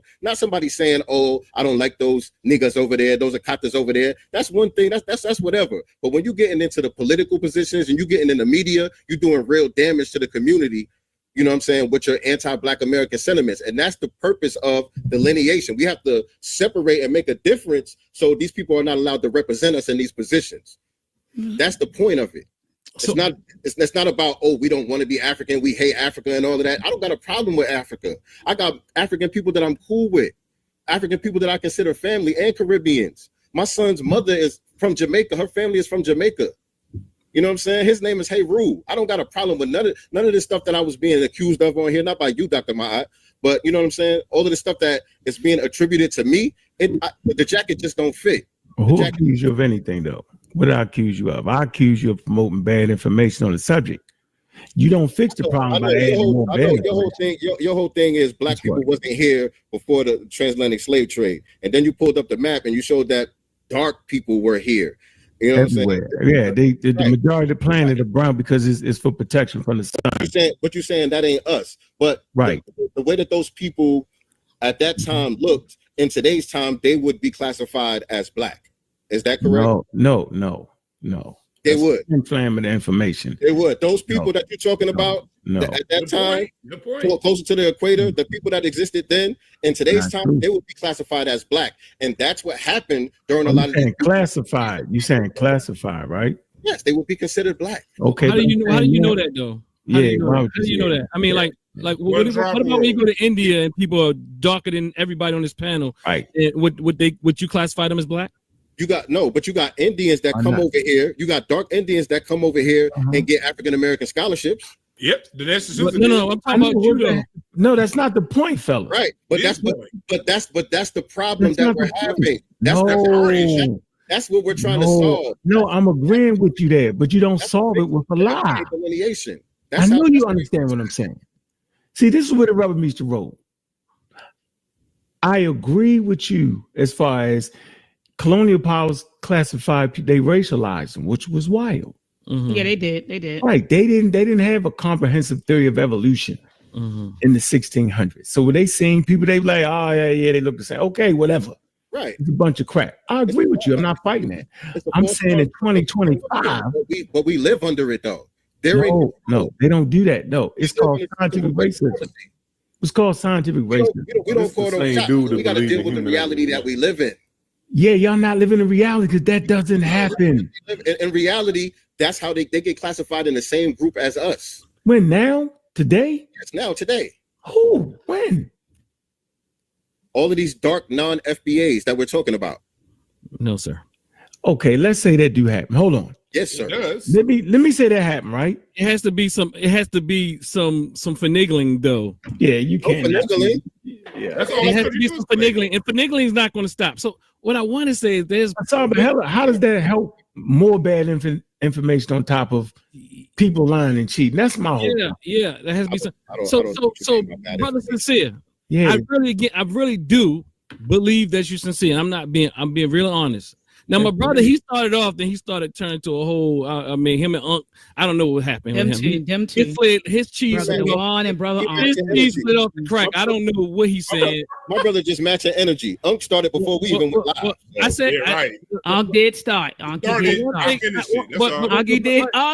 You was bad backstage. I came in but one thing I can say about Unc is that he stayed on the point and then tried to talk around the points. Now, he brought up vaccines. What are you talking about? No. He brought it up to prove a point. He asked the question. No, they playing on purpose. They know why. What I'm saying is, what I'm saying is it's kind of like either we just don't understand, like when we're talking about things in generalities, like that's why I keep saying, Dr. Mike, why social science is essential. Exactly. I agree. Because when you look at when you look at people and you keep saying those Africans, you have to understand what that implies. You're saying when you say those Africans, that is saying a great majority of these people do this thing. When you say that Pan-Africans don't do this, that means that most Pan-Africans don't do this thing. I'm not going to say that no Pan-African doesn't do that, but most Pan-African people don't do that. But when you look at this chat, I have not looked at the chat yet. I have not. But I guarantee you, statistically, when you go through there and look at those comments, all the Nashidian talking points that I spoke about will come out. Yeah. And they will be, and they will say, hold on, let me finish. So also I want to understand, I really want us to see, and I think you, Sincere, I think you really know, but I do think this is we are afraid, we are fearful, we're at war. This is a miseducation from a white supremacist system. And the thing is, it wants us to split. It wants us to fight one another.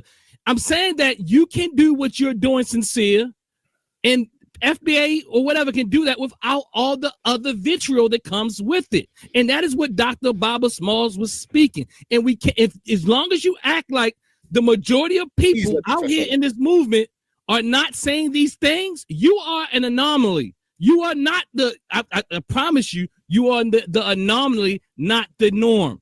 Yeah. Also, let me respond to that. Hold on, let me finish. Hold on. I'm going to close. I'm going to land my plane. Is a divide and conquer technique, and people playing on our fears. Also, hence, I understand why we are protecting this thing, but we don't see how we're being played. And again, it's all about Africa. Everything we said, you're right, Sincere. I wanted to say the same thing you said. I wanted to say, wow, this conversation went way over here. But the reality is, when you rewind this and you look at this presentation, a lot of the conversation was about really, even if people didn't directly say it, and even Brother Unc showed it in the clips, that it was about not only delineating from Africa, but delineating from African unity, not delineating, separating from African unity, a critique of Pan-Africanism, and saying, and even in some ways saying that we are not African. Yeah. Or majority of the people here, us, those of us who you consider FBA, would consider myself FBA if it didn't have all this ideological stupidity.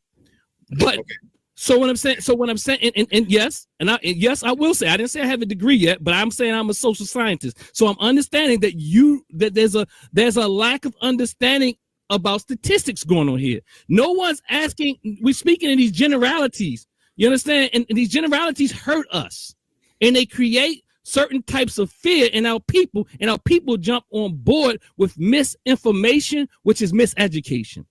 All right. Dr. Ma'a, you know I'm an MC, right? Yes. So I made a song called Revenge of the Akata. And the first line of the song, I said, this is for the tether class, not for the riders in the diaspora. And then I went on to express, the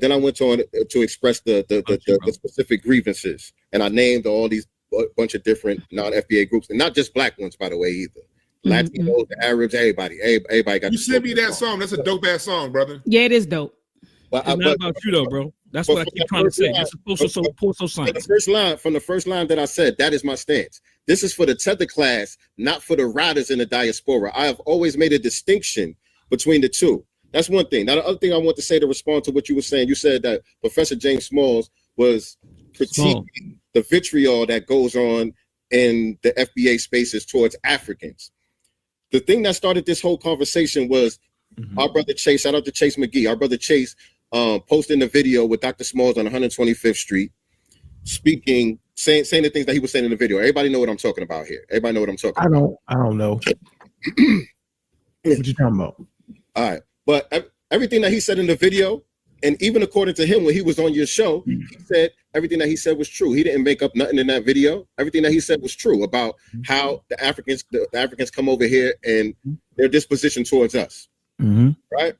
And everything that he said in that video is the same thing that we're saying when we get accused of being divisive, the vitriol that you're talking about and all of that. It's the same exact thing. We're talking about the same people. He wasn't castigating all Africans in that video. He was talking about the tether class. The same way we're not castigating all Africans and Caribbeans. We're talking about the tether class because the tether class is a problem. And we have to point that out. The question? They don't do a good job of pointing it out. I agree with you. Culture, we got coons and Sambos and all that in our culture, but we also have these words in our culture to describe these people, to make these people pariahs within our society. They're not just welcomed in like that. That's not the majority of our conversation. One, and we don't. That's why we have the word Sambo, coon. Do you remember? Do you remember the question I asked Baba Smalls?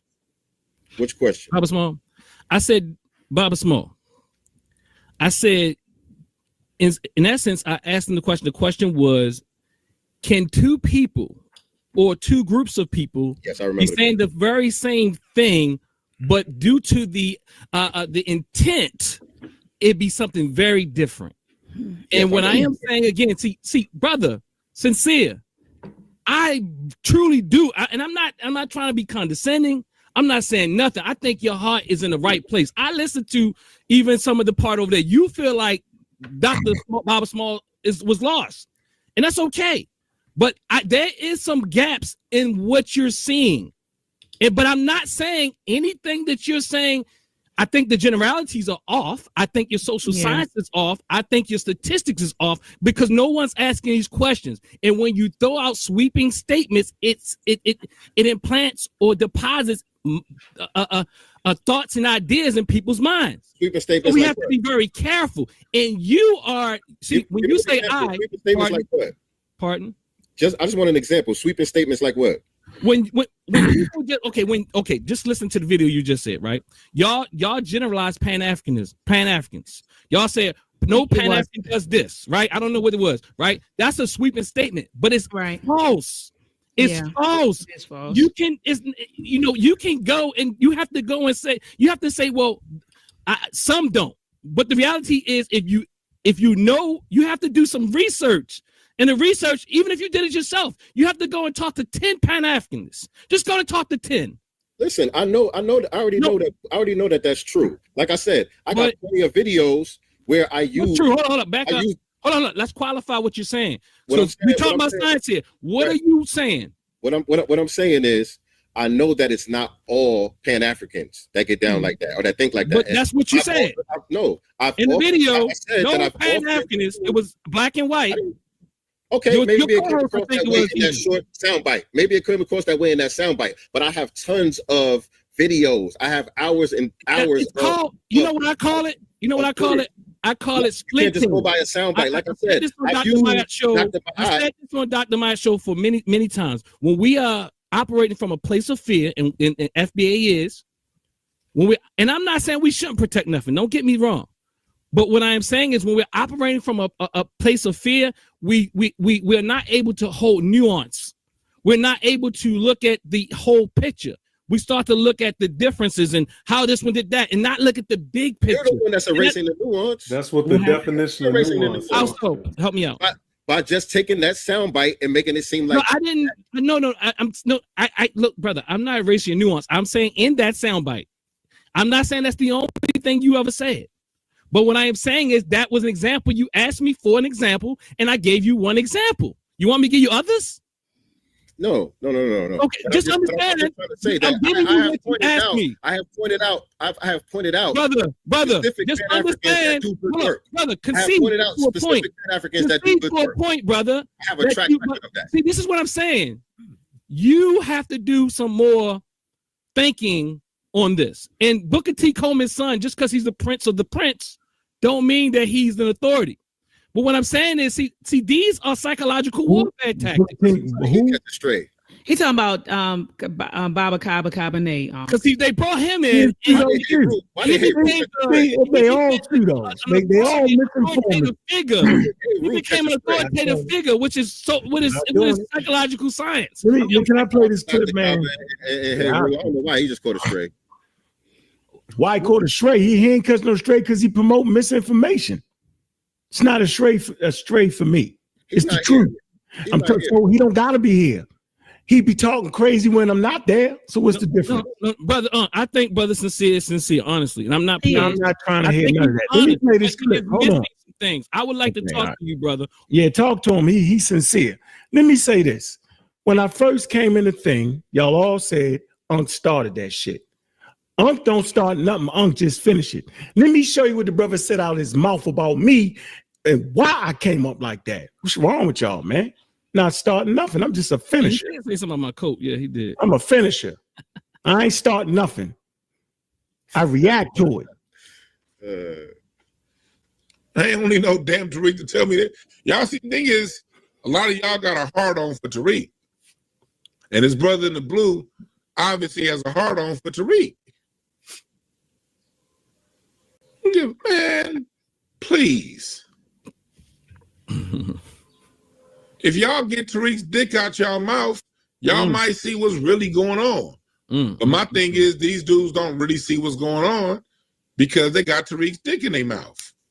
The one that was not nice. That's why you came in. No, it wasn't nice. That shows why you came in with the smoke, but nevertheless, you came in with the smoke. Now let me talk. Cause I come in with the smoke. And I didn't come in with the smoke for no damn reason. Long as I live, I ain't never letting a man push me to his private parts or say what's in my damn mouth without smacking the shit out of him. So we ain't playing this wild fake game where we fake and parlay. I already know what it is. That's why I came in like that. Y'all think y'all got some groundbreaking information and we crazy. I'm sitting here telling you, y'all producing bad information, and all the elder shoulders y'all standing on, they have produced bad information. The crop is fell. We here to raise the game. We raise the game now. We have fluent with what we talking about.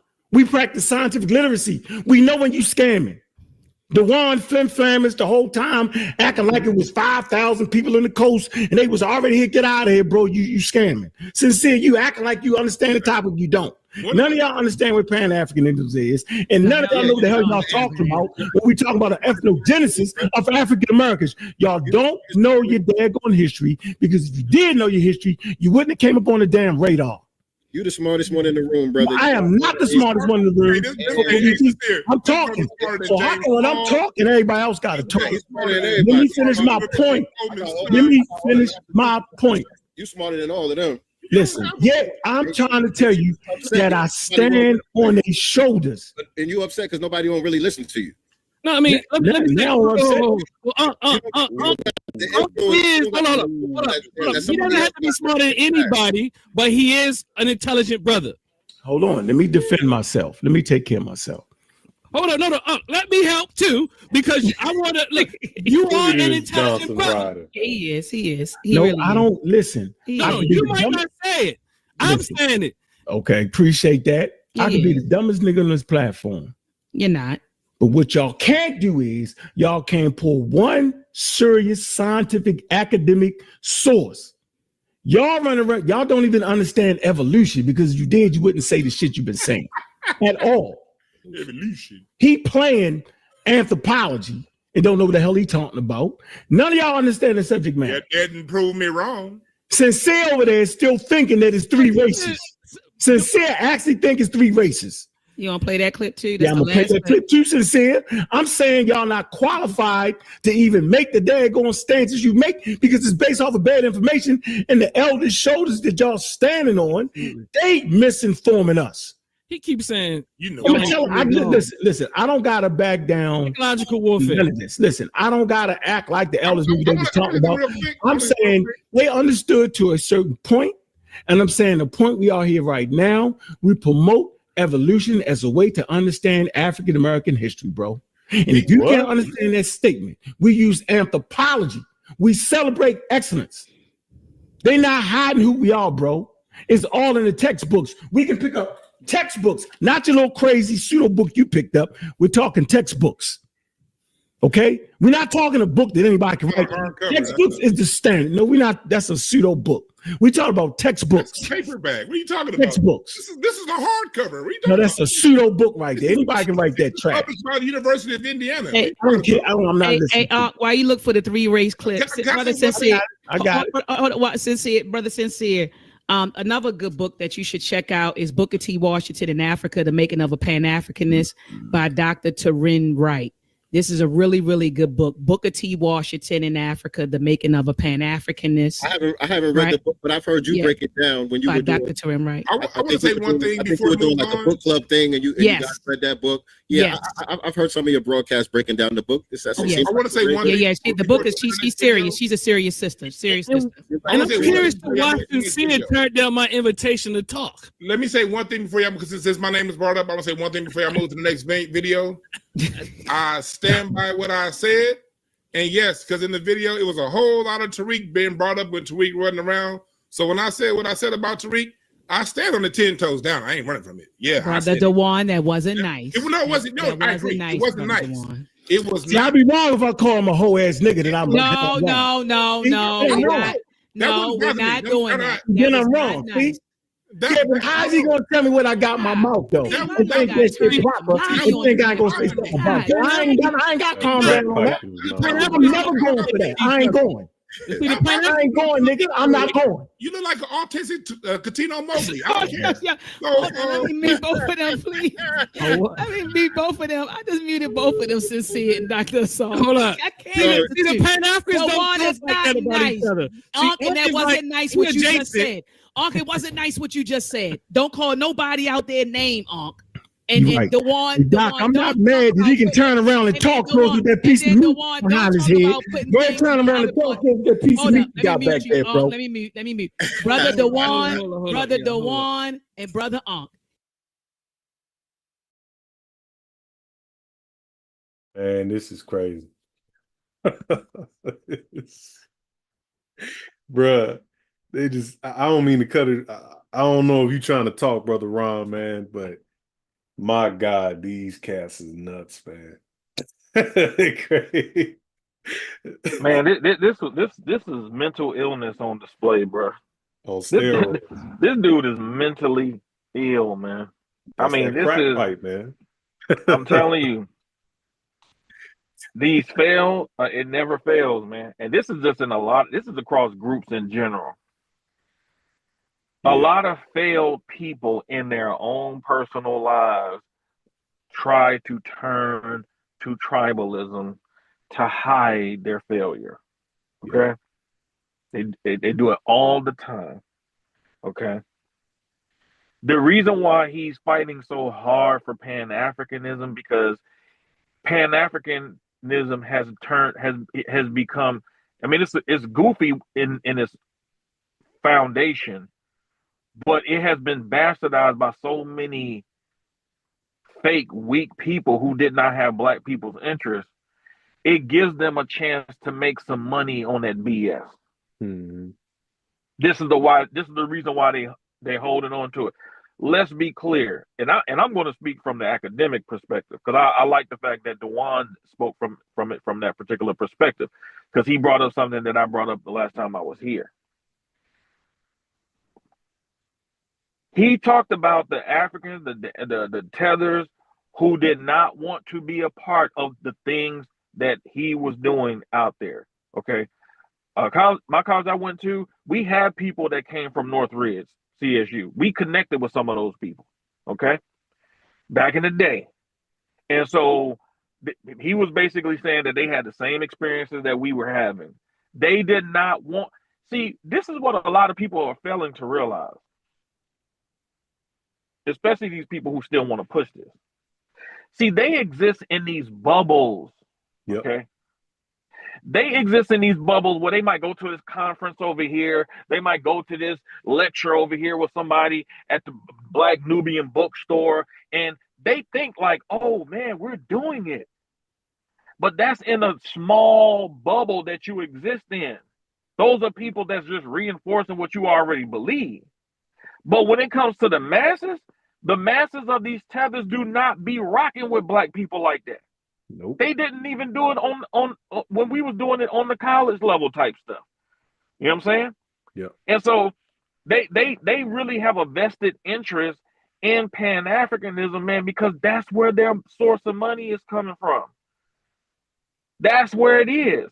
They're still stuck 20 years ago. They're basically, they took the lecture circuit, well, I call it the Chitlin lecture circuit, and they brought it to the internet, man. Mm-hmm. That's what they did. They haven't created anything new. Where's the banks at? Where's the hospitals at? Black people were creating more stuff during Jim Crow than these people ever created. They could even think of. Yep. They have more of it. They have more impediments socially and did more. And then they turn around and they come with Pan-Africanism that actually infiltrated, stop the progression of Black institutional building, because even Dr. Clark talked about how if it's not about nation building, then what is it about? Okay, well, the foundation of good nations, as it relates to large bodies of people, is your institutions, your schools, your health organizations, your banks. All of these are the type of environments that people bring to bear to help develop their people, man. Where are they? Where are these institutions? They gave Umar all this money for institution, and the nigga couldn't goddamn build the shit. Because he was so busy on this Pan-African shit, he didn't understand how to use the money in a capitalist system. Yep. It don't matter how. It don't matter all that stuff he was talking. He could not function with the money. Meanwhile, Booker T. Washington, you know how old Booker T. Washington was when they started on Tuskegee? Man, Booker T. Washington was 25 years old. 25. And when he left Tuskegee, when he was taken out, because they took him out, when they took him out, he left Tuskegee with over a $4 million endowment. That's a lot of money in today's dollars. $4 million endowment at a Black college in 1915, that was a lot of money. And that was a lot of resources that you could use to develop the next generation. All this stuff is nothing but cult of personality. Man, we're not in that age anymore. We're not in that age of believing in somebody and somebody gonna save you. Man, that shit is over with. That's why this delineation, it's not, they keep trying to make it about Tariq because they wanted to stay on the cult of personality stuff. No, man, this is about a collective identity, something that Black people have been joining all these Black organizations trying to find. And we're seeing that all this stuff is pseudo. And this is where they get their money at. If this stuff dries up, which I believe it is, they are going to be broke. And that's good for them. Because this stuff has set Black people back 200-300 years. Because it's goofy. The same people that been infiltrating us, telling us, hey, you want to do business with the white man and all this other type of stuff. Guess what? They don't say nothing about their presidents and their kings and queens back where they come from, cutting deals with white folks. They don't say nothing to them about cutting no deals with the Chinese. But for some reason, when it comes to us building our own economy with each other, doing business with each other, remember, there used to be a point in time where the Black dollar circulated through more hands in the Black community, more than any other group in the United States, including small hats. That's how much we did business with each other. I think at the height, it touched 18 different Black people's hands before that dollar went out the community. All of our institutions was about helping each other, helping build up our community, stuff like that. That's why we built so many towns. Man, in the 20-30 year period in Oklahoma, we built like 50 cities. At the turn of the 20th century, it wasn't just Tulsa. So, a lot of these people, man, and then they're gonna try to bring in this goofy book about Booker T. Washington being Pan-African. Yeah, they're gonna try to latch on to Booker T because they can't hide Booker T no more. His presence was too great for you to suppress it. I'm making sure I stand on Booker T. Washington, because Dr. Clark, he said that he was our best leader. That's what Dr. Clark said. You can look up the lecture on YouTube. Dr. Clark in one of his lectures talked about how Booker T. Washington was the best leader because he understood what we needed at that time. Man, these fools don't know where to go. You ask them, what's the direction we need to go in as a group? Economically, spiritually, educationally, health-wise. Man, you got this fool on here talking about black people need to take the vax. When you got even white people out here in healthcare saying, yo, man, this vax might be an accelerator of cancer. Like, man, what are you talking about? Yep. Stop following these clowns, man. Many of these folks, the CIs, man, they got hit with some time. They infiltrate in these circles, man, and then they come in with this BS, man. And they redirect your energy to be going off the deep end on some goofy ass nonsense, man. They have always, many of these folks came with the intention to undermine us in our institutional development capacity. Let me tell you something, man. We know white folks has been on some stuff. We know white folks can be racist, but at the end of the day, wouldn't y'all rather have black hospitals? Wouldn't y'all rather go to a black-owned bank? Wouldn't you rather go to school that black people teach you? I would rather have that. I don't care how racist white folks can get. If I had that, I'm good. I mean, you just got to really look at these people, man. Like, this is beyond just like disliking this ideology, man. These people are literally trying to take our position away from us.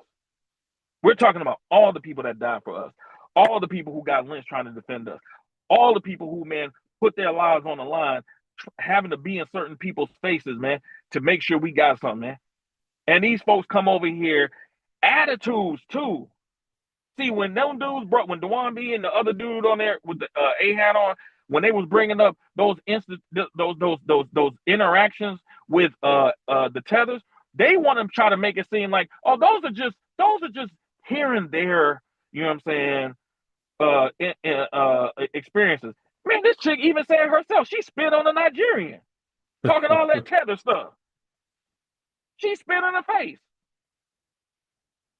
I mean, they act like this is just that's just a one-off. They're really just peaceful people. If they're so people, why have they had tribal conflict with the same genetic species where they come from? I'm Igbo, they're Yoruba, they're Hausa, y'all all the same. But they don't even get along. They're sitting there telling us that we should be Pan-African, while simultaneously they got thousands of damn tribes over there and they don't even come together as one. Man, they ain't even united under one language yet in Africa. That's one of the best ways that you can actually unite a people, is actually creating one single unifying language. Man, they ain't done that shit yet.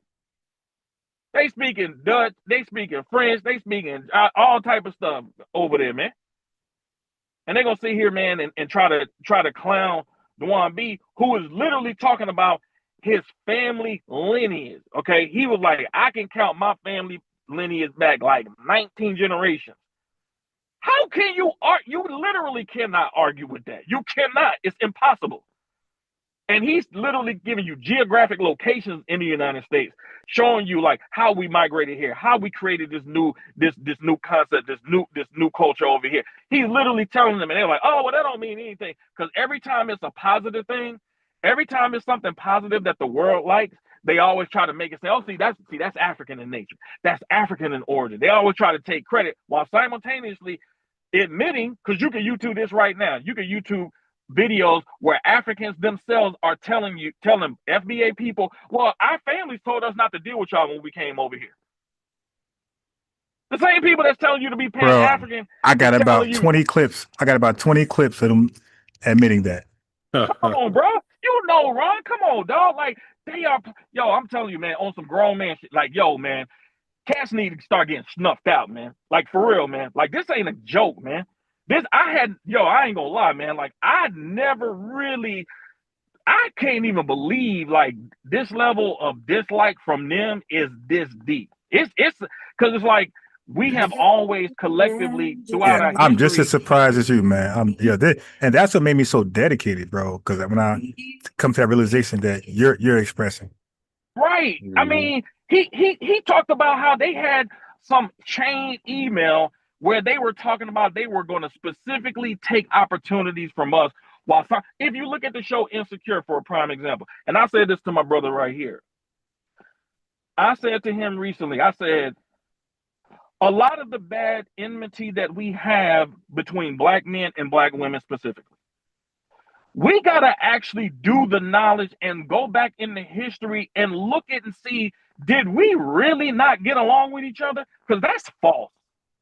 That is a false. I know we got some shit going on, but the stuff that we have going on has been promulgated by them bringing in all that cultural Marxist between black men and black women specifically. I'm telling you, they have been the main instigators. If you look at the marriage rates right now in places like Jamaica, the marriage rate is like the marriage rate is like 85%. Yeah, 85% of the children born in Jamaica is out of wedlock. Unwed. Yep. Now you are hitting on some good stuff. Right, and 70% of those children, when they do the DNA test, the father ain't even the father. Oh yeah. And then number one in paternity fraud, Nigeria number two. Go ahead, keep kicking. Go ahead, keep cooking. I'm gonna back you up with real stats. Go ahead. Oh man, no, it was so bad in Jamaica that Jamaican men didn't even want to teach in the schools because so many of them little young thoughts over there being raised by old thoughts they were coming on to their male teachers sexually, putting false claims on them. They stopped wanting to even teach in Jamaica. And y'all got the audacity, man, to be talking about us. Hold on. Let me add one more thing there. They had a 2011 poll where they voted that they'd rather be under British rule than be independent. 2011. Anybody can Google that right now. Wow. That's why I say I be having these. You see what you're saying? I know what you're saying, bro. This is my shit. And I'm back you up with stats. That's why I be baiting these guys to click that link. You dig? I gotta click that link. So I cook you. I cook them on Nigerian history, Jamaican history, Pan-Africanism. None of them know more than me with Pan-Africanism. I keep saying that. Nobody ever called my bluff. Link is there. They won't chime in. That's why I was gonna get chaotic truth. Like, hey, you a Pan-African? Because you see, he know about Garvey. I was gonna cook the shit out of him, but he didn't know. So he wanted to talk about something else, and I don't mind talking about that. But I just felt like I do that too often. I have a subject and I go off it. I said, you know what? Let me stick to my subject, and he knows who we are. He could come back later tonight or tomorrow. We can talk about that. Yeah, that's probably the bushmeat on his brain, man, that made him jump from the combo. Because that's what they do, man. Just like this piggybacks off what you and Ross saying. A lot of these foreigners, they're messy and they like drama. If you go to they Nollywood, which is Nigerian Hollywood, you go to the Jamaican version, all they do is sit around sipping tea, attacking each other, causing drama for no reason, gossiping, all that. And they brought that over to us. And that's what Ra is saying essentially. And that's what led the women astray in the 1960s, et cetera, is that little infiltration. Because Ra told me on good accord, good authority, because there's a couple of books that show this. Like at a certain period of history, like I think the 1920s, the Caribbeans were like at 20% of our population. That's ridiculous. Yes. That's ridiculous. Like, and then we like, well, what? Then they'd be like, rather, well, why are you talking about the FBA? You know, that's divisive. No, nigga, you're divisive. You came around me trying to divide me with you. So no. Right. Well, the thing is that first, the reason why Pan-Africanism, I think, really appealed to us in a lot of ways was because we were operating under the false premise that Africans had a superior culture. Okay. So we were just giving them the win culturally, thinking that they had it like that. But when you go back to the late 1800s, matter of fact, we can go to the 1700s. Free black people were going to Nigeria, places like Nigeria. They were building schools in Nigeria. Okay. So we have just been seeding a lot of cultural superiority to Africans specifically because we've been told our origins is Africa. So we just automatically just give them the win, like they're superior like that. But when we start really like digging in these books and really seeing the truth on a lot of stuff, they don't have a superior culture, man. They do No, they not don't. have And a matter of superior fact, culture, bro. They don't. their culture is based on selling off their values and their assets. Right? They got the worst culture in human history, and that's what I was trying to explain to Chef yesterday. He almost kind of disagreed. I said, "Well, give me somebody else." You know, what I mean, if you ship off 12 to 15 million of your people, not like a stranger, your people, to build up another person's nation while your shit flop, you're the worst people to ever live. Mm-hmm. Damn right. Okay. And those people came back to dominate you, to create a shithole in your country that you can never come out of. Right. Right. They really got put in really. If you look at a lot of these organizations that Black people have, okay, that you think are Black, okay, what you're going to find out is that many of these people were not Black. Right. They were Caribbean, and they were instrumental in developing the outwardly projection of the organization. But guess what? They were taking orders from foreign people. This is the fact. I just found this out a couple weeks ago. This is how much I be digging. I recently found out that Mayor Andrew Young, formerly mayor of Atlanta, I think he served 2 terms, came after Maynard Jackson. Guess what? Tether. He's West Indian. He was with King. He was one of his main people. Yep. The African photographer, all that. When we start really pulling back the veil, man, we start really seeing people who really had different interests than our collective body of people, man. We've been so preoccupied, and I ain't saying white ain't got no problems, but I'm saying we have been so preoccupied with this whitey stuff, man, that we lose our critical thinking skills, man. We gotta stop letting people distract us with the whitey stuff, man. Because they ain't got no problem with they people, man. They don't even complain. They ain't complaining about no white people in no Africa like that. Hey, yo, all they do, every time we bring up the disrespect, all these Pan-Africanists and these tethers bring up the white man. Like you saying, like they try to redirect us back to the white man. So that means give you a pass because the white man did something awesome. So give you a pass. Okay. And then don't forget slave trade. That was trafficking, right? So right now in human trafficking. And right now, if you hear a story about 2 guys who got caught in human trafficking, one's the buyer, who's the seller, who gives the seller a pass? Now you go home. Mm-hmm. Like, bro, y'all did it illegal, did y'all both going to jail? Okay, like he wouldn't have her if he ain't sell her. Hold on, Ron. What did Revenue say when you brought that up? When you saying the same thing you just saying now the other day, you brought it up to him, and what did he say? He said, now mind you, he's saying it as a Jamaican.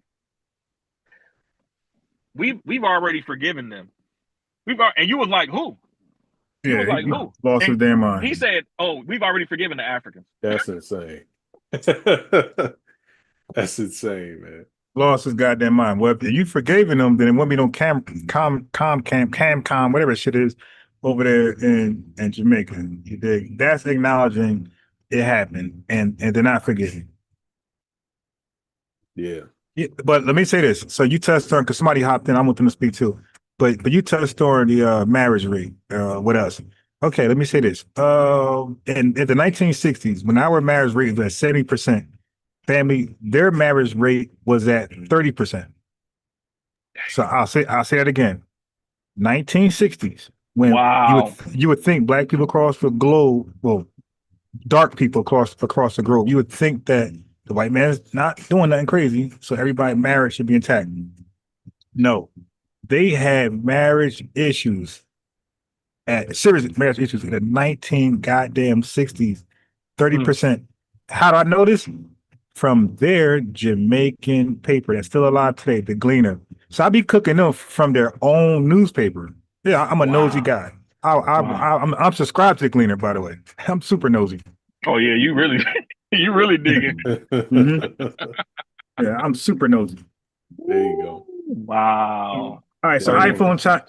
Yep, 30%. Man, I don't think it ever was. So yeah, I agree. I'm sorry, but I agree. I agree. I believe that they brought their degenerate culture over here and influenced us. Like even the spliff, the whole that shit. The way they mixed marijuana with tobacco, the nicotine. They did that. They brought that over here. So all that degenerate behavior, a lot of it, man, you could. I mean, like you could argue twerking, maybe, may not, but that too. But iPhone, what's up, man?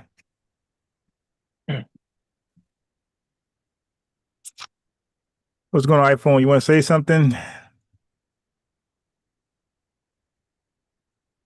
No, the tether's got him. iPhone, come off mute. All right. Anyway, when you ready, just say something. All right, but you guys can go. When he's ready or she, they'll say something. Go ahead, Mo. Go ahead, Mo. For sure. I mean, because they try to put this jacket on us, man. Like we're the worst people ever, and oh, you pick cotton. They don't even know, and that's why I can't stand Ankh, which is the dude with the glasses, the munchkin looking dude. This dude, I can't stand this dude, man, because he calling everybody pseudo, and you have no sources and stuff. Meanwhile, we got sources out the wazoo. I got one right now. I'm looking on my computer. Codex Telluriano Ramensis shows us growing cotton in our own cotton fields, making clothes. The Aboriginal blacks. That's just one source. This is a primary source from the 1400s. Like, what is this dude talking about, man? It gets to a point where it's like they just don't want to listen to what we have to say. They want to tell us how to live our lives and what we need to be and who we are. And it's so insidious, so narcissistic, so mean-spirited and evil. It's actually evil. I would say it's evil. Yeah, I would too. Because there's no way you can openly disrespect. Like they disrespected Dewan B's ancestors, man. Yeah, in they front did. of his face. And then expect them to take it. You pseudo. You calling his grandma pseudo? A tether tried to do that to me. I went off on that dude. I had a whole back and forth with that cat on the internet, man. I'm like, dude, I'll knock you out in real life, metaphorically, of course. But like, dude, that's crazy. You calling my grandma a liar, bro? When she told me I was native? Yeah, she got some of her information wrong because people forget things. You know, they don't pass the history down right. But the general consensus is here. Like, we still eat cornbread. The cornbread is indigenous. That don't come from no Africa.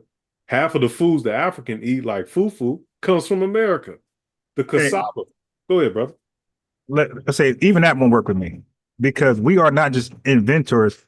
We are innovators. And a lot of times the innovative version is normally always better than the invention. All right. So yeah, you could say, oh, that was here first. Okay, you got it. But the innovation improved it and made it better, and made it practical and in use today. So we are not just inventors, we are innovators, and we are some of the best innovators ever known in human history. So you ain't gonna just boggle me down just to inventions. We're innovators too, and like I said, a lot of innovations are better than the actual invention. You're right. You're right, and we'll take some because that's what we do. It's called Creolification, but we make our own thing from what we're given. Say we didn't invent this, and somebody else did, like the English language. We'll take that and make that fly. Like how we speak English, nobody else in the world does it like how we do it. They copy us. You get tethers in America saying that we have no history, no culture, while speaking AAVE. Our slang saying on phone them, they from Chicago. Like, bro, you a tether, but you said we had no culture. It's because we got the hot sauce, we got the flames, and they know that. We got the good work. The cocaína, we got that ish, you know what I'm saying?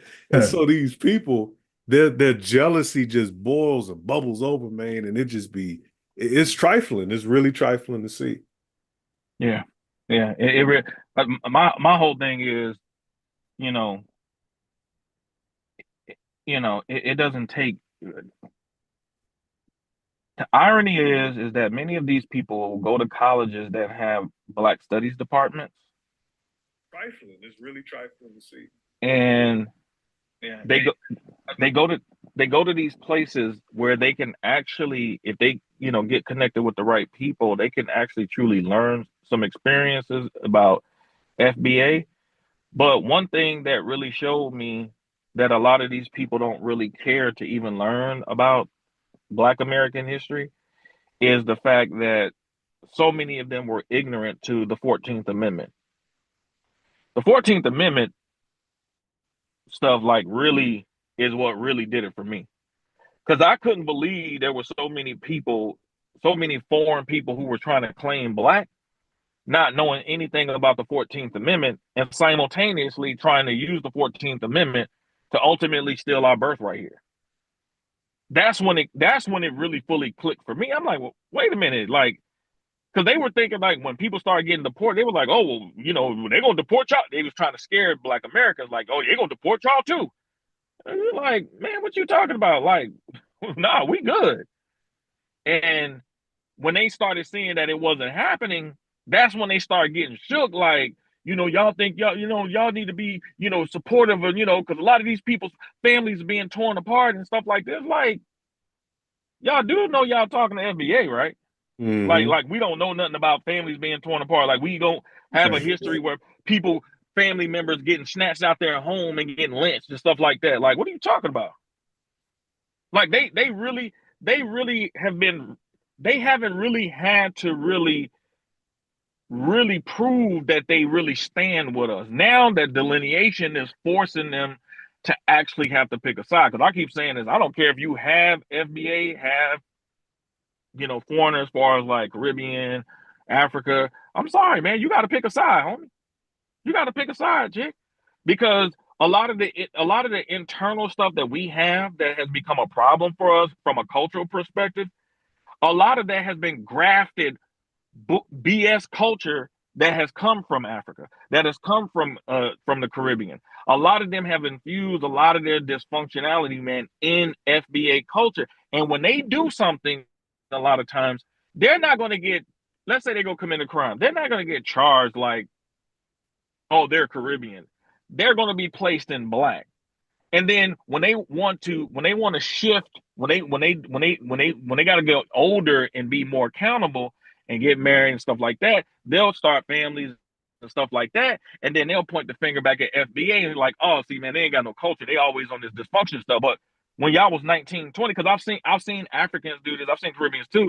But what stands out about these particular Africans, they were female, and what they'll do is they'll engage in the same kind of niggish shit that we'll do. And then when it's time for them to have to be accountable to their own culture, when it's time for them to have to get married and they start getting older, they'll try to be oh, I'm gonna go back to Africa, because I've literally heard them say stuff well, Black American men don't want to get married. And it's well, we don't care if you want some thought stuff from us or from your own group of people. We ain't marrying that. And we got a track record that we ain't gonna be on that like that. We're not gonna do it. So, and that whole kind of from what I'm saying, man, a lot of the internal conflict that we have between Black men and Black American women is grafted onto us. It is not the essence of what our relationships truly have been and was. It is grafted from whether it's the feminism stuff from these white females, whether it's this dysfunction that a lot of these Caribbeans and Africans brought over. And y'all got to remember, many of those African countries, they were Marxist communist countries too. Yeah, a lot of people don't realize that. So they brought a lot of that negative stuff that came with that. They brought it and infused it into our stuff, man. And when we didn't have them infused in our stuff, man, we had a whole lot better relations, man. From 1890 to the 1960s, our marriage rates were between 80 to 90%. 80 to 90%. It fluctuated. We were getting married at higher percentage rates than white folks. Yeah, we got Nicole. Nicole, do you want to add to the conversation? Okay, can you hear me? Yes. Okay, I'm sorry. That was me on the phone too. God, I'm struggling. Was that you that called last night? No, just now when I couldn't Okay. get off mute. I think Oh, okay, I got you. I was The on my iPhone. phone. Yeah, my Yeah. iPhone. How y'all doing tonight? Great. Peace. Peace. I watched this. I think I saw this video. What I was on X and I saw like a post that said something about Duane B and Dr. Mayat. So I was like, okay, let me go check this out. I didn't think it was gonna, I was like, dang, 3 hours. Okay, but let me hear what they're talking about. Because I listened to the broadcast of Sincere and Dewan. Saw Dewan at the reparations rally. The last one that was in DC. I went to both of them because I'm in the DC area. But anyways, watching it, those two, the two guys, Ankh and the other guy, I don't know what this other guy who looking like King Latifah, watching it, it looked like a skit off of Living in Living Color. You know how you have that pseudo, my brother. Oh yeah, you talking about Oswald Bates type dude? Yes. Yeah. It was, and I don't, just like Sincere said, they didn't talk about anything. You got. I learned absolutely nothing. I was so bored watching right. it. And I was like, I'm like, okay, maybe they're going to get to them. I kept looking at the time, like looking at the countdown. I'm like, man, we're hour halfway through, and they ain't really talked about anything because you got this Ankh guy. What y'all think about vaccinations? And then I mean, what the hell? I mean, when he did that, man, listen, I ain't gonna lie. I was playing the reason why I played that video that long, I wasn't even watching it, yo. I did that for y'all. I was doing something else. I ain't gonna lie to you. Yeah. They was all over the place, just contradicting, no sources, just I'm Unc and I say so. No, putting up all these Pan-African, books and things like that. I'm gonna land my plane, but I want to make 2 points. Books. One, oh, sorry. Say that those books, watch out. Those books like they'll hypnotize the hell out you. You read one of those books, you're gonna be a Pan-African. Nah, what I wanted to say about it is like they have, because I think they asked, I don't know if it was Dewan or Sincere, do you how did he ask the question? He kind of asked the question like, do you believe in like Black people working with Black people all around? Oh yeah, dumbass question. Right, like that's the idea of Pan-Africanism. The problem is this: that is not how it is being. That's not how it works. The reality, that's not how it works. It's supposed to, like the one said, it's supposed to be reciprocal. You're not supposed to be a net negative, which is what they are. But I just thought that was really silly for them to keep saying, like, you don't understand how Pan-Africanism work. You don't understand. That's no, the crux of Pan-Africanism is, practicing all Black people on this planet, practicing, I guess for the sake of the conversation, being on code. Like all y'all have a common goal. All y'all have the common goal is the quote unquote white man. Not, mind you, they cozy up to him like it's nobody's business. Which they kill me always talking about. It's the CIA. Y'all don't got nothing to CIA. So not only that, y'all give the CIA and whomever whatever they want. Y'all ain't, y'all aren't holding anything back from them. Y'all give them things that y'all don't give nobody else. Black people, Black Americans, y'all not saying, hey, y'all come over here, don't worry about nothing, just come over here, we're gonna, no, it's not that. You got to bring a bag, you got to do this, which is why these guys here, because I think Mayat was like, Dr. Mayat was like, I do business over there and this and that. Everything lying shit. Yeah, right. Come on. Yeah, like she's so successful in Africa. Okay. Right. It's like Pan-Africanism has been around for over 100 years and we've gotten nowhere. 200 years. We got nowhere with it. So it's time to pivot. Like, we're not going to do it anymore. And the last thing that I want to say is that since we've delineated more and more, I like all of these people on this panel, Mayat, Ankh, and this other guy, they sounded just like white people. they don't, people saw more and more like white people. And I think Mhm. I don't remember who said it, but somebody said something about like, oh, they think that we're gonna give them a pass just because they are melanated. No, that's dangerous. You're probably you're more dangerous than a white person because they white. We see them coming, boom, we're already on alert. You coming around us, looking like us during, at that time, we moved on from that, but looking More like dangerous. you're more dangerous. So, that's all I wanted to say. All right, so let me chime in. Don't go anywhere. Okay. Okay. For one, they both are enemy because let me ask you this: when they was looking to trade us, right, the African slave trade, when they were selling and buying us, let me ask you this: which one's our enemy? When they was trying to arrange a deal to sell us and buy us, which one was our enemy and which one was our friend? Oh, they were both our enemies. Right. So how does that change? So that means at the beginning of our ethnogenesis, they were both our common enemy. They were in alliance. They were in agreements with each other. They did business. They had a joint venture, LLC, single. They all that shit going on. Okay. So no. In the inception of our ethnogenesis, those guys were in business to do us harm, both of them. So now it's the good cop, bad cop. White folks blame them. They blame white folks to shift us away from blaming both of them. That's one. Number two, they're not black. There's only one black people has ever been known in America and human history. That's been Black Americans in America. All right. So they're not black. They're exactly who they say they are. They say they're Kenyan, right? They're Kenyan. They say they're Ethiopian. That's what they are. They say they're Haitian. You're that. Mexican, Chinese. You're that.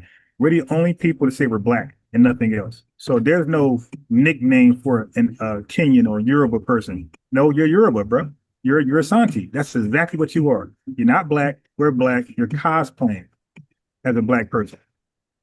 Right. You feel me? So that's a two more important thing. So when he asked that dumbass question about, hey, shouldn't black people get along? Hell no. Because, well, yeah, if you're talking about black people, because that's just us in America. Mm-hmm. But I know what he meant. He meant melanated people or African descent people across the world. No, because where was that energy when they sold us? So don't ask us that, ask them that, but it's too late. You sold us. It's done. Just like white folks bought us, they done, they got both done. Both of them done. This idea that the idea, okay, great, I guess, but it's not practical. It doesn't work. It hadn't worked. We're the only ones who are participating. It's lopsided. They tried it with each other in the 1960s, and they couldn't get along with each other. So that's what I'm trying to say. Like what I'm saying is, why? Okay, if we're supposed to align ourselves with Africans, then why are we omitting white people? It's like they're both. I think that kind of missed a little bit. They both did us dirty and wished us harm. Yep, that's why I'm saying, like, I look at them like y'all both practice white supremacy. Y'all both practice this behavior that is detrimental to me, where I am, the step for you to get wherever you got to go. So this idea that they think that because, and they love to, and I think I heard somebody, they loved, oh, what about the white man? They love to say that when you are, pressing them about, yeah, that's not happening because you sound just like a white supremacist. They love to say that, like, no, you are projecting, you sound just like the white supremacist. If I were to take your words and just put them on a piece of paper and put some known words of a white supremacist, I wouldn't be able to tell the difference. It's like, they want us, as long as we're doing what they want us to do, they're fine. But as soon as we, like, yeah, that's not working for us anymore. You heard Aunt calling, basically calling them low IQ, sounding just like white people. When you say something that they know is true, the Charles Murray IQ test thing, right? That they know they can't dispute. Oh, then they go to the name calling. Oh, you dumb. Roland Martin does it. They always do that. Let's look at the IQ test in Africa, in Nigeria. Right. That shit like, or India. That shit ridiculous, like low. That shit like they're basically retarded. Right. Yep. Exactly. So I'm just, which is why they had to go to Tuskegee and learn from us. Right. I just think this is a beautiful time to be alive.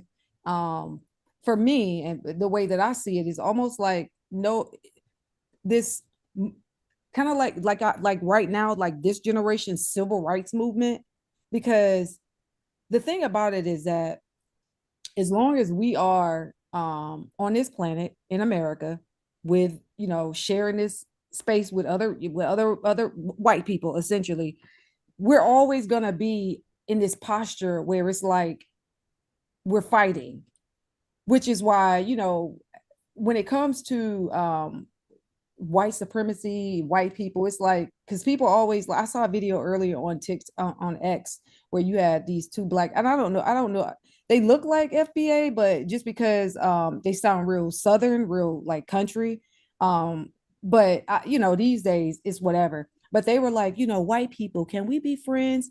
I don't, white people want to practice white supremacy. I'm not here to police them on that. What I am here to do is make sure that we, myself, my family, foundational Black Americans, my lineage is in a position where when they practice white supremacy, I'm not being exploited by it. And what we're doing right now, we are putting out, we put ourselves in that position. They think that they can, they want to do the same things they've always done, call us the N-word, try to denigrate us. But it's like, yeah, so what? No, what? And still not, we still standing 10 toes down. So I just think it's a beautiful time to be alive. I can't imagine, I'm not trying to liken this to, to what previous generations did, getting us out of slavery, going through post-slavery, Jim Crow, civil rights. I'm not trying to compare it to that. What I am saying is that we are the generation right now. I am. I'm sorry. Yeah, I always said, I've been saying it for the longest, that we are the modern civil rights activists. Right. And we're using what we have as they did in the present time, like us right now talking and building. We're using what we have to do that right now.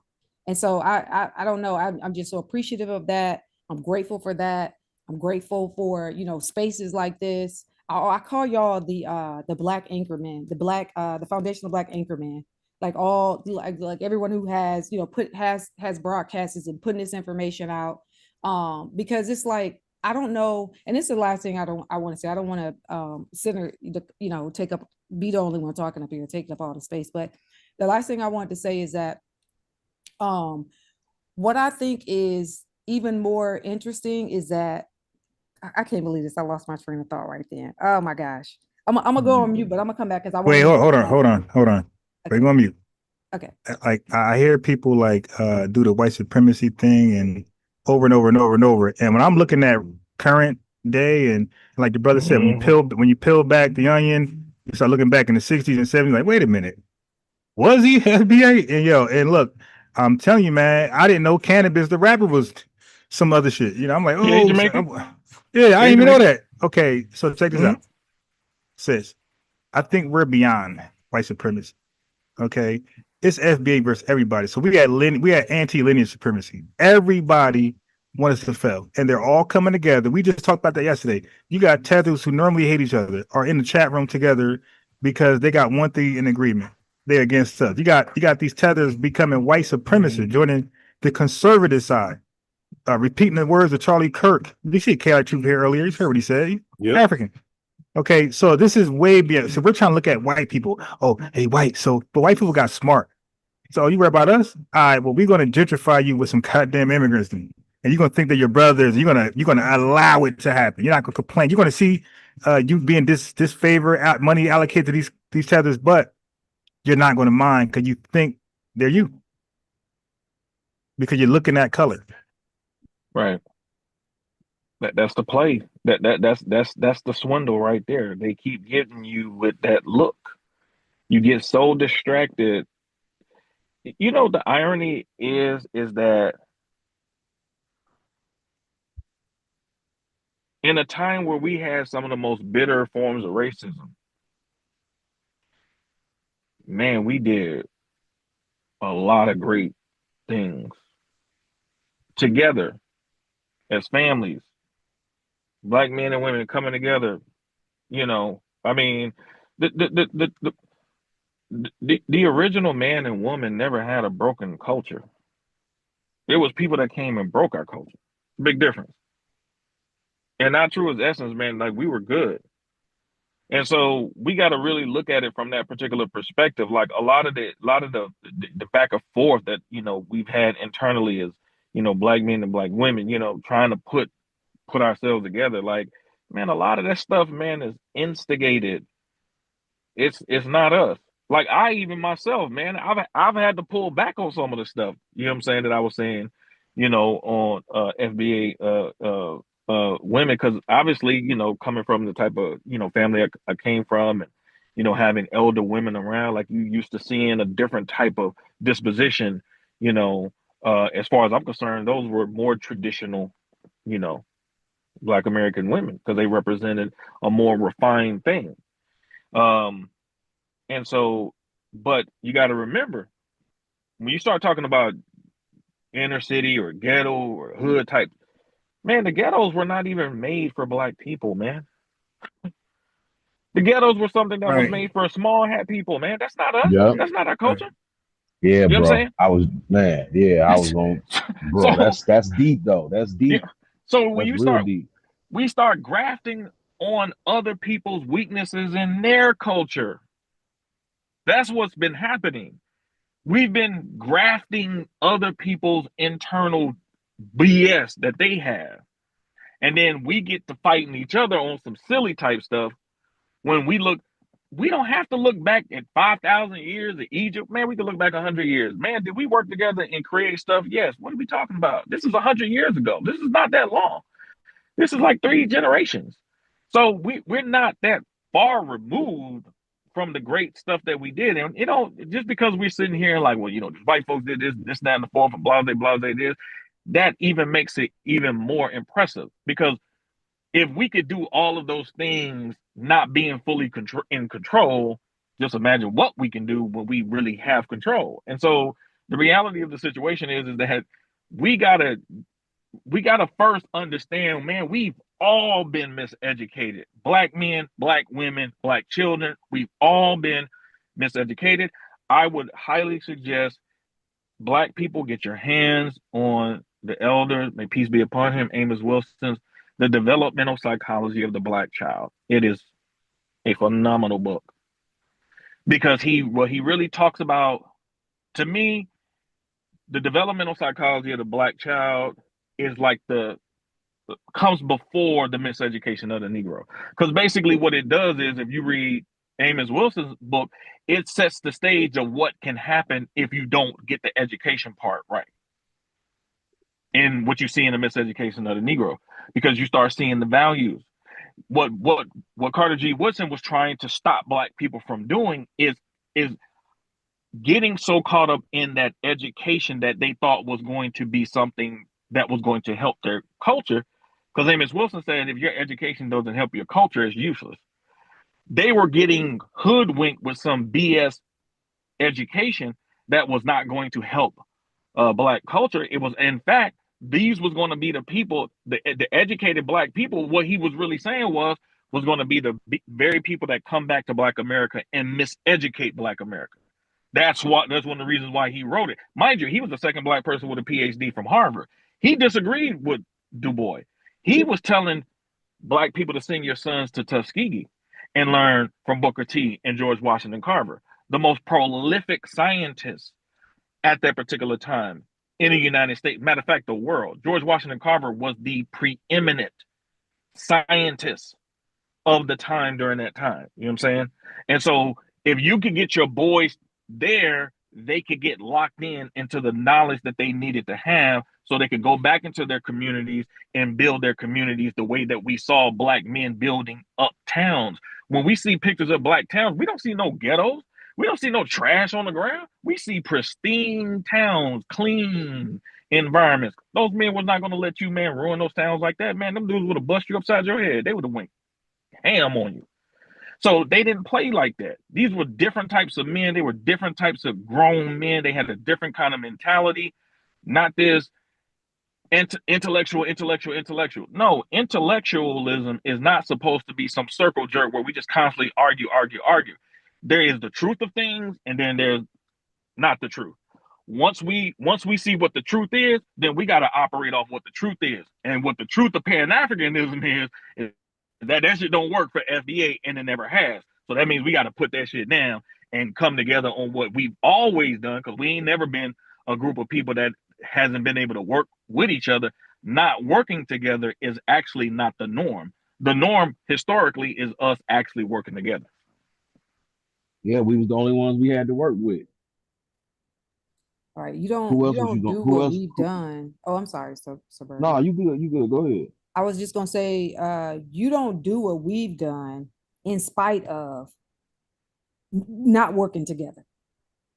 You know, Right. I want to make 3 points and I'm gonna drop. They love to say, you know, to your point about how we don't work together, you know, the propaganda that they've pushed since, you know, since we came in contact with these people, and even more so after, you know, the end of slavery. You don't do the things that they do for people that are weak. That's number one. And then the last two things that I wanted to say, when I can't remember if somebody mentioned about the mayor of Atlanta being an immigrant background, West Indies. I don't know if y'all saw, I think in the I know it was like this week where it was an article that said that he wants to make Atlanta the gateway to Africa. Make Atlanta like the gateway, like it be some hub or something like that. And this is all in spite of, you know, what Trump is doing. I look at all of these people. I don't care what color you are. All of y'all have practices white supremacy. All of y'all practice white supremacy, meaning y'all will do y'all center y'all's goals and things that y'all do, policies around harming foundational Black Americans. So that's what and this is his second term. He needs to go. 2026, he needs to be packing it up. And then the last thing that I want to say is that I'm like I was saying earlier about how we're doing what, you know, our parents, grandparents, great-grandparents, great-grandparents did to, you know, build something and sustain something for future generations. And so especially like in the last, like maybe 4 years for me, it's just like, what can I do? Like, I wanted to like do something that would be constant, something constantly, not like, oh, I'm gonna go to this rally or, you know, do whatever it is that I'm doing, like socially. I wanted to do something bigger. So I decided to go to law school. And my goal is that I want to inspire all of my, you know, nieces, my nephews, my little grandson. I have a grandson, and we were taught. I have the Hidden Heroes book from A to Z, and we read that, and I tell him about Johnny Cochran, and I'm like, you know, I'm gonna be a lawyer like Johnny Cochran. He's like, I want to be a lawyer too, Mama. So that's what I feel like. I feel like that's the least that I can do to contribute to try to build the next foundational Black American legal class that we need. So, you know, again, I'm grateful for, you know, for everybody on this panel. I'm grateful, like I said, I'm grateful for, you know, having these spaces so that we can build and, you know, continue to sustain ourselves now, and then to be able to, you know, provide something to future generations, because, you know, that's what we have to do. It's, yeah, that should be a given. I need you to hurry up because I got a tether I gotta sue. Oh, listen, I'm coming out of law. I'm coming out of law school suing. Do you understand what I'm trying to say? I'm coming out suing anytime you got to do any type of projects, mock trials. Mine is going to be centered around reparations. Yes, I'm interested in constitutional law, but then I want to also be able to provide, like you just said, provide things for the family, my immediate family, my, you know, distant family, as in like my FBA family. So yeah, that I'm coming out suing. So you know, that's my goal. I want to, you know, have some some legacy to Johnny Cochran. Man, I just literally, man, getting some quotes for, I gotta get a lawsuit drawn up for this tether. Then took 50K from my father-in-law. He died or whatever. He died, and my father-in-law was a fucking big ass Pan-Africanist and investing all his money into philanthropy and whatever. And we got a hold of his phone, and in his phone, he was talking. He had this contract with this cat or whatever. Make a long story short, the dude on 50K, right? So what state? the guy What has state is that admitted in? to, it's in Pennsylvania. So the guy has admitted to owing them the money and all this other type of shit. So now we got to take legal action or legal course to try to get remedy. But the funny part is that I'm on Fiverr and I'm on Upstart or whatever. I mean, not Upstart, Upwork, trying to find somebody to draft this lawsuit, and it's all tethers. Wow. It You know, is all tethers, man. You can go there. You can like just Google. I mean, it's not going to be Fiverr, but you know, you can definitely find a Black lawyer. And you know what I do. Obviously, you can look at people's names, but you know that would be the Use first the thing. AI, bro. Yeah, that So too. I've been using it, bro. And man, listen, I tried it. Look, I use AI, like I use it to build trading algorithms, right? So I'm trying to draft up the lawsuit, but I don't know exactly what to put in it. So I've been digging in my bag. I'm going I'm going back into my I'm going in my Morris bag and I'm pulling out some shit. But Shit. yeah, I know, You got right? no But jurisdiction. yeah. You got a contract with Morocco.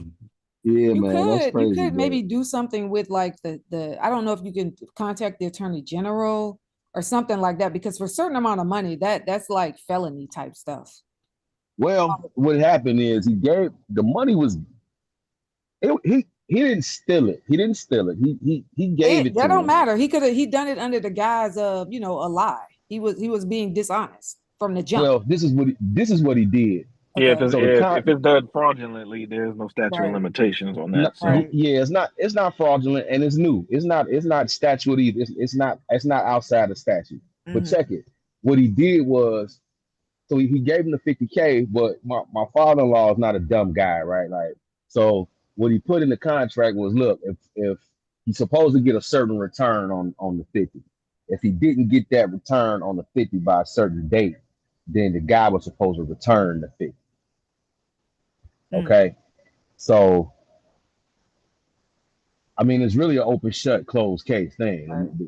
The guy, you know, he owed him money, but now he running, ducking, and hiding. You know what I'm saying? And is he legal? Is he a legal what? Immigrant? Is he is he legally here? You said he was a yeah. I'm only saying I don't like to use the term too loosely. When I say that, I meant it. Like, right. You know what I'm saying? I'm calling him a tether on purpose. Right. Totally get it. You know what I'm saying? Yeah. Right. Exactly. So okay. I would say he's just ducking and hiding. That's all. I gotta compel Buddy to come into the light. That's all. Yeah, I would say too, you know, keep you know, the attorney general. That might be something, like you said. ChatGPT is a hell of a resource. I had to just but you know, and I'm on his ass though, because like, you know, you don't, you know, it's not, the money ain't for me, but 50K, my wife, my kids, bro. Like, yeah, that's some money right there. You know, that's some money right there, bro. Yeah, that's money. I don't care if it's $1,000. That's some money. 50. I could be a billionaire and 50K losing. I'm still gonna be pissed. Exactly. Especially to a tether. For real. That's crazy, man. What was that literature you had? The Codex. What? I wanna try to find that. Yeah, brother. Codex Telleriano Romensis. Bro, how do you spell that? Hold on, let me get it for you. Hold on. I got it right up on my I'm gonna drop off, but I appreciate the conversation. I'm just gonna get. All right, thank you for calling in. All right, thank you guys. Have a good night. Peace. Night. Peace. Yeah, peace. It's Codex, so you know the word Codex. Telleriano, Telleriano, and then Remensis, Remensis. Like Ray Mensis, like. Yeah, but yeah, I'm gonna spell it again for you. Remensis. Yeah, like Ray Mensis. Yeah, Ray Mensis. Yeah, it's written by the Jesuits, I believe. You feel me? They got a lot of stuff with them that you can look at for the indigenous. I'm looking at a book right now that will blow y'all minds. And the FBA brothers really, really need to tap into stuff like this. But I'm not gonna blow the stage up with this stuff, man. We be talking for this. Have y'all ever tapped into it's a book, I think Manly P. Hall wrote it. It's called America. I can't remember the title of this book, man. It's the America. Anyway, and every people will say Manly P. Hall is pseudo. However, he does refer, he insinuates a lot of things, basically discussing the great switch, the trick. How the true indigenous were replaced with the native, with the fake natives or whatever. But is like I said, man, a lot of books that I had stopped paying attention to and I threw away, or I didn't throw away physically, but I threw it away. Even like some Dr. York shit, like, not to say that, whatever, but there are some things that Pan-Africanists like kind of took and gave it to the pseudo side that need to be reevaluated.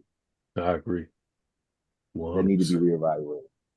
You're 100% right, brother, because that's the real power right there, because we got more of them.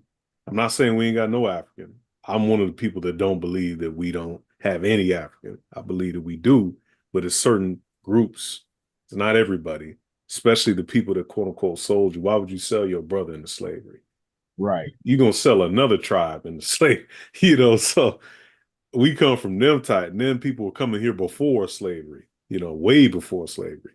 So there's a lot of information to this shit. I ain't trying to, because when we get to it, we have to do it in a certain context. We don't need to be doing it like if we want to battle Pan-Africans on certain things or tethers. Certain conversations shouldn't be had on the internet for live. You know what I'm saying? Because then they're gonna start. Yeah, exactly. Then they're gonna start trying to flip it. It's like, nah, you shouldn't tell them everything because they listen. I said that yesterday, bro. You're right, brother. We all on the same type of wavelength, man. This FBA thing is strong. Delineation is strong, man. So, but yeah, we mostly have Aboriginal. I mean, when you get down to the haplogroups, I'm not going to spoil too much for the tethers because I know they listening. But when you get to what people have in their genetics, usually what you're going to see, if they come from a paternal FBA lineage, you talk all the way back, they're going to have A00 on the Y haplogroup. And there's a couple of different ways to test this. Then a lot of us also have E because that's the African part, right? Coming in. So either way, it was an admixture between different tribes to formulate what Dewan B was saying earlier, which is the ethnogenesis. So we actually have multiple over the hundreds of years we've been interacting with people. You know what I'm saying? And the last one was in the 1920s. Actually, the last one is right now. To be honest, the last one is right now because we're separating some of the filth that's been swimming around in our pool, man, getting these people about the mix. So it's a beautiful thing to see, man.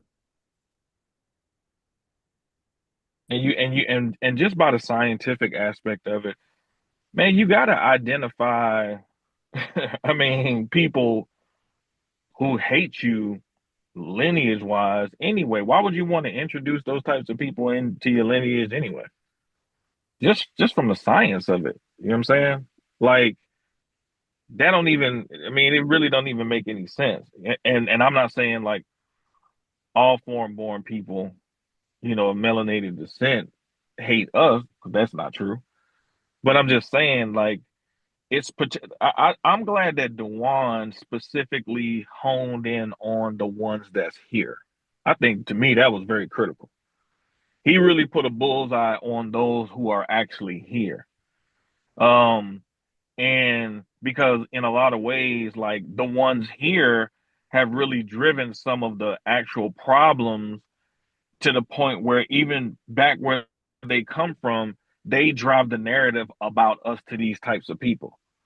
So they reinforce it in a lot of ways. So they'll just keep circling the information like, yeah, don't mess with them over there. Like, they ain't gonna tell you, like, like, for example, like, I had an ex who got her hair done, braided at this African braid shop, years ago. And she had a certain kind of texture of hair, is real kind of silky, you know what I'm saying? But she was a dark skinned chick, but her hair texture was real silky. And the African chick was jealous of her. And when she braided her hair, when she braided her micro braids, she braided it in a way to that when she had to take the braids out, she had to cut some of her root out to get the To braid get out. the head, yeah. So she did it on purpose like that. You know what I'm saying? So because the one of the chicks like who would normally do her hair, when she saw her, she was like, oh my gosh, like, and so when they, you know what I'm saying, like, because I was ready to bust that chick, man, face through the wall, like I was so lit, because I knew like I was gonna have to deal with the fallout of her and her hair and all that type of stuff, man. So I already knew like it was gonna be, a lot to deal with. And so I told the reaching chick straight up. I was like, yo, man, do everybody in here got their papers? She was like, no. I said, man, I'll send ice through this motherfucker, man. I was like, I ain't playing. And so the chick kind of jumped, like she kind of jumped up like she was hard. I was like, man, I balled my fist up, man. That African chick stepped in between me, man, because she knew, man, I was about to lay her out. And so, it's like when you start talking to FBA people, man, especially like, Gen X, maybe older boomers, man, a lot of times, man, we can refer to a story where, hey, man, they did, this happened to me, or this happened to my homie, or this happened to my cousin. Like, we got too many of those type of stories when it comes to them, you know what I'm saying? Like, and they'll sit there and say, well, FBA people, when I was in the 10th grade in high school, they said this to me. And it's like, yo, man, y'all got all types of tribes over there. Y'all act like y'all don't be saying all type of negative stuff about the tribes over there that y'all don't mess with. Yep. Like, why y'all keep trying to accentuate like something that happened to you in the 10th grade? Like, yo, we was kids, man. Like, yo, let that shit go, man. You know what I'm saying? And as if that would even compare to the fact that you didn't came over here and like all of the sabotage, right, is justified because I called you a booty scratch. Like, yeah, but that's not even 10th grade though. That's elementary school. Let me say this. Right. And those kids that called them booty scratchers, those were some wise young ass FBAs. They're little kids. They didn't know how to say tether. But don't forget, these disgusting people they admit their parents trained them to stay away from us because we're criminals, like white supremacists would say to their kids, right? Mm-hmm. And they said, we didn't say this, we didn't hear this. They said it out of their mouths, a lot of them. I got like 20 myself I could show right now. So if you come in with that, and the FBA kid's trying to play with you, and he's 8, you're 8, he's 9, you're 9, and you're acting weird, and you look just like him, that's going to rub him a different way. That's going to rub her a different way. Mm-hmm. And you keep doing it for the whole school year. Yep. Then the next school year, yes, they're going to congregate and say, "What's up with that African booty scratch over there?" Especially when you move in black neighborhoods. Like, why are you gonna move in black neighborhoods and not interact with black people? Like, yep. Like, black people ain't stupid. Like, we can tell when somebody feel like they on some so we did the normal thing. We did the normal thing, bro. When somebody's acting weird, right? You point them out.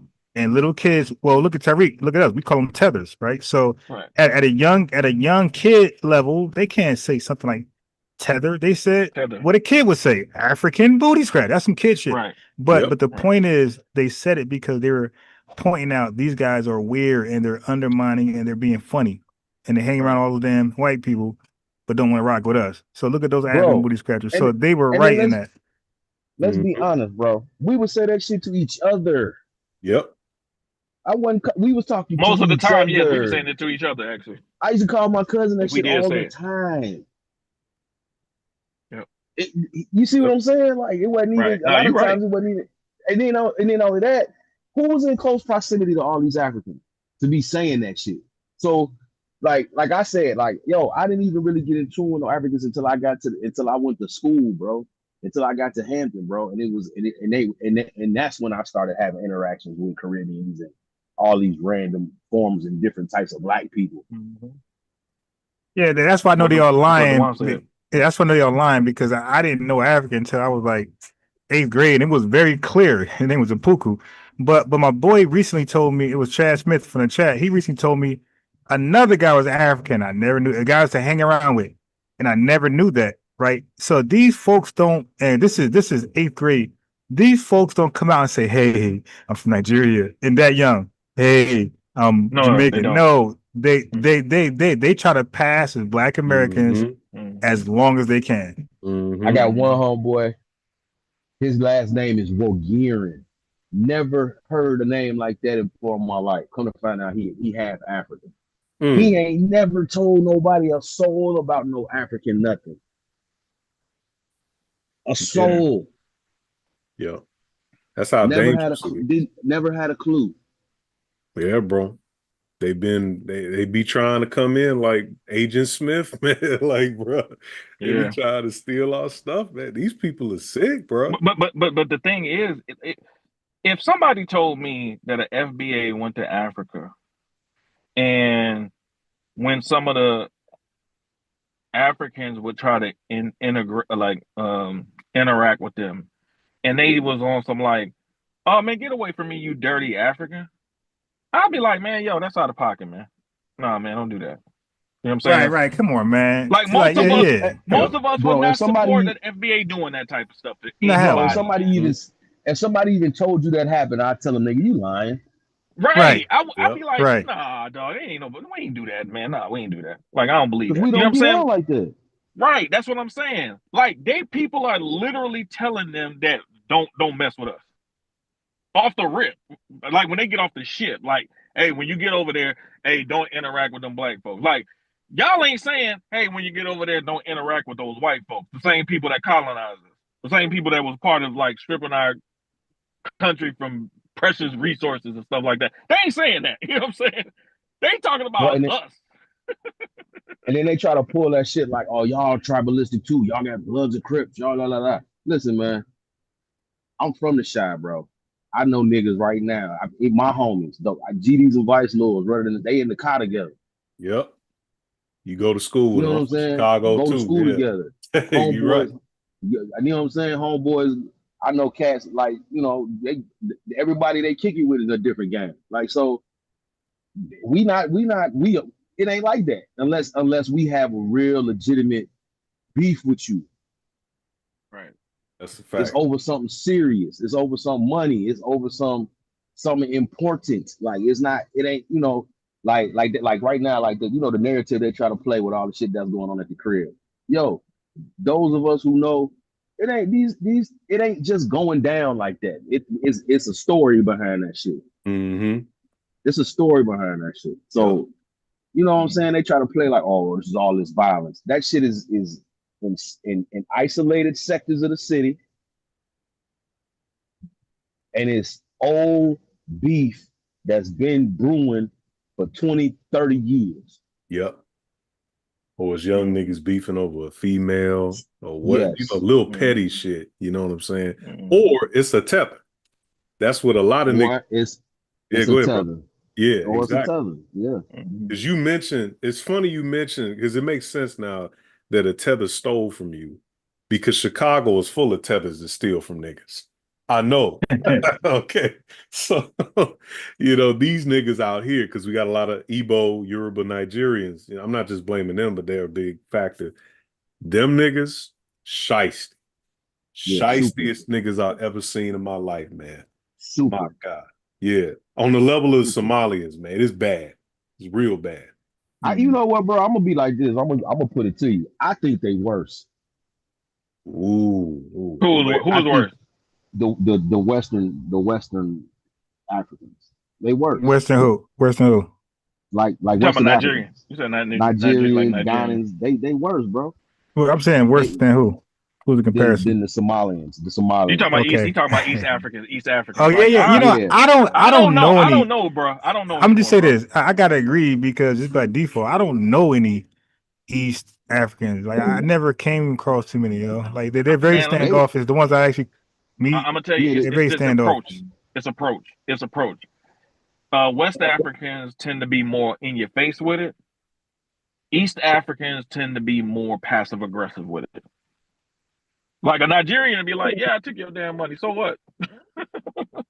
Yeah, Nigerian will make you The hurt East them. African would be more like, "Man, that's not what really happened." Like, no, you're Yeah, confused. but see, the East African. Here's what I learned, right, with them. The East African thinks he's white, bro. Like, yeah, we was kicking I will it. agree with you on that one. We was kicking it with some Eritrean chicks one night, and bruh, the shit that was coming out these chicks' mouth was unbelievable, bro. Yep. Like, bro, like the chick was like, we was at Old Dominion, bro, kicking it with these chicks, and the bro was like, my dad would kill me if he seen us kicking it with y'all, and it kind of went over my head at first, but then as I started thinking, I'm like, wait, what? Yep. Look, hold on, homie. See, this is where it really gets interesting, because like what happens is that a lot of the males, like they'll try to emulate FBA from the surface level cultural stuff that they'll see. At the same time, they'll say to their daughters, "Don't deal with them," and they'll come with this mentality like they ain't gonna treat you as good as somebody from your own group like that. But if you actually talk to some of them chicks, man, them niggas be shitting all on them chicks that they be claiming that they think we're going to treat bad. What actually ends up happening is that when they actually deal with FBA dudes, they start looking at the men in their group and be like, "Man, what's wrong with y'all? Man, these dudes is cool. Man, y'all." They don't. Yeah, and they ain't tripping. Be shocked. Yeah, they be shocked, bro. They be shocked, bro. They be shocked, bro. Because that's because of African niggas be they hard on a bitch, bro. Like, you know what I'm saying? Man, boy, they I have no idea. Cold. They cold on a bitch, bro. Like, bro. Niggas from the shop think they pimps, bro. They gorilla pimping. No. You're right. No. 2 feet in a bitch ass, bro. 2 feet. 4 feet. Can y'all hear me? Yeah, go ahead, bro. Oh, peace, man. I apologize for interrupting the brother who just spoke. My name is Will. I live in Atlanta, but I'm from Atlanta, but I live currently in Savannah. And like Andre 3000, I got something to say. And basically what I want to say is anybody who stand up, speak out for FBA, I'm 100% with you. Going by what the brother said a moment ago, I was cool with a brother. I don't know if I should call him a brother, but he's from Uganda. Cool with the man for 5 years. Looked at the man as a brother. One day, the man asked me for my social security number. I kid you not. I was so confused by that shit. I called my brother, my blood brother. I said, man, it's cool with this man. This man asked for my social security number, man. I'm so confused. My brother said, man, leave that motherfucker alone. Yeah, my man trying to go fly a plane. He trying to get his license to fly a plane. So it's definitely true that they move passively, but they undercover with theirs more so than the individuals from West Africa. Now, going back to what you all was talking about earlier, in essence, to that panel that for Dr. Mayat, and I respect the sister wholeheartedly, right? But I say this here, and you all may disagree with me, but anybody that say that they're Pan-Africanists, they may need to go back and check that, because the word Pan itself is a Greek god. I don't know if people know that. Yep. You talking about Chronos. Yeah, for sure. Yeah, I'm hip. Pan has two sides to it. It's part human, part goat. Yep, and it has the goat god. Yes, sir. And what it used to do was string the heart, and individuals like the Pied Piper, they would become hypnotized, and it'll string the heart. They catch you in their labyrinth. Yeah, for sure. And that's what, like with music itself, that's why a lot of people become not confused, but in like mesmerized by hypnotized the lyrics, all that stuff. You know what I'm saying? And so another version of that was the Pied Piper. So like when you listen to R. Kelly and he talking about he the Pied Piper, but remember the Pied Piper played the flute, but he would attract children. That's right. That's Pan, right. Pan eats children. That's right. And That's Pan's brother was Kronos. Okay, yeah, very familiar. Titan. Yep. Pan's brother was Kronos, right? Kronos deals with time. Mm-hmm. And that's what the labyrinth was about, because when you get caught in the labyrinth, it's a everlasting cycle. You can't get out. It's infinity. You dig what I'm saying? So, yes, bro, I'm telling you, I understand esoterics, bro. That's what I deal with. You are absolutely correct. So I'm gonna try to put all this together while I'm saying this, because like when they started so-called Pan-Africanism, they started it in France and in a certain area in the motherland that was spoken by French people, but not French people, but by Africans that spoke French. And one of them was cool with W.E.B. Du Bois, because he was also a Pan-African. His name was Blaise Diagne, or something. And their whole thought process was just like white people. And so, like the whole concept, all that stuff, it was supposed to be like what Du Bois said, but the talented 10, all that. Well, over there, hey, that boy come out. Yeah, they had it more. That was my ace in the hole, man. Yeah, hold on. Let him finish. Hold on. Yeah, all them being so-called better than the poor. And so what you heard on that panel was more so like individuals who think of themselves as being better. And they're going to tell you that they're not. But I'm going to tell you like this here. There was a lot of confusion that was said on that panel, because the individuals that hosted it said themselves that they were FBA. But yet what they said was they disagreed with the information that was being provided by the FBA. So I said to myself, well, how do you disagree with something if you claim something like that? But what I learned is this here. These individuals who are saying that they're Pan-Africanists, what they're doing is they're speaking against it because it's messing with, like what somebody said a moment earlier, their money. Even the guy who calls himself the God Killer, Unc, which I don't know why he called himself Unc, which is a confusion in itself if you're a so-called God Killer. You know what I mean? Because Unc's supposed to be something like a spiritual type thing, you know what I mean? And Kemet or what have you. And so, but basically, they're basically talking out of both sides of their mouth.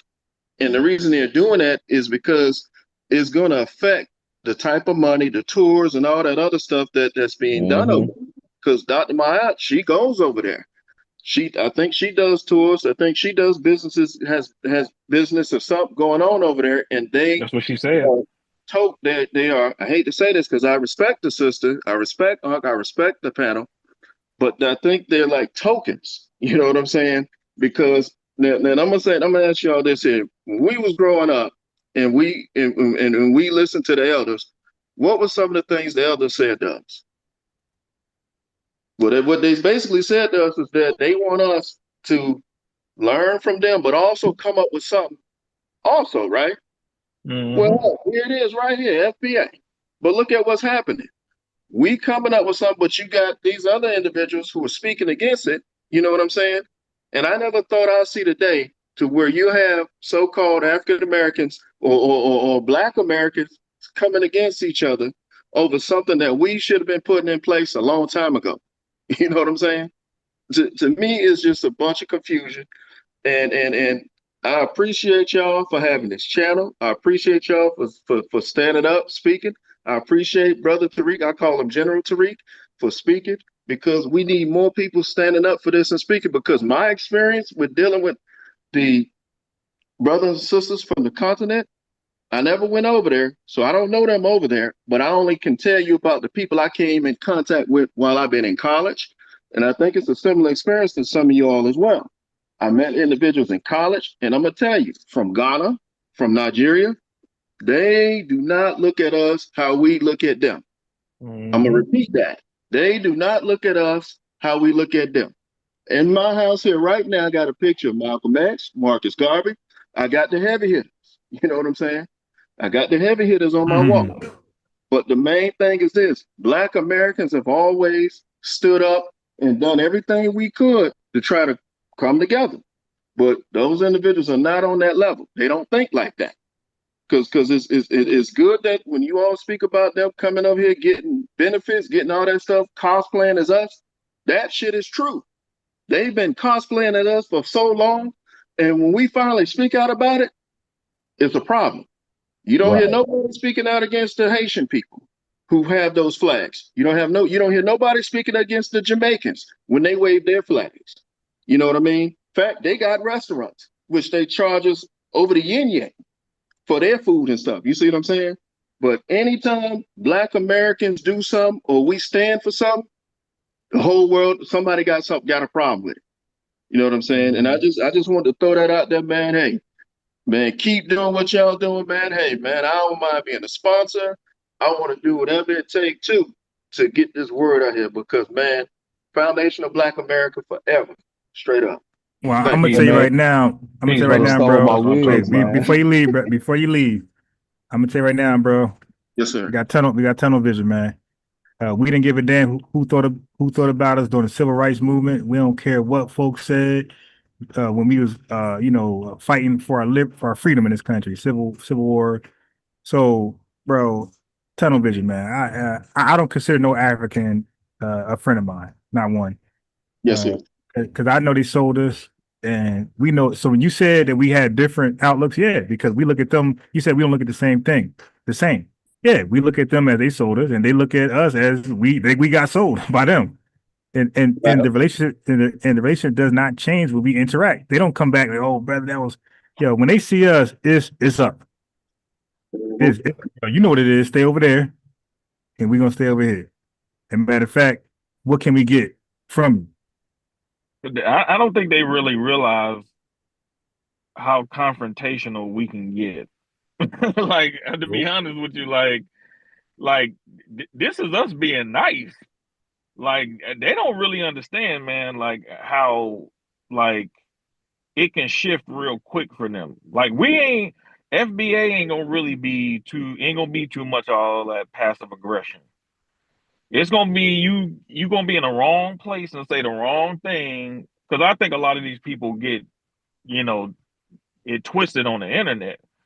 In person, I'm like, are y'all gonna have that same energy, like really in people's faces? Nah, it's gonna be teeth and Like, gums, nah, dog. it's gonna be some teeth missing, man. Y'all gonna get stole on, man. Like, y'all think this is funny. Like, this ain't funny, man. And and I'm not saying that lightly. I'm saying it is real. Like, you look, it came, the reparations argument that exposed a lot of tethers.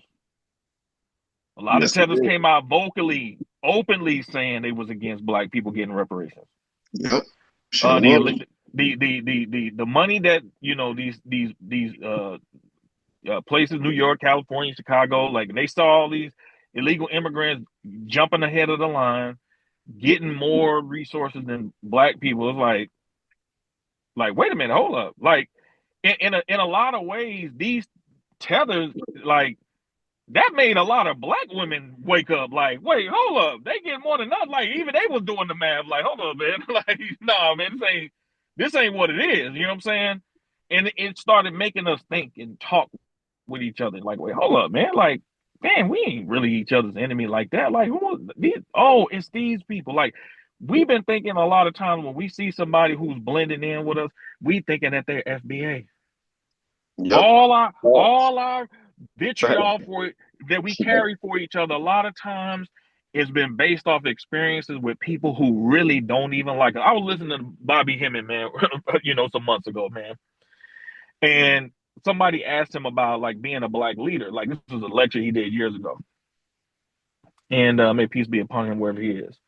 And and the Black woman asked him, she was like, are you trying to, you gonna try to be a Black leader for people? He was like, he said, hell no, I ain't trying to be no Black leader. He said, why? He said, why in the hell am I gonna try to save a nigga I don't even goddamn like? Man, that shit had me crying. I said, damn. But it was real. He was like, yo, why am I gonna try to save somebody I don't even like? You know what I'm saying? And that's our experiences with a lot of these tethers. Man, if we had to really be honest, because I've even said this to Africans myself, like that I know, like even on the continent, I'm like the people that y'all send to the Americas are a poor reflection on who y'all are as a people. I was like, because they come with a very nasty, disrespectful disposition. Okay. Oh, yeah. I said, and y'all ain't even coming to people who historically have been anti you. Y'all are coming to people who have tried to join the military in the United States to fight European invasions of African countries, like black men, Booker T. Washington telling black men to join the military to help the Cubans, the darker skinned Cubans get freedom when they were trying to get free from Spain during the Spanish American War. You're talking about people who have been pro, because you got to remember there was a point in time in American history where the world of quote unquote colored people were looking at FBA as the ones who was going to change the whole paradigm. Okay, that's how they were looking at it. You know what I'm saying? So you're dealing with people who have never been anti-you. Y'all are getting black people to the point they're going to be anti-you. That's not really where you want to be at, because number one, in America, you just don't have the numbers. You don't have the numbers. You cannot. I've already said, like, I am not voting for any politician that is foreign. I'm not doing it. Yep. I'm not going to do it. I'm not voting for no Ted. I don't care what they say. I don't care what their platform is. I learned my lesson with Barack. I'm not doing that again. Nope. Same here. Not doing it. Not doing it. I can tell you too, that guy on that panel, who the PhD guy, Dr. Assar, I can tell you for a fact, he don't know a great deal about FBA.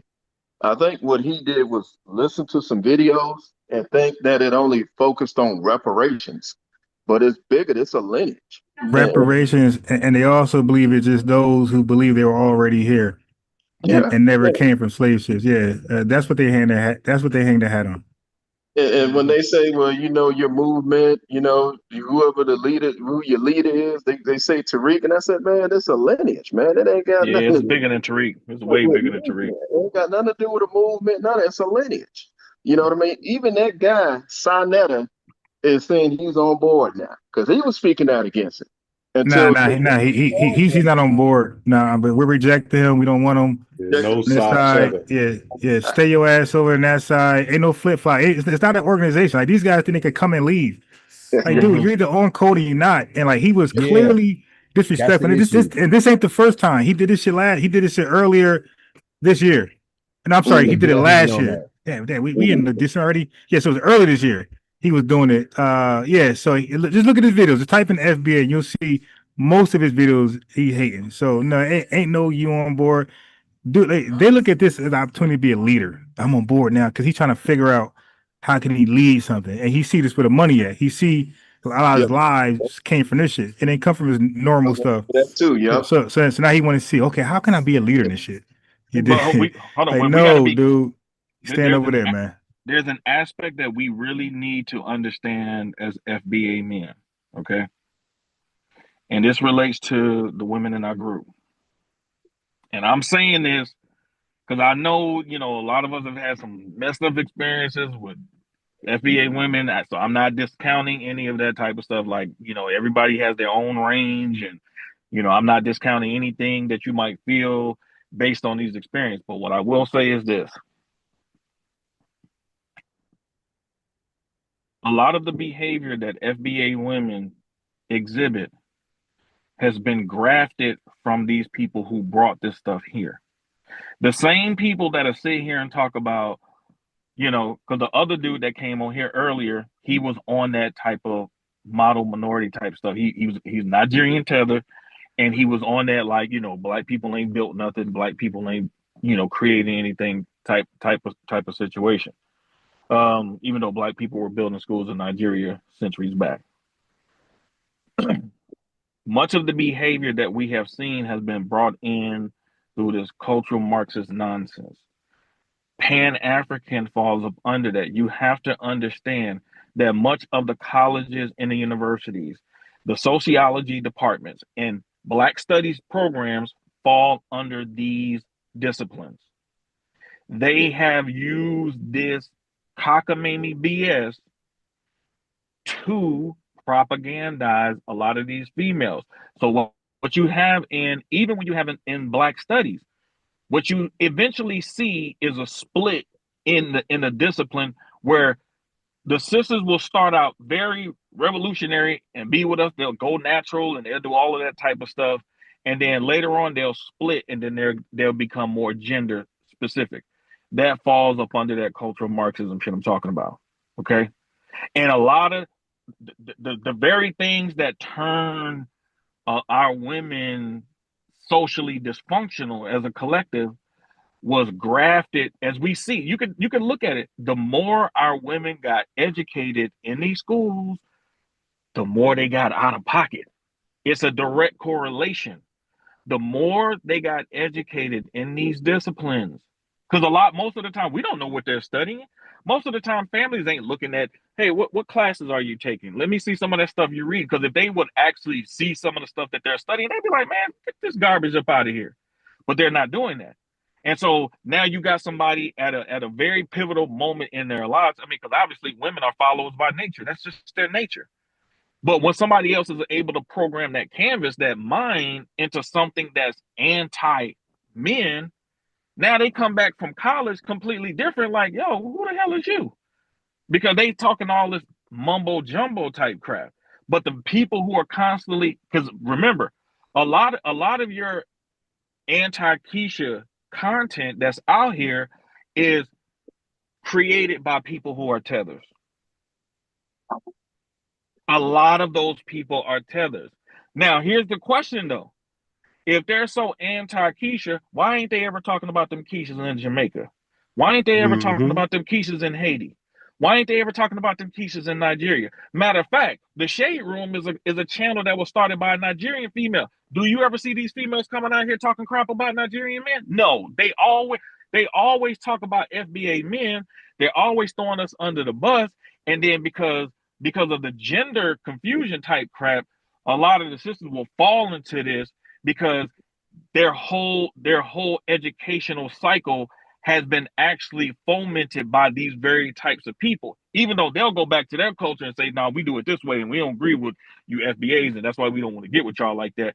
But what I'm saying is a lot of the people that's making money, there are a lot of tethers who are making money keeping up this Black American men and women conflict going at each other, because they brought it here. They brought their dysfunction here. Before them, we wasn't having these types of back and forths, man. We wasn't. And we have to really, I know it's difficult sometimes, but we got to, look at it from that particular perspective. So we both are not constantly in this cultural food fight every generation where we're constantly fighting each other, when the reality of the situation, it's like finding out a family secret and you find out like, damn, man, we don't hate each other. Like, damn, they person just set up stuff to make us just fight each other so they could be over here getting what they want, and we over here fighting and we losing. You know what I'm saying? It's that same type of thing, man. Same type. Yeah, I agree. And that's why my resolution 2025, when I peeped that, I'm like, hey, wait, first of all, I think I was one of the first channels I know of to be all inclusive to ADOS, FBA, Descendants of Freedmen, anybody, no matter what you call yourself, as long as you are on code with the same language, reparations and delineation, and pointing out the troublemakers, you dig, the cosplayers, you were invited over here. Because prior to that, you had channels that's FBA, which is FBA, ADOS, which is ADOS, and the Freedmen Descendants. Like, it's kind of like, there's kind of like split a little bit. So I was like, nah, y'all welcome over here. And that was under the channel FBA Defensive Unit first. Okay, so this channel is pretty new. But my resolution at the end of 2024 was to like try at least as possible to argue with anybody with the lineage. So now I think I did very good, because I'm very confrontational, you dig, and for me to like I had like a little bit of arguments, but like that was I think I accomplished my resolution for 2025. So I'm gonna keep that going in 2026. And so is that, plus I'm gonna go harder on ops. So that's my resolution. Harder on ops and still keep the love with the lineage. Try to be peaceful as possible. Shout out Now to once you, once we give you the information, if you stay on that BS, okay, then as far as I'm concerned, you a tether then. Because Yep. to be an anti-black man or anti-black woman, by definition, is to be on some tether. Oh yeah, type and that's stuff. another thing. Thanks for saying that. Yeah, we're giving honorary tether labels next year. So even if you're within the lineage, like you said, if your actions are kissing their ass, we're gonna make you honorary tethers. We're gonna call you tethers too. Yep, So yep. that's 2026. We calling the lineage that's off code honorary tethers. And Dr. Mayat is the first one. She's been tetherized. Bro, my man he straight stole that pant, man. That was my ace in the hole, bro. I've been saving that shit for these niggas. Oh, a tetherized? No, that pan argument about the pan. Bro, that's been in my back pocket for like a year and a half, dog. I've been holding on to that one. Hey, great minds think That's alike, out brother. here for the world. You know what I'm saying? Hey, great FBA minds think alike, man. You know. Yes, sir. And you know what's crazy about that, man? After I seen your boy Seti. Seti did a whole lecture on that shit, and he's still out here fighting for that. Another one, He right? did a whole lecture on that. Wow. I think he's an op, man. To be honest with you. Hey yo, we should do a award show for honorary tethers like Seti, Professor Smalls, all these guys be thrown in there, yo. Oh, man. That's I'm gonna be honest. I'm gonna be honest with you. Like, I don't know if anybody's ever actually attended an HBCU here. I think brother from Chicago. I graduated from Hampton. Yeah, you went to Hampton. Okay. Yeah. I'm gonna be honest with you. Like being on an HBCU campus, like, it's one of the best things you have ever experienced. Like, if you're young, like if you do it when you're young, it's a great experience because, man, it's like one of the few times in life where you could just see Black people just kind of getting along with each other. You know what I'm saying? Like you have the cliquish element, but that's typically more in the fraternity and sorority type stuff. But just in general, you know, if you're on campus, man, you're in the dorm, man, you're kicking it, man, you know, you got your homecoming and stuff like that, man. There's so much stuff culturally that really is there that kind of brings us back, you know, brings us together, you know, from a cultural perspective. And that's what this FBA thing kind of feels like. It feels like the coming together of the proper energy for Black people to have and stop being so. We don't like when, you know, like I've been around elder Black people, you know what I'm saying? My great grandparents, man, rest in peace to them. You know, they represented that real essence of what family was, the norm, you know, not crazy type stuff. Like this is just not who we are, like broken families and all this type of stuff. Like this is not our culture. This has never been our culture. We have never had a broken culture. Like I said earlier, people broke our culture. You know what I'm saying? They came in, infused themselves in it, undermined it, got us shifted off of on different type of things. And so, you know, we really should just step back and really appreciate that we found something that we can actually be on code about, and it's us. It's not an ideology, you know, this is just us saying we are one together as a group of people. This is about us, nobody else. Like I said before, man, like I was on the panel, you know, some months back, and I was telling, you know, some brothers, I was like, look, get out of that black and white people stuff and just take a step back and just appreciate the fact that Trump said, like, yo, the 14th Amendment is for FBA only. Like, it's not too many times where we just getting something that's just for us. Right. Man, just good. appreciate it. Like, appreciate that. You know what I'm saying? Like, everybody can't be a part of it. That you can't, everybody just can't be. You know what I'm saying? Like, we can't just go to Africa and just be. We can't just come in there villages and say, yeah, we here and we're gonna be a part of it and y'all gonna accept us. No, it don't work like that there. They know it don't even work like that there. So why would y'all even try to push something on us that you know that we could never even do where you come from? And so I just really, you know, I'm really appreciating that a lot of Black people are waking up. It doesn't matter how much research you haven't done. you know, there are people out here. We're doing it. We're bringing y'all up to speed. You ain't got to feel bad. Like, just be in the right places. You know what I'm saying? Where you getting the right information. People got the right, right energy. They're not trying to get no money off you. They're not trying to snake you, because ultimately all this Pan-African stuff is a money play. A lot of these people are tied into universities. I've seen it myself. I went through this, man, years ago when I had to push back on some of these so-called elders that was, walking around with the dashikis on and all this other type of stuff. And, they just wasn't living right. You know what I'm saying? And it's okay. We got a culture where we come from where we respect elders, but there's a difference between an elder and an old nigga. A lot of these people are just old niggas. They're not elders. If you got so-called elders that's keeping up beef and conflict, that's not elder behavior, man. That's never been the sign of true elders. True elders give the wisdom and keep us out of the conflict. You know what I'm saying? And then if 1 year they're saying one thing out their mouth that's in line with what we're saying, and then another side they're going over here and they're saying, no, we're against them and they agents, like, that means you're trying to serve two masters, man. You can't do that. Like, we're standing on code, man, because this is us, this is our lineage.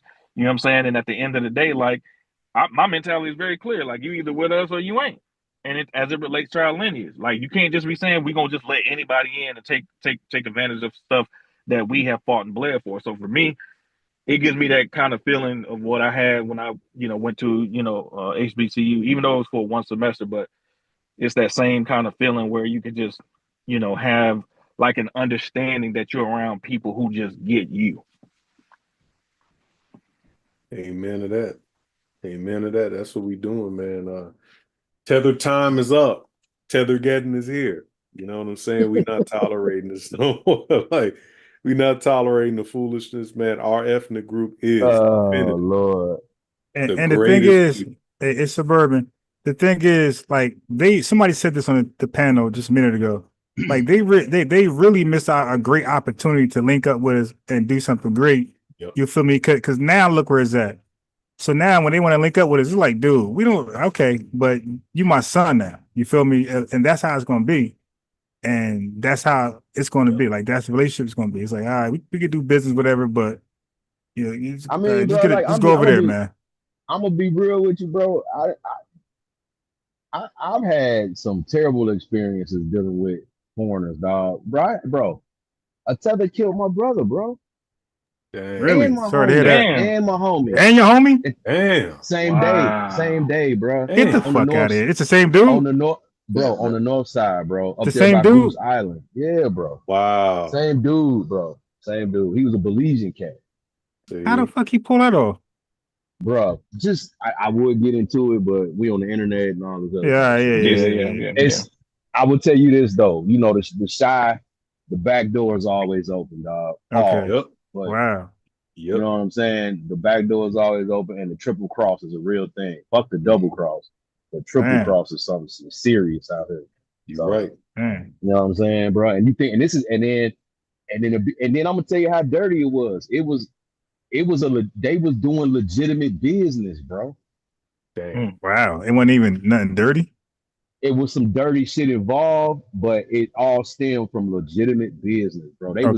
They was partners on a real estate deal, a rehab up on the north side. That's where all this shit stemmed from, and that's why he killed him. So he could walk away with all the bread. Wow. So it ain't always street business that get you took out, bro. You know right. That shit crazy. Yep. Yeah, it's some movie shit. And I thought about writing a screenplay for this shit, but I don't think my family will take too kind to that shit. But yeah. You know what I'm saying? But it's a wild shit, bro. Like, the whole shit is wild, bro. Like, that shit crazy. So that's why I say, bro, when you start, you know what I'm saying, bro? You start, like, bro, look, I live in Florida now, right? So I'm surrounded by the motherfuckers, but it's a little different type of energy, but down here, it's not by you being surrounded, it's like, I feel like maybe they don't have as much to prove. They feel more comfortable. So it's not hot.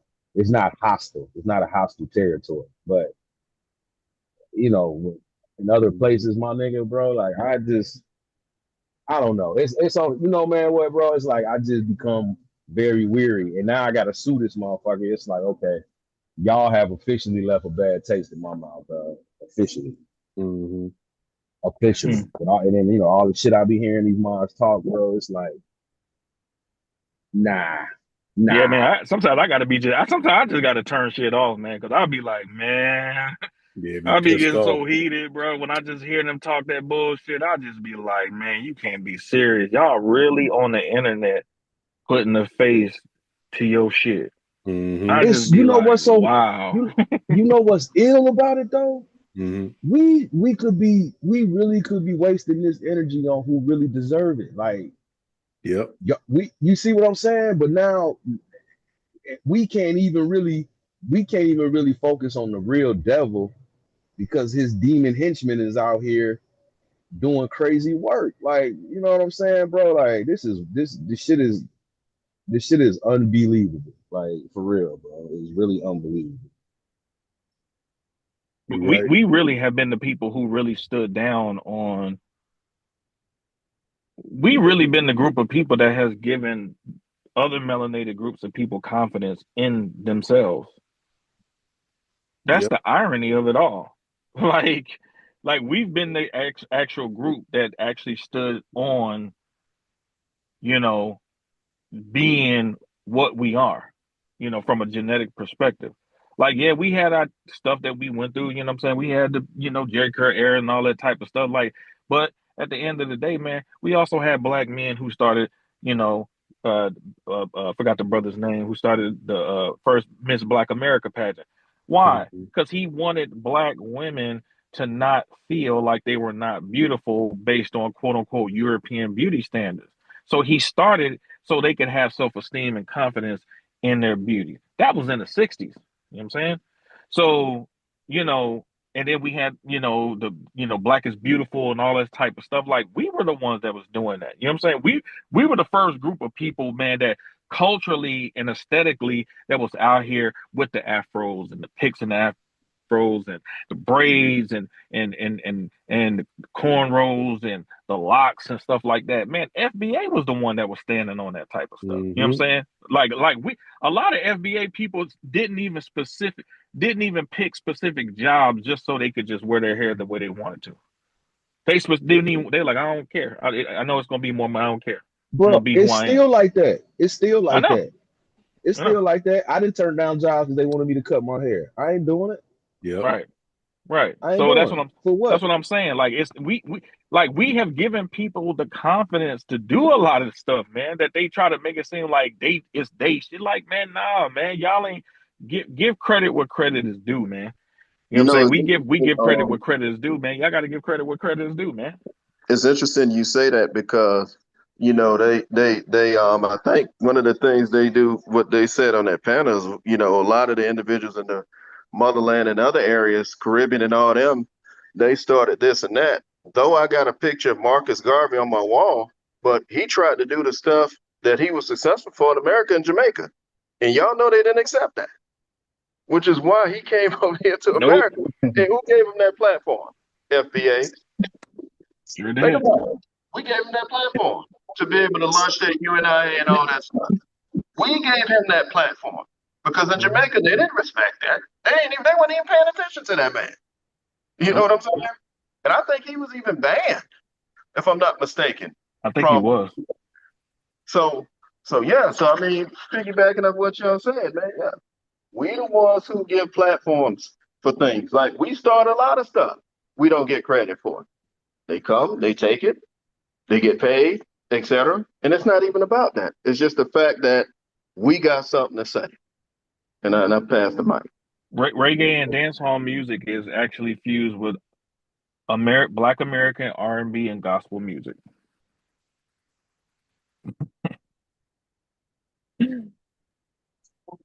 Yeah, that Garvey guy, about him. Yeah, I was gonna. You said the first time we're gonna say that. I said, hell no. I know you got good intention. I said, let me leave it alone. But you said it again, so the chat, like, Ron, you gotta share some information about Garvey. Yeah, the reason why he got rejected in Jamaica is because they realized he was full of shit out there. So he brought his full of shit over here, took advantage of black folks during Red Summer, being terrorized by white people, chased, you know what I mean? Killed, I think, the bloodiest summer ever in KK versus Black American history, something like that. So he took advantage of those individuals. So our leaders even recognize that and say, yo, this dude's taking advantage of the poor.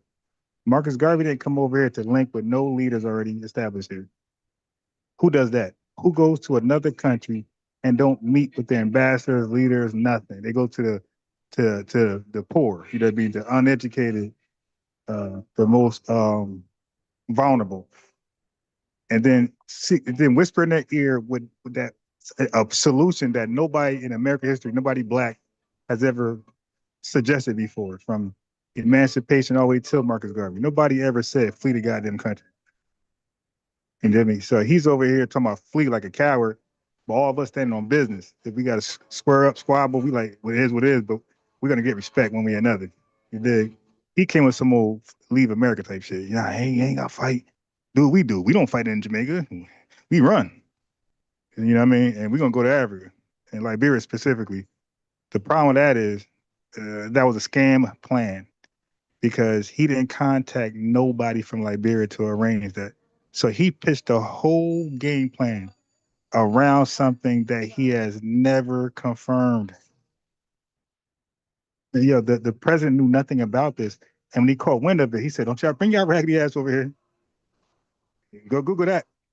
Don't trust me, go Google it. So this dude is selling stocks on behalf of a lie, like some Brady Madoff shit. Like people are eventually going to know that you're lying. You dig? It's like, hey, okay, this is day 10. I mean, it's the 10th year. We're still in America. Like, what's up? You know what I mean? So it's like the Umar school. Eventually people start to be like, hey man, come on, man, we're 30 years in, bro. What's up? So what he was trying to do was take as much money like Umar to establish himself, like Jay Morrison, so he could be like, fuck yeah, I'm good.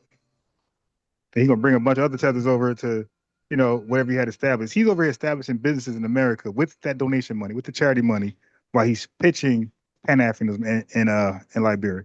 That's the crazy part. He's establishing businesses while he's telling you you're going to Liberia. Yeah, so of course our leaders spoke out. Hubert Harrison left him, one of his right-hand man left him, exposed him as a scam. Then he met with the Klan, the most disrespectful thing to do. He met with the Klan, and that helped launch the Garvey Must Go campaign, led by Philip Randolph, and they got his ass up out of here. So, what the hell was that? What was that even about? Like, what the whole meeting with the Klan shit? That's the first time, like here recently, I just started hearing that about Garvey. What is that shit about? The meeting with the Klan. Like, what was the purpose of that? Yeah. Okay, so all right, so this is kind of deep history. So to understand that, you got to know a lot about the origins of Pan-African history in this country. So the origins of Pan-African history leads you to the ACS, the American Colonization Society. So those were the first people that started to send free blacks to Liberia. So the whole Liberia, you think about all 54 countries. Why is this Taylor talking about Liberia out of every place else, Liberia?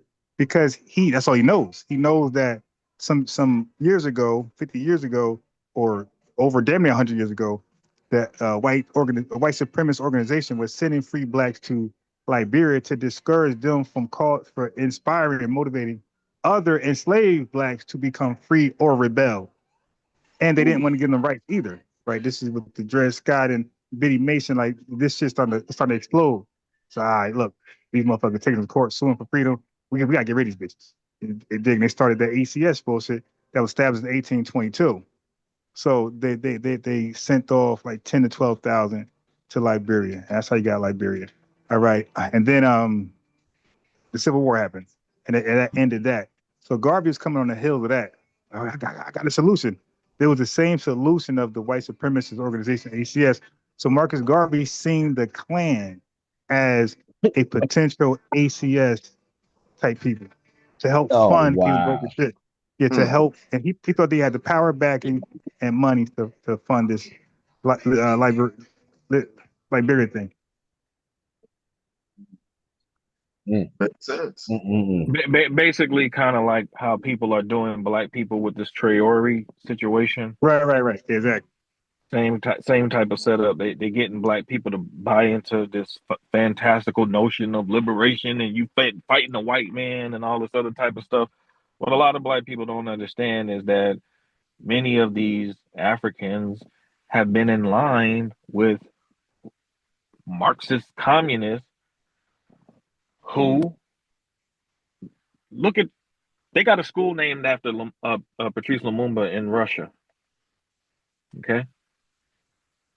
See, all we've heard is about the capitalism side. We haven't heard the communist side. There's a whole side to that equation that really makes you understand why a lot of these black groups in America got so much hostile treatment from the government, because many of those groups were inundated with a lot of fucking communists, man. And like Asada Shakur, right? Yeah, you got to remember back during those times, man. These folks was like, it was like the Russian menace, because you got to remember they had just had the overthrow of the Tsar, 1917. This was the pivotal time. You know what I'm saying? And so, we got to really be aware of these types of people, because the way that they were able to use black in America, black became a substitute for the proletariat. So the working class, because ultimately their mentality was, their game plan was to overthrow America. So they've been using the black struggle as a foundational piece, because we're the only people that have that experience in America from the racial perspective like that.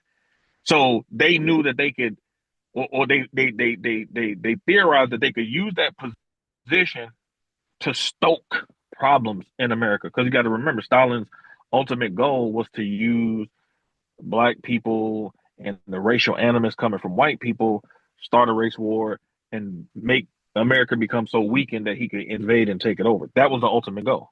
You know what I'm saying? Now, to a certain degree, they did that. They just didn't do it militarily. They've been able to do it culturally. That's why we got all these problems a lot of times, because they was able to infiltrate on the cultural level. This is why our shit is so whacked out, because we've been so infected with this cultural Marxist stuff that have us looking completely at each other the wrong way and looking at other people as being our saviors and our benefactors, when the reality of the situation is 100 years ago, before we got infected, they were looking at us to help them like that. Right.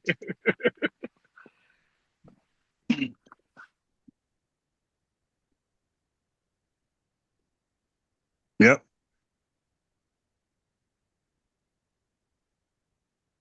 So, we just got, I'll be the first one to say, man, when I used to be on the Pan-African stuff, one of the things I'm glad I learned coming off of that, much of us, got into those lanes when we were young and impressionable, and we wanted answers. And we were looking at these people that we thought were elders. We were thinking that they was giving us the right information. And, a lot of times we were cocky, we were a little arrogant, you know what I'm saying? But, it's a saying that,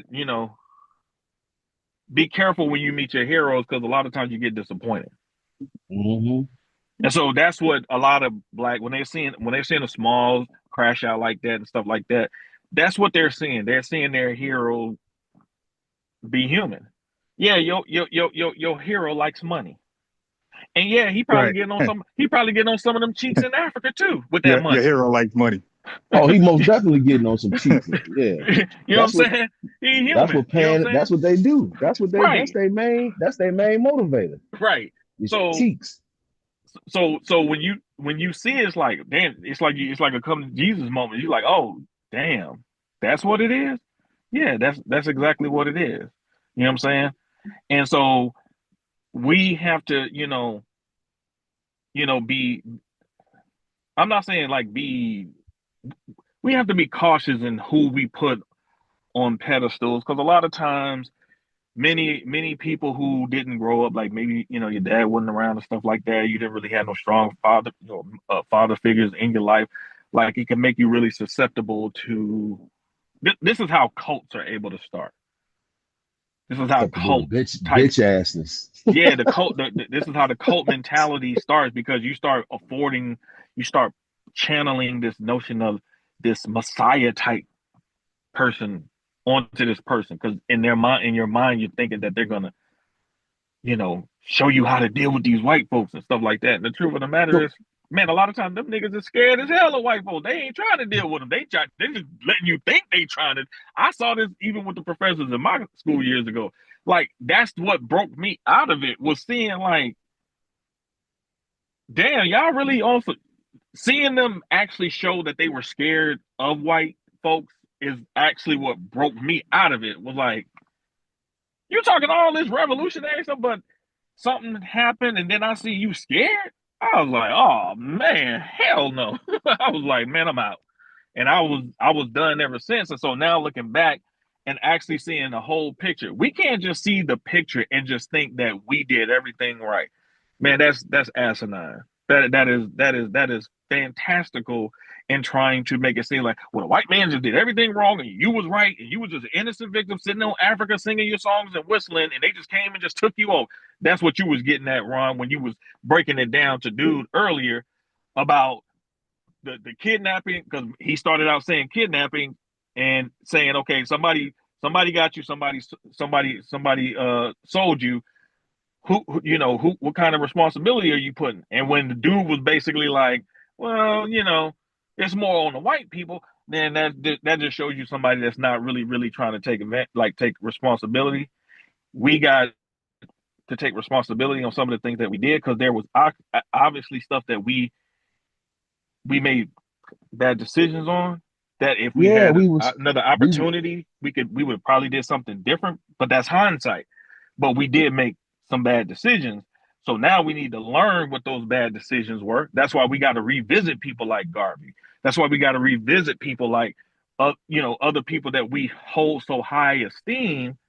And even Phil Valentine said this years ago, like, hey man, don't be so scared to look at the people that you hold in high esteem critically.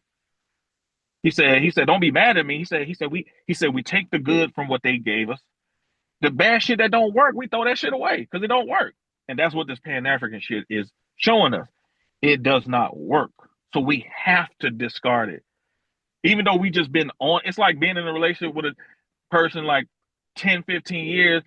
You've been with that person, but y'all shit is so goddamn traumatic and y'all fighting all the time, but you still stay because you've been there so long. We got 15 years there, but shit, y'all motherfuckers fighting all the goddamn time.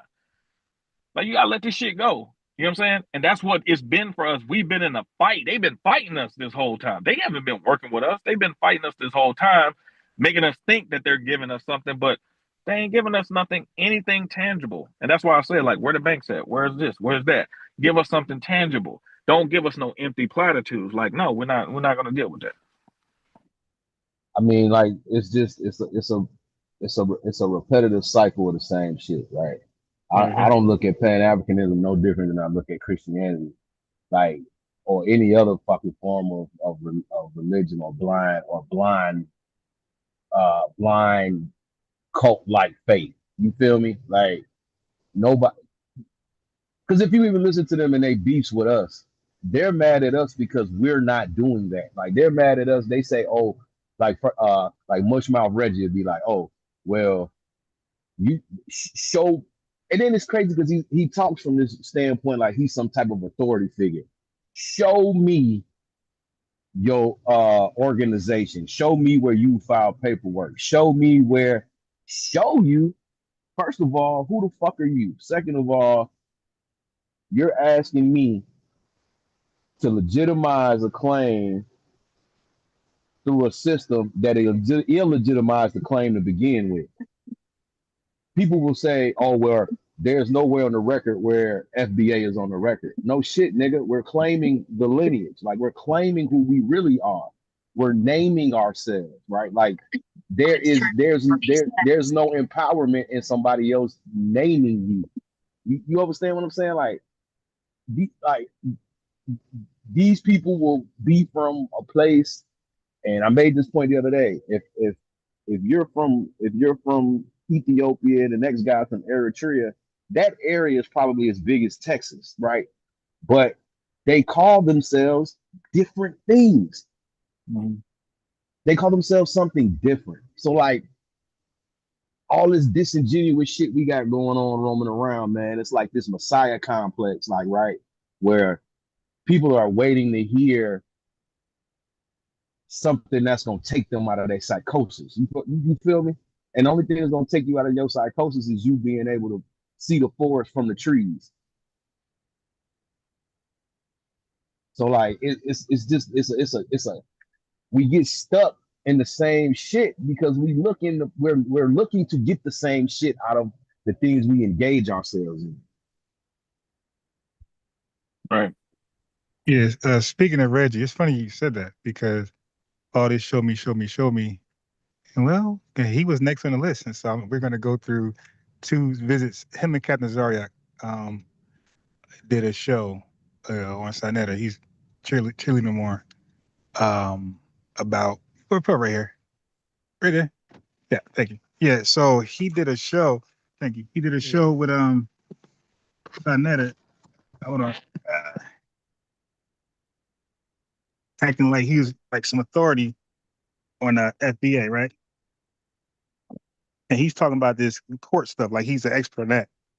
Okay, first of all, if you go through my archives, my live video, just type in Black City Plan. I already cooked him. That was a horrible idea, horrible plan. It was bullshit. His court, everything. He didn't understand politics at all. Cities, how nothing worked. It was a nothing work. It was garbage. I exposed it point for point. Then his little article he did on reparations with Dr. Issa, garbage as well. Okay, so this is gonna be the third thing I expose. This whole show him. I think the Pell. He talks about the farmers' reparation. He misrepresents that. He combines 2 different arguments from white women and the black farmers together. That's why I call him retard Reggie.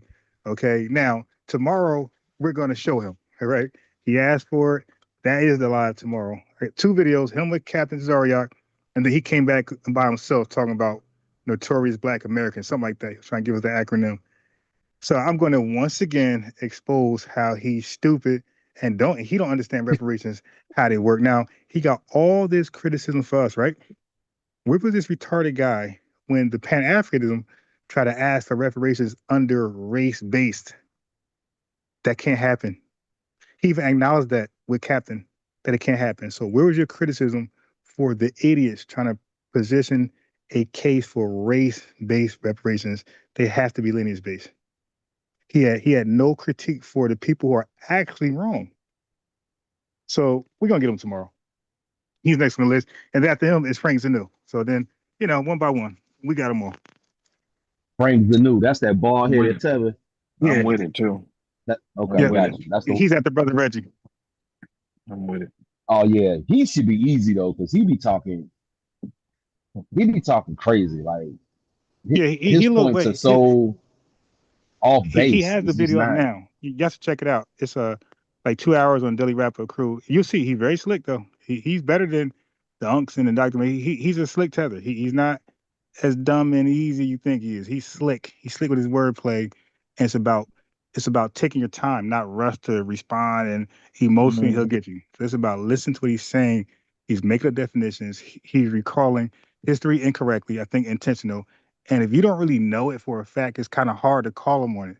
And that's what he's banking on. He's going to say some stuff that gets you so emotional, you're going to lose your argument. Right, exactly. And that's what he's doing with those guys. You can't do it. Because he kind of won that one, I think. Yeah. You can lose the argument by just losing your temper. Get you out your frame. So you gotta, man, we got homework to do, man. I mean, hey, ain't no excuses, man. Especially as far as men, man, we gotta hold the line. That means we gotta have the knowledge, man. So when we speak, I mean, like I said this a long time ago, man. Malcolm proved that much of education is bullshit. The way he used to slice and dice people with all those college degrees with none. So, and if you look at him, he used to be very measured too, you know, and he was very prepared in those debates. A lot of times, man, these cats they're not prepared. They're just gonna go off emotion. That's why Dewan B was cooking old boy, because he kept giving them stuff that he had. You could tell he had never even heard. He was giving him different perspectives to look from, and dude was so lost in that. He was so hurt, bro. Like it was funny, and Dewan was just laughing at him. Nah, the Unc dude, yeah. So he had Aunt, boy. He had Aunt panties in a bunch.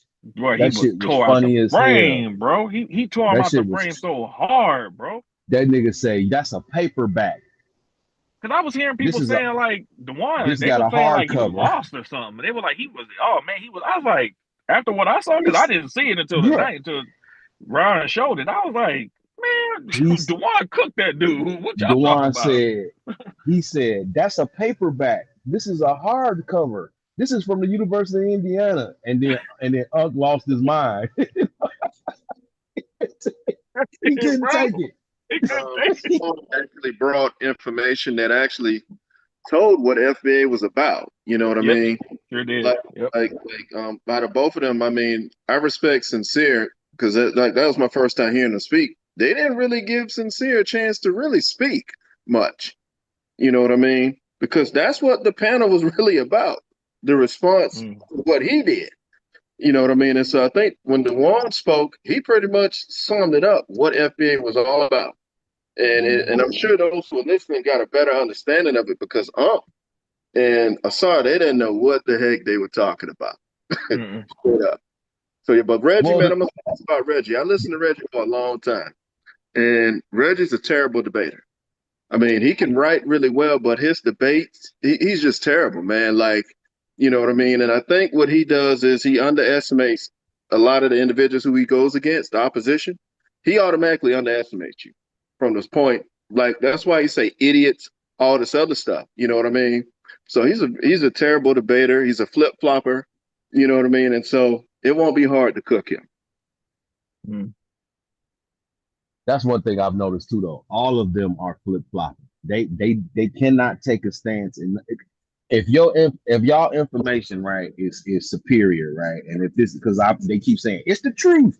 All right, so if it's the truth, why y'all keep flip-flopping on the truth? One day you FBA, one day you not. One day you this, one day you not. So it's like we're the only ones who are standing on our, standing on our square as far as we ain't moved yet. When no one has ever changed the stance, right? Like, it is what it is. You're right. You're right. We're not FBA. We're foundational African Americans. You're right. We stay right where we are. We're so predictable.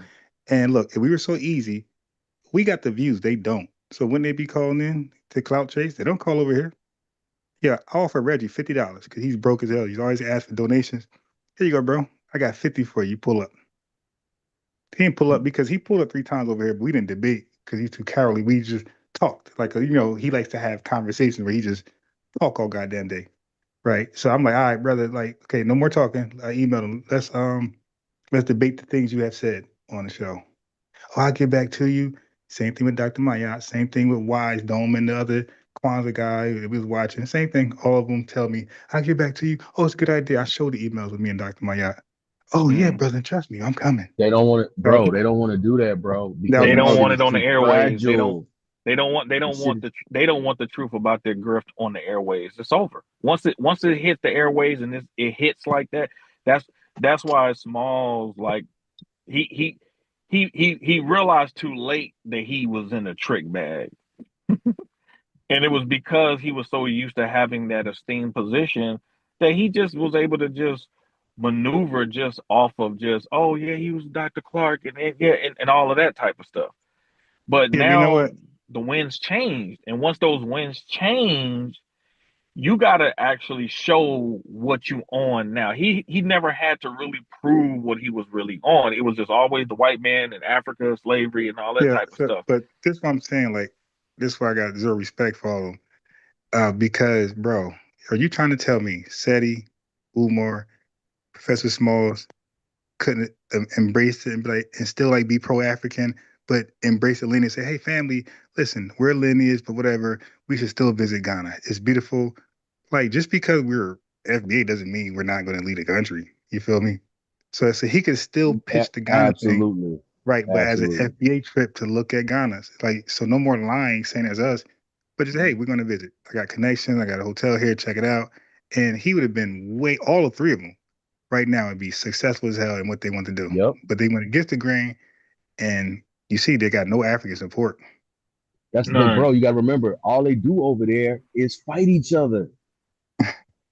That's all they do, bro, is battle each other back and forth over the same fucking points for the past 25 fucking years. Mm-hmm. They've been fighting. It been Hebrews versus Moors for 15 years, and then it's been Kemet versus like just corny ass shit, bro. Like what? Like what are we doing? They on colonizer time. They ain't on no unity time. That's just the truth, man.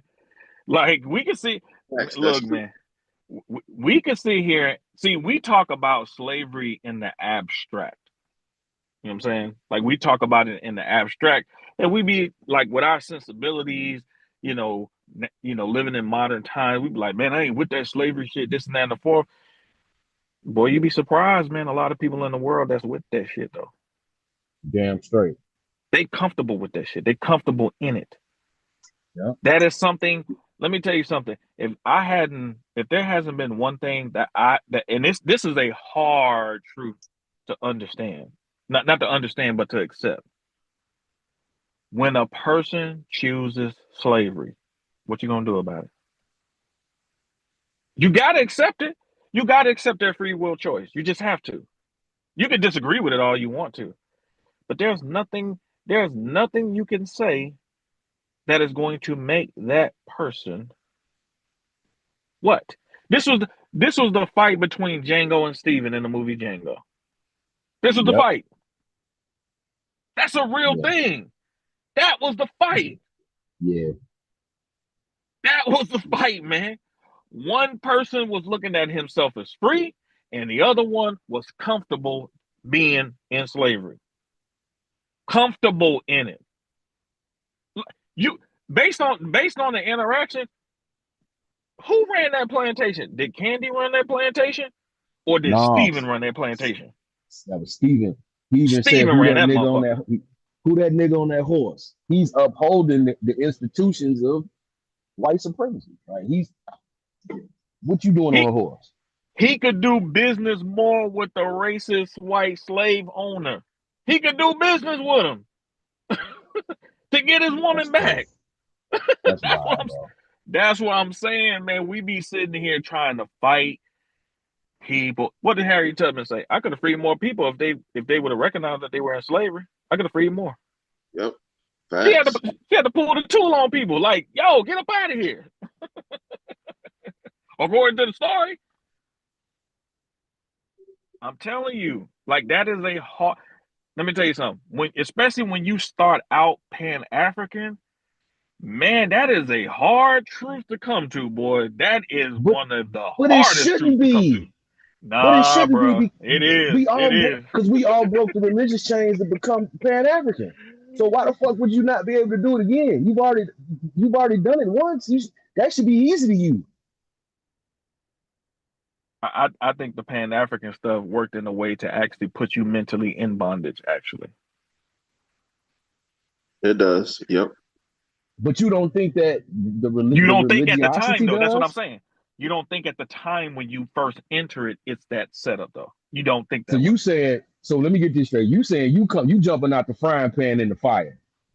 I'm saying that as you exit it, what you realize is there are a lot more people actually comfortable in slavery than what you would have ever imagined. I look at it as a popularity contest, like with the names that you brought up, SETI and all them. It's like a popularity. Who can get more views? by saying the same thing. You know what I mean? Because none of them are really doing nothing out there in the community. You know what I mean? But they just talking points. They just talk. That's it.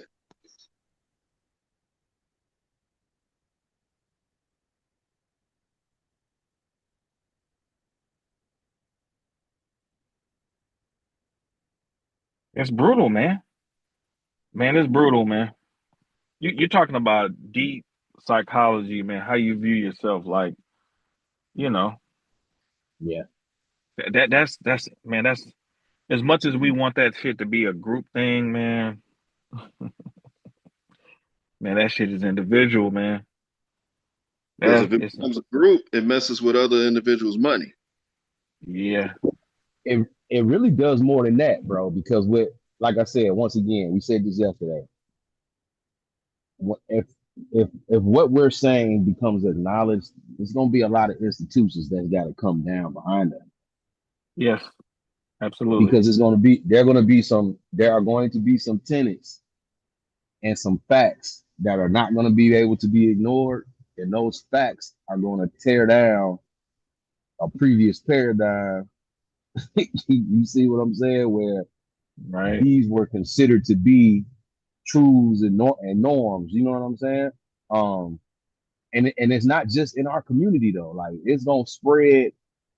It's gonna be hell to pay the captive. So that's, in my personal opinion, that's why I believe it's all these different things that are, blinders and blockers and distractions and illusions and all this shit to keep, you know what I'm saying? Because they got to keep their illusion alive. They got to keep their spell working. You know what I'm saying? So, like, I mean, Pan-Africanism really, man, is it's scary, bro.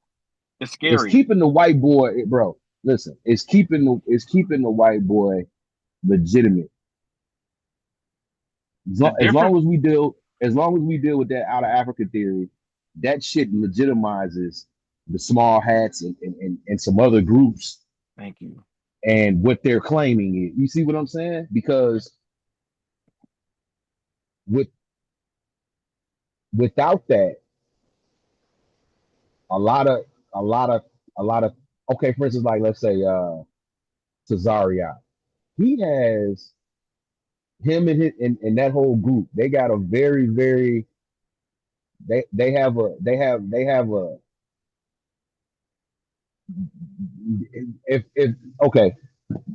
if we can prove that, well, if not even if, by us being able to prove that we're from, we don't, not all, if they were already melanated people on this side of the world, right? That the whole bloodline, the whole Israel bloodline that shit is fake. That shit don't exist no more. It can't be substantiated. Already can't be substantiated because we know that, one, there wasn't no flood like that. Two, if the waters did recede, there's nowhere in hell that a boat that landed on a mountain is going to replenish the earth in as fast as the time that they claim it did. You know what I'm saying? And so all the people, and therefore the inhabitants that came through that bloodline don't exist. The difference between us and the Pan-Africans is that us dropping Pan-Africanism but locking in on FBA, we got something to hold on to. They lose Pan-Africanism, they have nothing. That's what's so scary for them. What are they going to go to? Especially when we know what a lot of these people on, and like, no, you was against it. So no, you can't come over here. Nope. You know what I'm saying? Yeah, you can't come over here. No. Yeah, let me add to that. Then if you tell somebody you're a Pan-African, I'm talking about somebody outside of the black race, let's say white, Hispanic, Asian, Jewish, hey, I'm a Pan-Africanist. They're like, okay. Anyway, the Yankees, right? They up to you know what I mean? But when you say a foundational Black American, they're gonna be like, yo, tell me more. Like, what do you mean foundational? And that's a powerful statement. So like, explain that. Then you explain it, like, yeah, okay, yeah, I guess. You know, but the Pan-African, that means absolutely nothing to anybody, bro. There's no power in that. There's nobody's gonna be inquisitive. Tell me more, and bro, that's nothing. You know, About it, man. I'm glad you said that, Ron, because it was something you said earlier that I was going to use to what you just said, because it was kind of similar. Even Ann Coulter, as a staunch white female Republican, you know what she said? She said, Foundation of Black Americans. I would rather see Black people get reparations to see illegal immigrants get this money. Right. Yep. Yeah. Yeah. Damn. And she called us by name, Foundation of Black Americans. Yeah. And she said Kamala Harris is not a Foundation of Black Americans. So she sure did. Yep. Trump, so I'm supposed said to. It. He said it at the national Black. What was that thing called before the election? The journalists, the National Conference of Black Journalists. He said, "Oh, she's Black now. When did that happen?" Right. Yeah. He said, "Last time I checked, I thought she was Asian." So okay. Right. And then but that's why even when white folks call in Tariq, like that, the troll, the white supremacists, a lot of them, when he explained Foundation of Black America, you don't really see much pushback from them. Like they might call themselves. Don't. Yeah, they might call themselves Foundation White right afterwards to troll, whatever. But they really don't argue that position. And they're white and it's supposed to be racist. But you got yeah, and then if they call themselves financial white, they're actually conceding the point. Like, okay, yes. Right. Then we're this. Conceding. Right. You know what I'm saying? Competing. Like, okay, well, we this too. You know, that's where they going. They trying to establish like their position and spot too. But they're not saying, no, you're not. Prove it. You're African. And they ain't saying that. Yep. And you know what's funny too, when you get to talking about reparations, even though we know it's bullshit, but they even say, well, I'm not against it. I just don't know how it'll work. So it's like, okay, right. You know, we're dealing with something that's not really like, isn't this? Let's just cut the shit. You know what I'm saying? Like, this is not, this shit ain't difficult. It's not rocket science. It's not something that we shouldn't even be having to go through all this shit, to be honest with you, because this is less complicated than the Pan-Africanism shit. Yeah, but somebody especially when Jim Clyburn from South Carolina literally sponsored a bill for some goofy quote unquote Native American tribe to get reparations. He literally sponsored a bill on this shit some years back. Bro, them niggas need to be tarred and feathered, dog. Like, I mean, he literally sponsored the bill. It's like, wait a minute, dog. Like, while telling Black people, them folks ain't gonna support y'all getting no reparations. Like, dude, you sponsored the bill. Why don't you bring it up?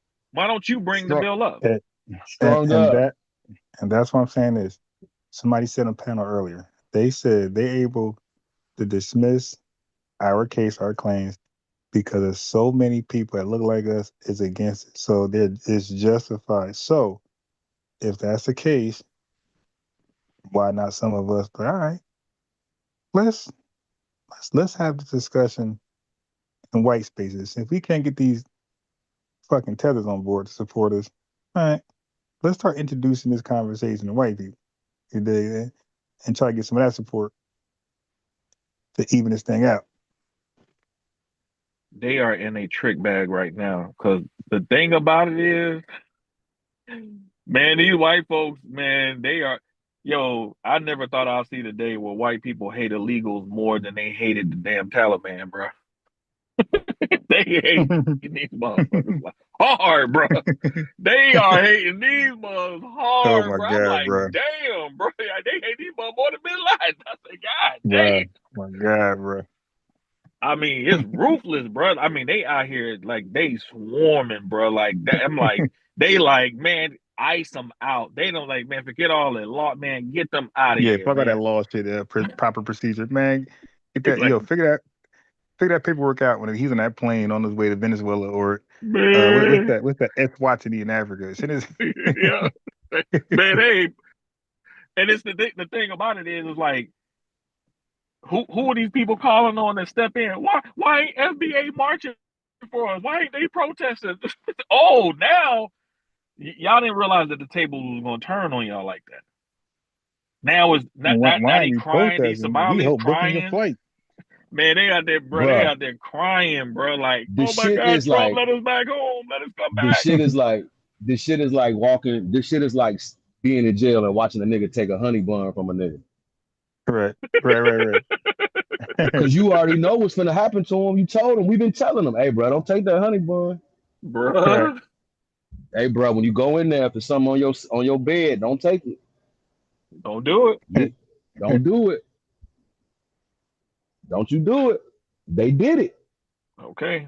All right, We've let me been get up out telling of them. here. They can't say, oh, nigga, you don't know what you're talking about, nigga. Shut up. Mm-hmm. They All love right, me. They all want me right, here. Okay. all right. Been telling them all though. It ain't just the tethers, man. It ain't just the African tethers. We've been telling them all. Yeah, all of them. We've been telling the Latinos.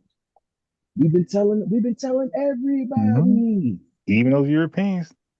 Don't Those trust these Eastern. people. Yeah. Don't trust them. They foul, bro. I mean, hey, look, it ain't what you think it is. No. Oh, shut up. No. Wait, Shut up, hold nigga. on. You lazy. Yep. And we're lazy, and white folks just hate us. They don't hate them. Yeah, you're right. Mm-hmm. And see what they don't understand too is that a lot of the foreign investment Trump is bringing in is specifically to address a lot of the, quote unquote native born men of this country. They're not getting that money for immigrants. That money right there is for specifically black men and white men. That's why I keep telling people, if you got sons, nephews, cousins, 16, 17, 18, get them in trade programs ASAP. Get them Yep. in there. Listen, Get bro. them in those programs. Get them I'm trying trades to, under their belts. bro. Let them get I've into the been trying military. to, Go into the military. Get bro. that GI Bill. You'll have money for even college after. Get the loans that you can get to get you a home. You come out there with that military experience, with those trades under your belt, and if you add some of that higher education as far as college, depending on what kind of stuff you do, like you got stuff like construction management, stuff like that. Man, you come out here, man, you could be making just on certain jobs, man, like 150K, 200 a year, man, easily with that Bruh. kind of background. Bruh. That I know plumbers making that. Yep, You absolutely. see what I'm saying, bro? Like let me see, in 2016, what was that? In 2014, my first job out of trade school. So I'm an NDT tech, right? Like I'm a radiographer. I do ultrasonics. I do different Oh, types of okay. inspection tech, Yeah, I knew a dude. right? Went to radiology tech school. Right. So but I work in oil and gas. So like I used to work in oil refineries. I used to work in new plants. Now I work in Mitsubishi, but I work on gas turbines, right? Okay. So my first gig, I was in the bridge industry. I worked on bridges. I inspected bridge. I was making my first gig in 2014. I was making 85K out of school, fresh out of tech school. Mm-hmm. So I've been advocating for this shit, man. You know what I'm saying? My cousin was a pipe fitter before he got killed, man. The nigga was about to retire, bro, at 33. Damn, rest in peace, bro. Damn. You see what I'm saying, bro? Like the money is out here for us to go get it, but we think that you got, you know what I mean? Bro, I was making more paper than niggas that I graduated. Like I graduated from Hampton, but cats that I graduated with they was coming out of school happy to get a $40,000-$50,000 job, man. Mm-hmm. I ain't made nothing less than 90K since 15. So like it's Fair. money out here to be made, bro. It's bread to get it. You know what I'm saying? You can get it. I don't know. The streets is dead. The streets is dead. Yeah, and a lot of these professions too, you can turn those into businesses too. And what a lot of cats don't understand is that it's already a shortage for a lot of these jobs as far as construction is concerned. But then on top of that, you have a lot of the baby boomer generations that's old and they're about to retire and get out. So they're going to have to replace a lot of men in these fields. So, especially for black men, I mean, you got places, man, you got Home Depot, man, you can get free certification right now. Some of it, yeah. Some things you definitely can get free certificates. You know what I'm saying? Like Yeah. I'm saying like they got a program with Home Depot. Like you can get actual certifications through Home Depot. So it's like I try to tell cats, man, like, yo, man, keep your boys, man, out of these colleges, especially young, man. It's not a really a good environment. Let them go out there, tinker with their hands, learn how to make stuff, man. Like that's where we need to be. You know what I'm saying? Like that's our legacy, man, from the HBCUs. They were agricultural and mechanical schools. We Yep. were teaching young men trades so they could use those trades to literally build up their own communities. That's literally what Bro, we were doing. I have uncles who can barely read, but these moms have always been able to make very good livings for themselves. You understand what I'm saying? Like, I got one uncle. He's a plumber, but he's self-taught. He dropped out of school in like like the 8th or 9th grade. You know what I'm saying? My great But grandfather had a 6th grade education, man. He taught yeah, himself carpentry. He was a master mason, built 3 houses, had a contract with the Navy. Man, this is our, that's why I keep trying to tell cats, like, yep, we got yep. caught up with this intellectual mumbo jumbo. The world is not perfect and the white man's so evil. Like, yeah, we've been around these folks long enough. Like, why do we still complain? Like, that didn't stop us from building though. Like, you know what I'm saying? Like, and at the end of the day, man, like these people, man, put their foot down and said, we're gonna build this for the future generations. They a lot of them knew they wasn't gonna be around to see things be better than where it was for them, but they laid the foundation, man. So we have no excuse. If they could lay it down, if they could lay down the foundational building blocks, then we can add on to it. And that's just where we got to get back to. It's really that simple. Really that simple. I mean, Man, you talk about your brothers family need like to on the same shit that my family was on. Like we kinfolk, man. Our kinfolk, right. our bloodline, the same shit, man. The same. Word, word, word, man. Niggas, and then cats, bro. Like they niggas don't wanna. And I'm not gonna say that, but I run a small construction company, bro. So like I had some some situations on it after one of the hurricanes, and just trying to keep brothers working, you know what I'm saying, can be a struggle at times, but I feel like it's worth it. You know what I'm saying? I'm gonna keep putting opportunities out there. You know what I'm saying? Like I'm not never gonna stop trying to, get cats to one. But that kind of work is not glorious, bro. And we live in a world nowadays where like everybody wants, they this fake ass design or glorification of everything being high end and having dirt up under your fingernails and being covered in concrete every day is not, it ain't sexy, But and cats wanna I don't know. It's a lot of Man, peacocking going look on. back You at know the what I'm fam, saying? man. Look back at some of those pictures and those photo albums of family, man. Man, you see men in sharp suits clean. And they did I know, trade bruh. Trust work. me, bruh. Trust me. I'm a tradesman. I get it. You know Like, what I'm saying? bruh. I I can get, already bruh. tell Listen, you. I know you be clean. I can just hear it in your voice. I know you will be. I bruh. know you be on some clean shit. I already know. Bruh, I'm talking about, I'm some, hopping in some of the whips I be hopping in, or, some shit Come on, like that. man. Niggas be like, oh, man, bro, what you do? Yada, yada, yada. Like young kids, whatever. And I try to tell them, dog, like, man, you can just go get a trade, bro. Go get a trade, bro. Go be an electrician. You'll make plenty of, you gonna outshine block niggas any day. Look, Alonzo Herndon. He became, I think, the first millionaire black person selling life insurance. Him and his boy, because his boy started North Carolina, what is it, North Carolina Mutual or something like that. And Alonzo, he started his, and he actually bought his life insurance company, I think, for like $140 and turned it into $1 million enterprise. And but they first started out actually as barbers, though. Him and his boy started off as barbers, and they were cutting a lot of the wealthy, you know what I'm saying, white, dudes hair in Atlanta. That's how they stacked their money. And then both of them separately, you know what I'm saying, got their, own life insurance companies, and both of them are still in existence to this day. So they actually parlayed their trade into getting into the financial services industry.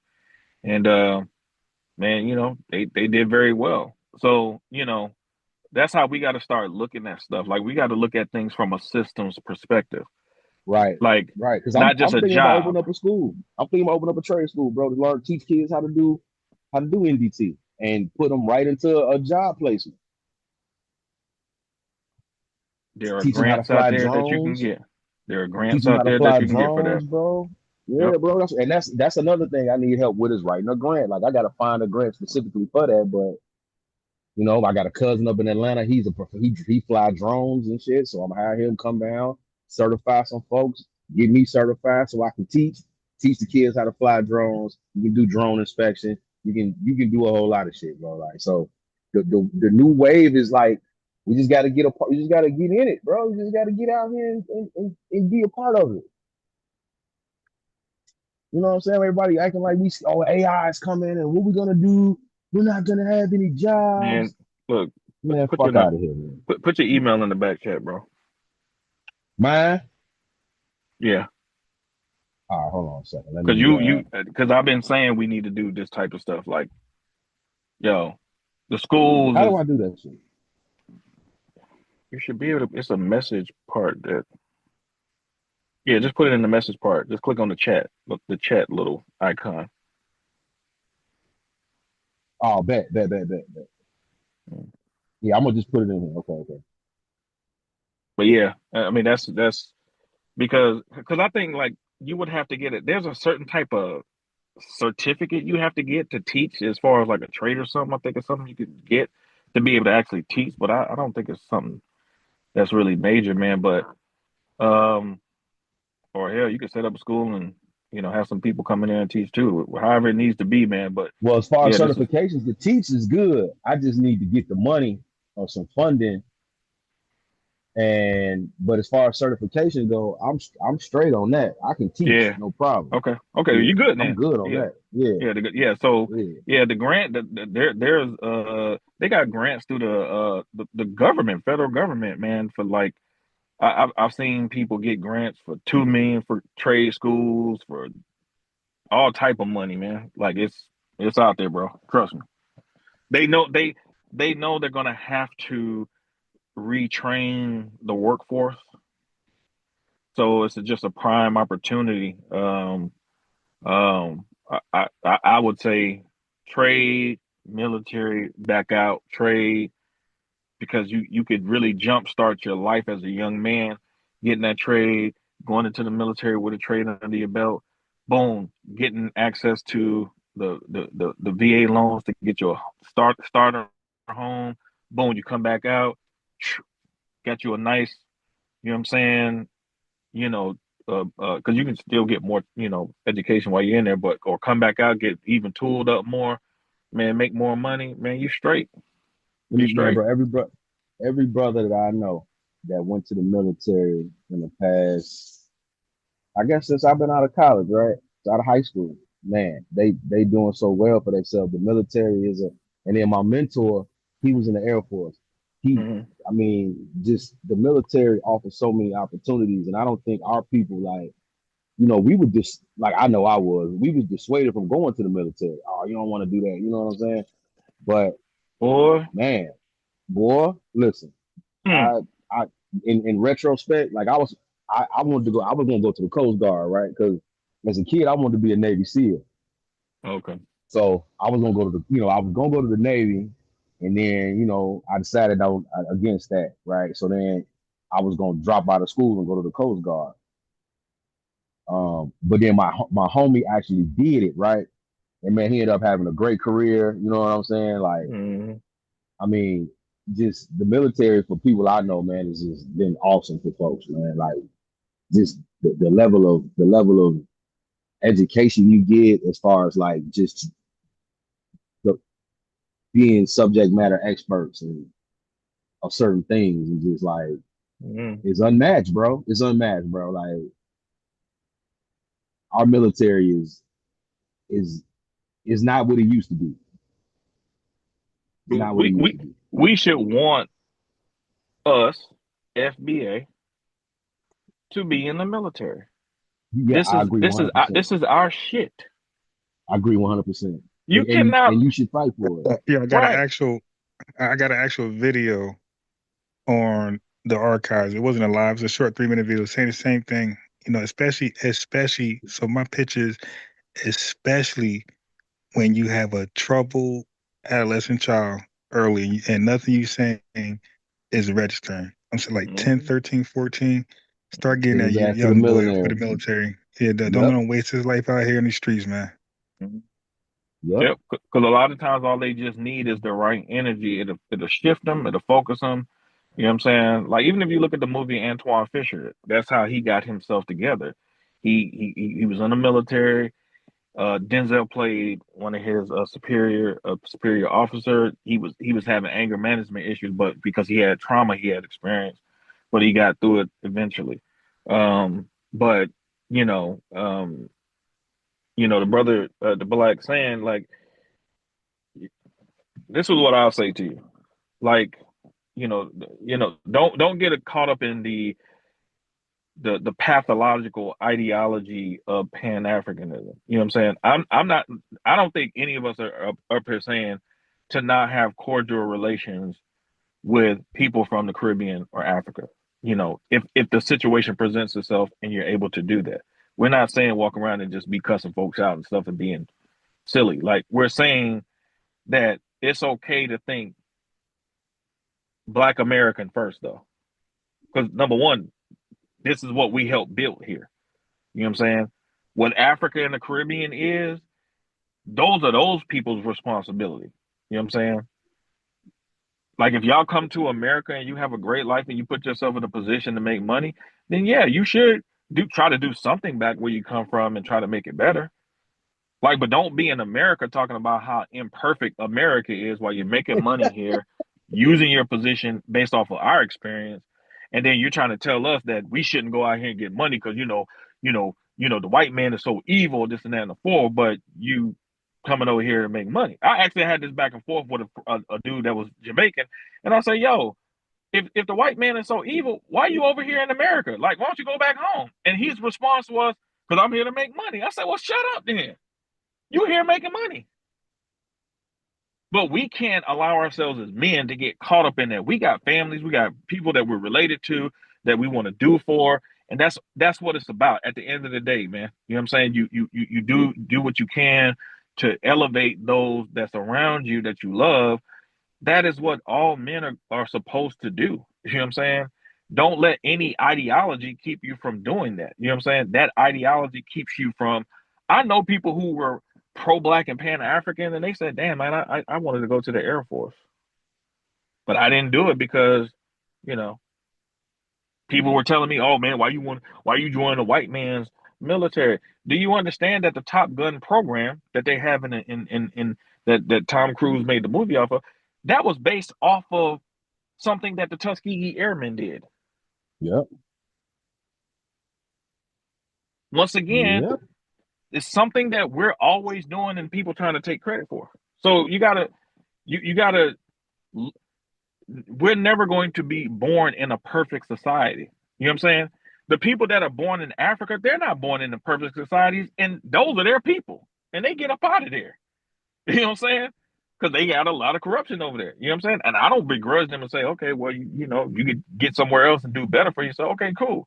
But at the end of the day, like, we didn't flee here. You know what I'm saying? We didn't leave. We tried to make this as best as we could. Like, they're fleeing their place.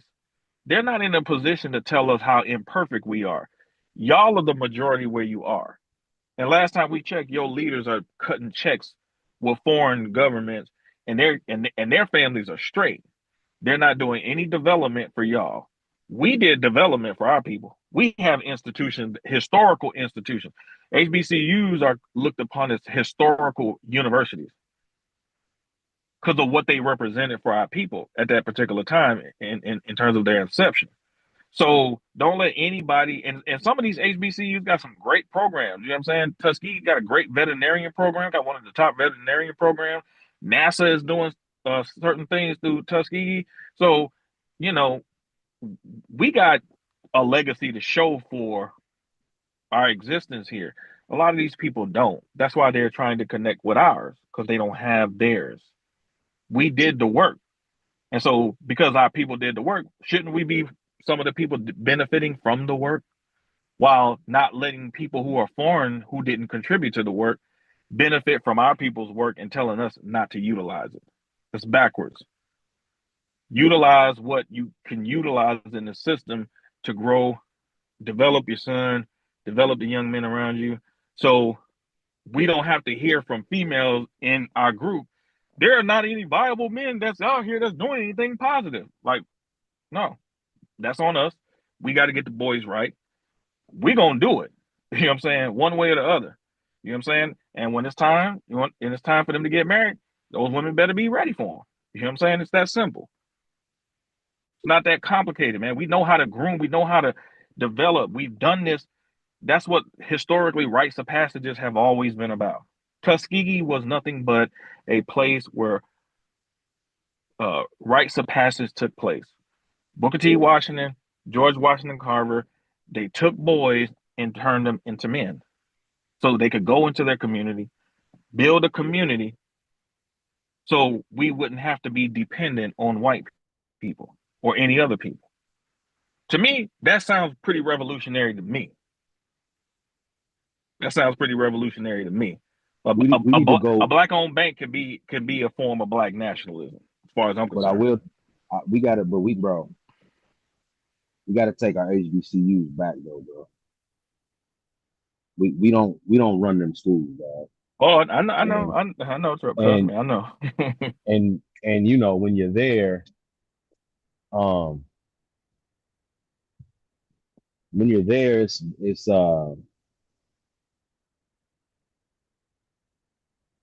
it's very everything you said is true about the culture, but there is another element about the culture, and there's a very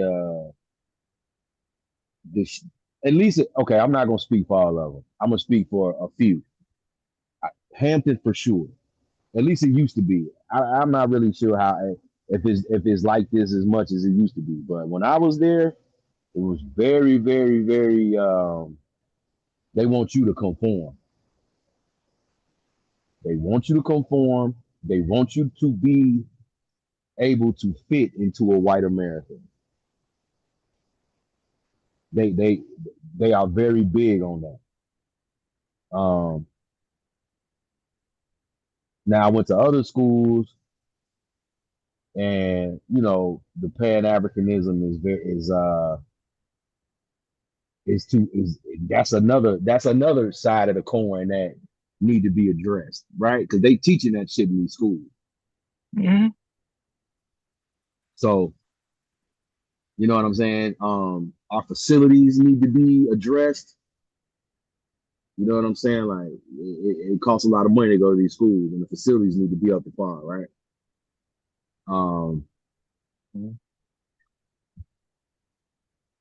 And then we need to reach back. Like when you graduated from an HBCU, you're not gonna have the type of outreach as if you graduated from a PWI. You know what I'm saying? Like the way that the connections that they got and the networking is totally different. You know what I'm saying?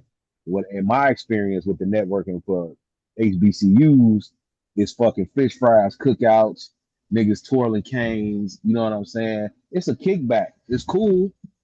It's cool, but where are we really putting each other on? Where are we really doing the business? And so inside of that, it's like it's that elite, that black boule, and they gatekeep that shit. Well, this is what I would say to anybody, because those are all valid things that you said, and I'm with you 100% on everything you just said.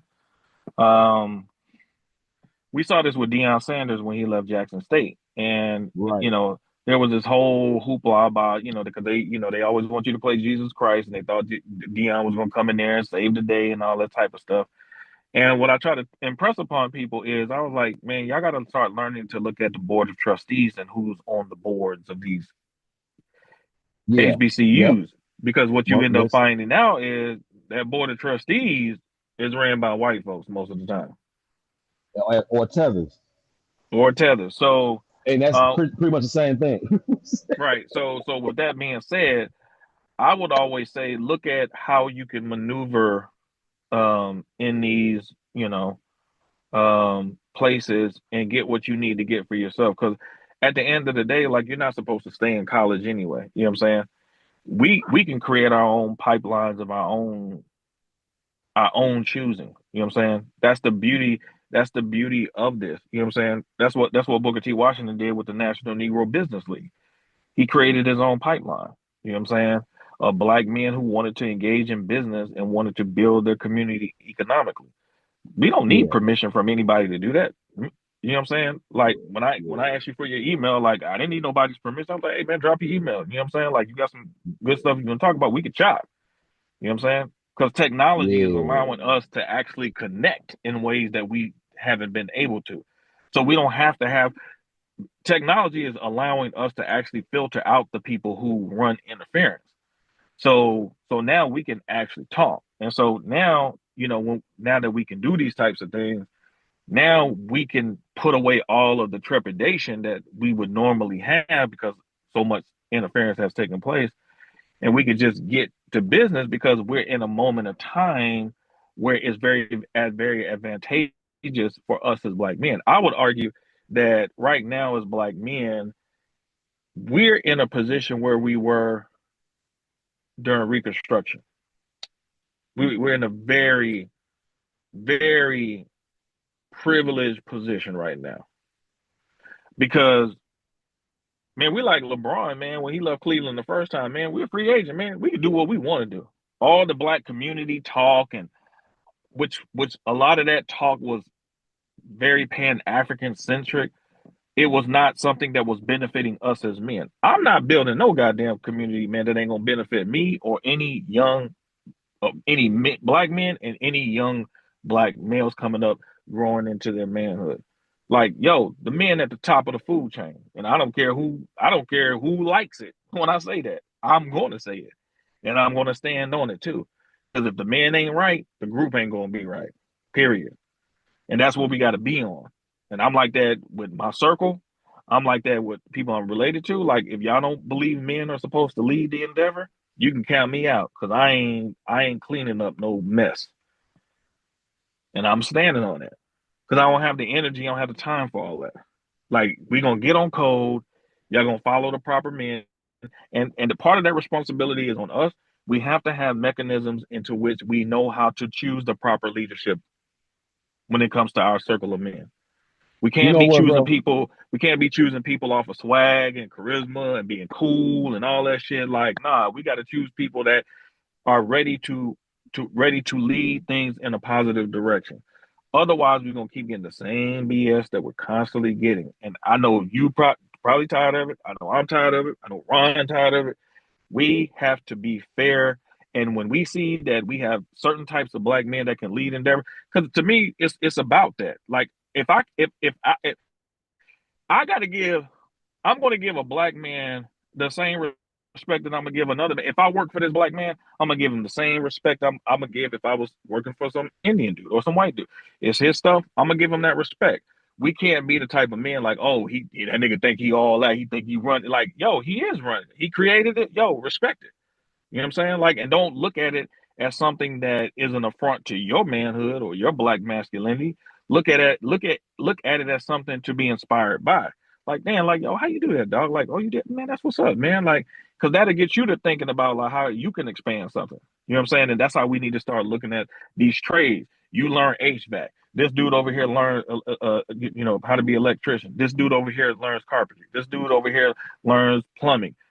We put all that together. You know what we can do as a group of men? We can build a house together. And then we can do real estate together.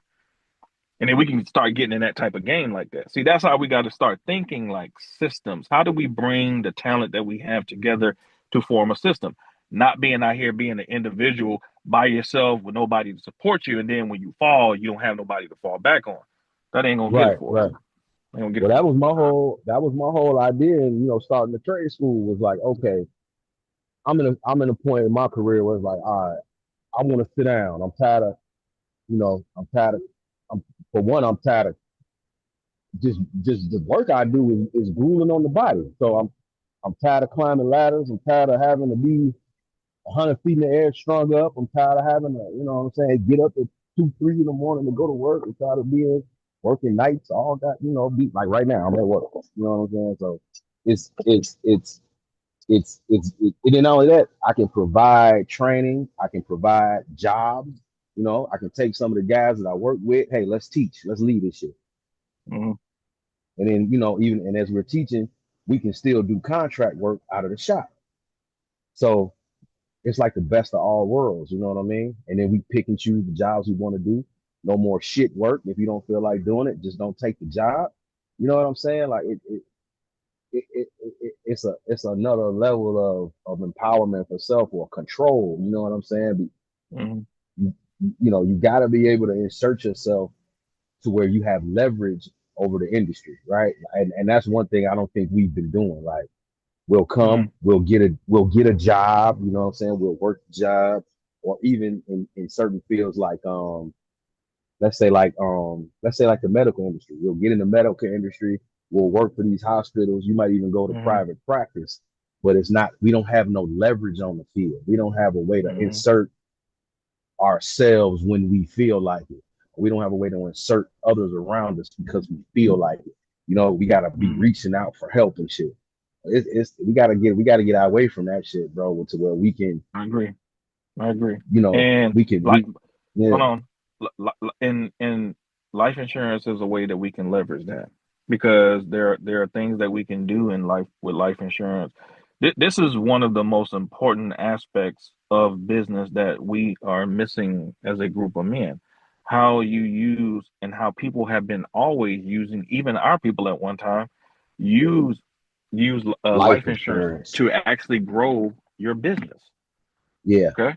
This is a very critical piece. IUL, bro. So you already, you already know. Very powerful instrument. I told you, bro, I trade. That's another thing I want to teach kids how to do is trade. Trade these markets, man. These markets is crazy. I taught my homeboy how to trade maybe last year. I was showing him some things. Man, he showed me yesterday. He showed me his account. He got 360,000 in it. He got more in his trading account I got in mine. You know what I'm saying? I'm telling you, like, so my man, he's an agent, and he's a beast. And I'm telling you, I've been a part of some conversations, and this is a critical piece that we're missing as a group. All this John Henryism, alpha way through it, when there are so many people who are just using simple instruments and tools, simple financial tools that we all should be. I'm gonna put it to you like this. One of the brothers, he had introduced me. He had wrote a book on it. He was a agent. He was a VP in life insurance for about 17 years. And you know what he said? He said, if all the people who died, black people who died from COVID, would have had a minimum $250,000 life insurance policy, if they would have had just that minimum, which is really nothing, right? He said black people could have effectively closed the wealth gap between white people. Okay. Yeah, insurance is a powerful instrument, man, because it offers life benefits as well as, that's what people don't realize, that you can get it's for life events. It's not for death. It's for life events. Life and death is just one of those life events that it affects. Yep. Yeah, that's that. Them IULs though, man. I got put on because some depend on how it's structured. Some of those you can cash out on them and 80% of the benefit in like 6 months. It's still growing. You got cash value policy, like you're talking about IUL. You got, like when you first starting out, like, Gene said something that was very important. He said, man, y'all think that these folks, man, is just saving $2 and $3 million and They're just No, going bro. to Brooklyn Bro, and buying a bro, brownstone in Brooklyn. He said no. He said no. they have people in their family. It might be 8 people paying on one policy for One like life $3 million. insurance policy. Yes. That Yes. person either passes away or invests. They can borrow against it. They said, okay, I'm gonna get 1.5 million off of this. Boom. All right, we're gonna get you a house, cash, boom. Give it to, and mind you, as long as you're still paying on the premium, it's still Building. generating. Still Right. It's generating. still building. You know what I'm Yep. saying? Yep. Yep. So now you And got then 2 there's other people in your family. ways. Hold on, you There's got other 2. ways to get them too. Right. You got Go 2 ahead. people in your family that you done paid off a house for. What does that allow you to do? If I don't have to pay no rent or no mortgage, guess what I can do? Now we can do that for the next 2 people. We can build Right. up another boom. We can do the same thing because I don't have to worry about spending $2,000 a month, $1,500 a month on this rent, this mortgage. I'm clear on that. It Right. frees up your money, and this is the problem that a lot of our people have. We think the only way to make money is working for Yeah. somebody. Yep. No, Yep. no. A lot of people are Yep. not doing that. They're not making this harder than what it is. We're making it harder Yes, than sir. what it is. Yes, sir. Yep. Yes, sir.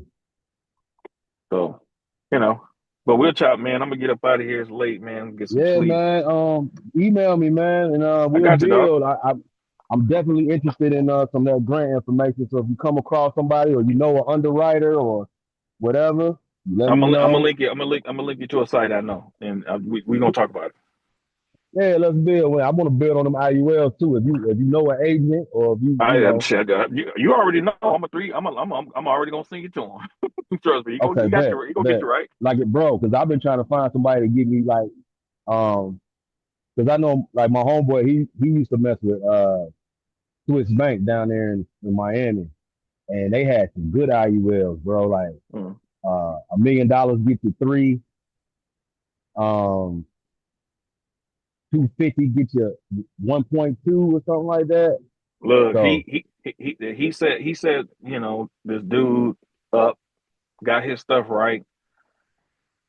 Him and his boys, man, went in together on a real estate purchase in Colombia, bought them an apartment building there, real estate yeah, investment, right. using his life insurance. Yep. Yeah, I was So I was more trying to start a family bank with like my mom and my sister, my grandparents. They got, everybody is converting assets. Everybody's retiring. My grandma and them got assets that they need to convert. So I'm like, look, let's put all that shit, securitize it, let's put it into an IUL, and then it comes. None of y'all are responsible. Now you don't own this shit no more. You ain't gotta pay taxes on that shit no more. And now it's making us money. So, yeah, man. Yeah, man. Yeah, man. we It's a lot, we bro.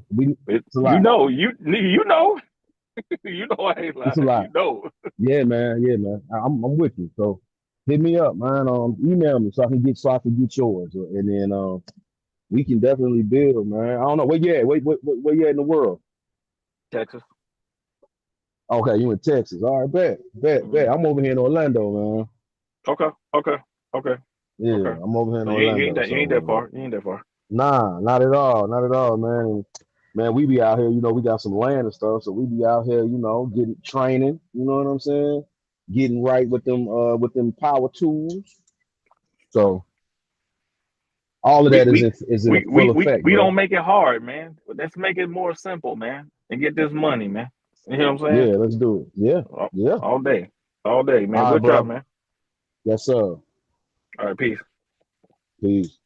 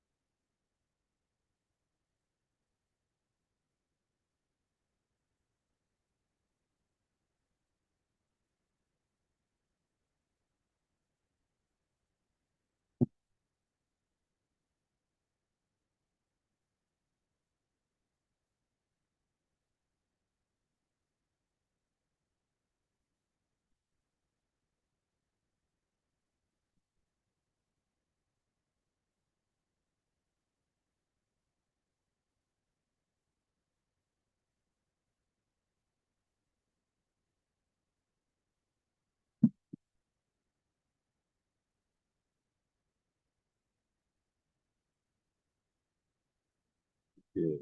Bullshit.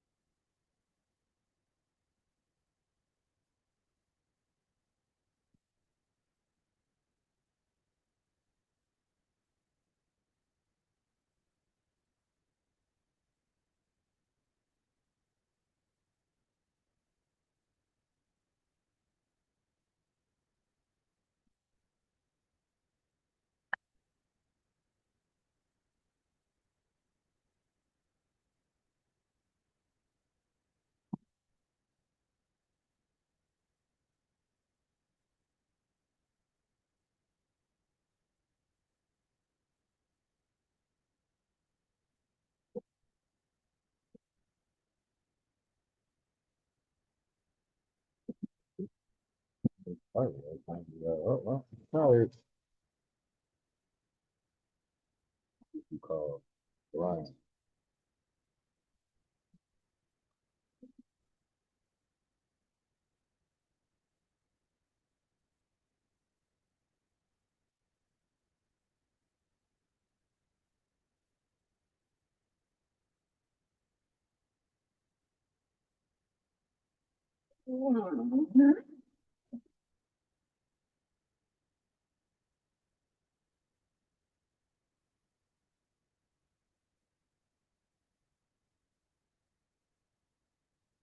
Good. Okay. You gonna lose. Huh? I like cool back little shit. I ain't gonna go nothing. Huh?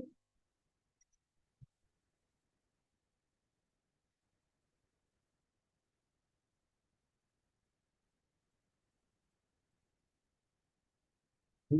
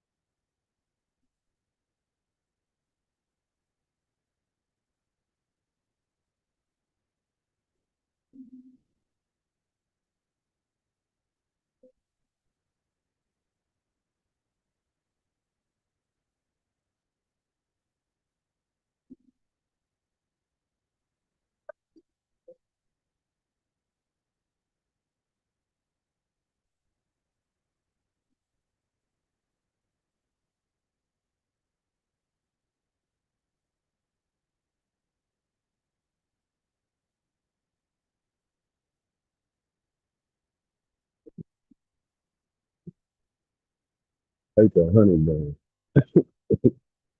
Took the honey. They took the honey.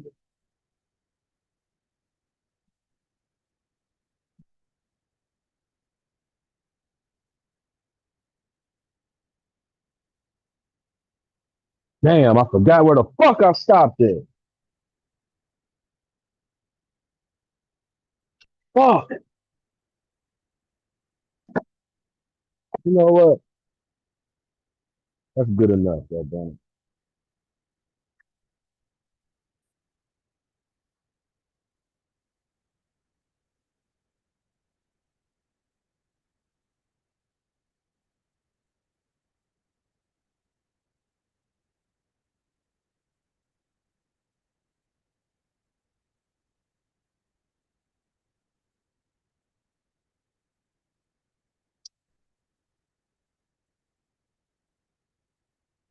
Ah.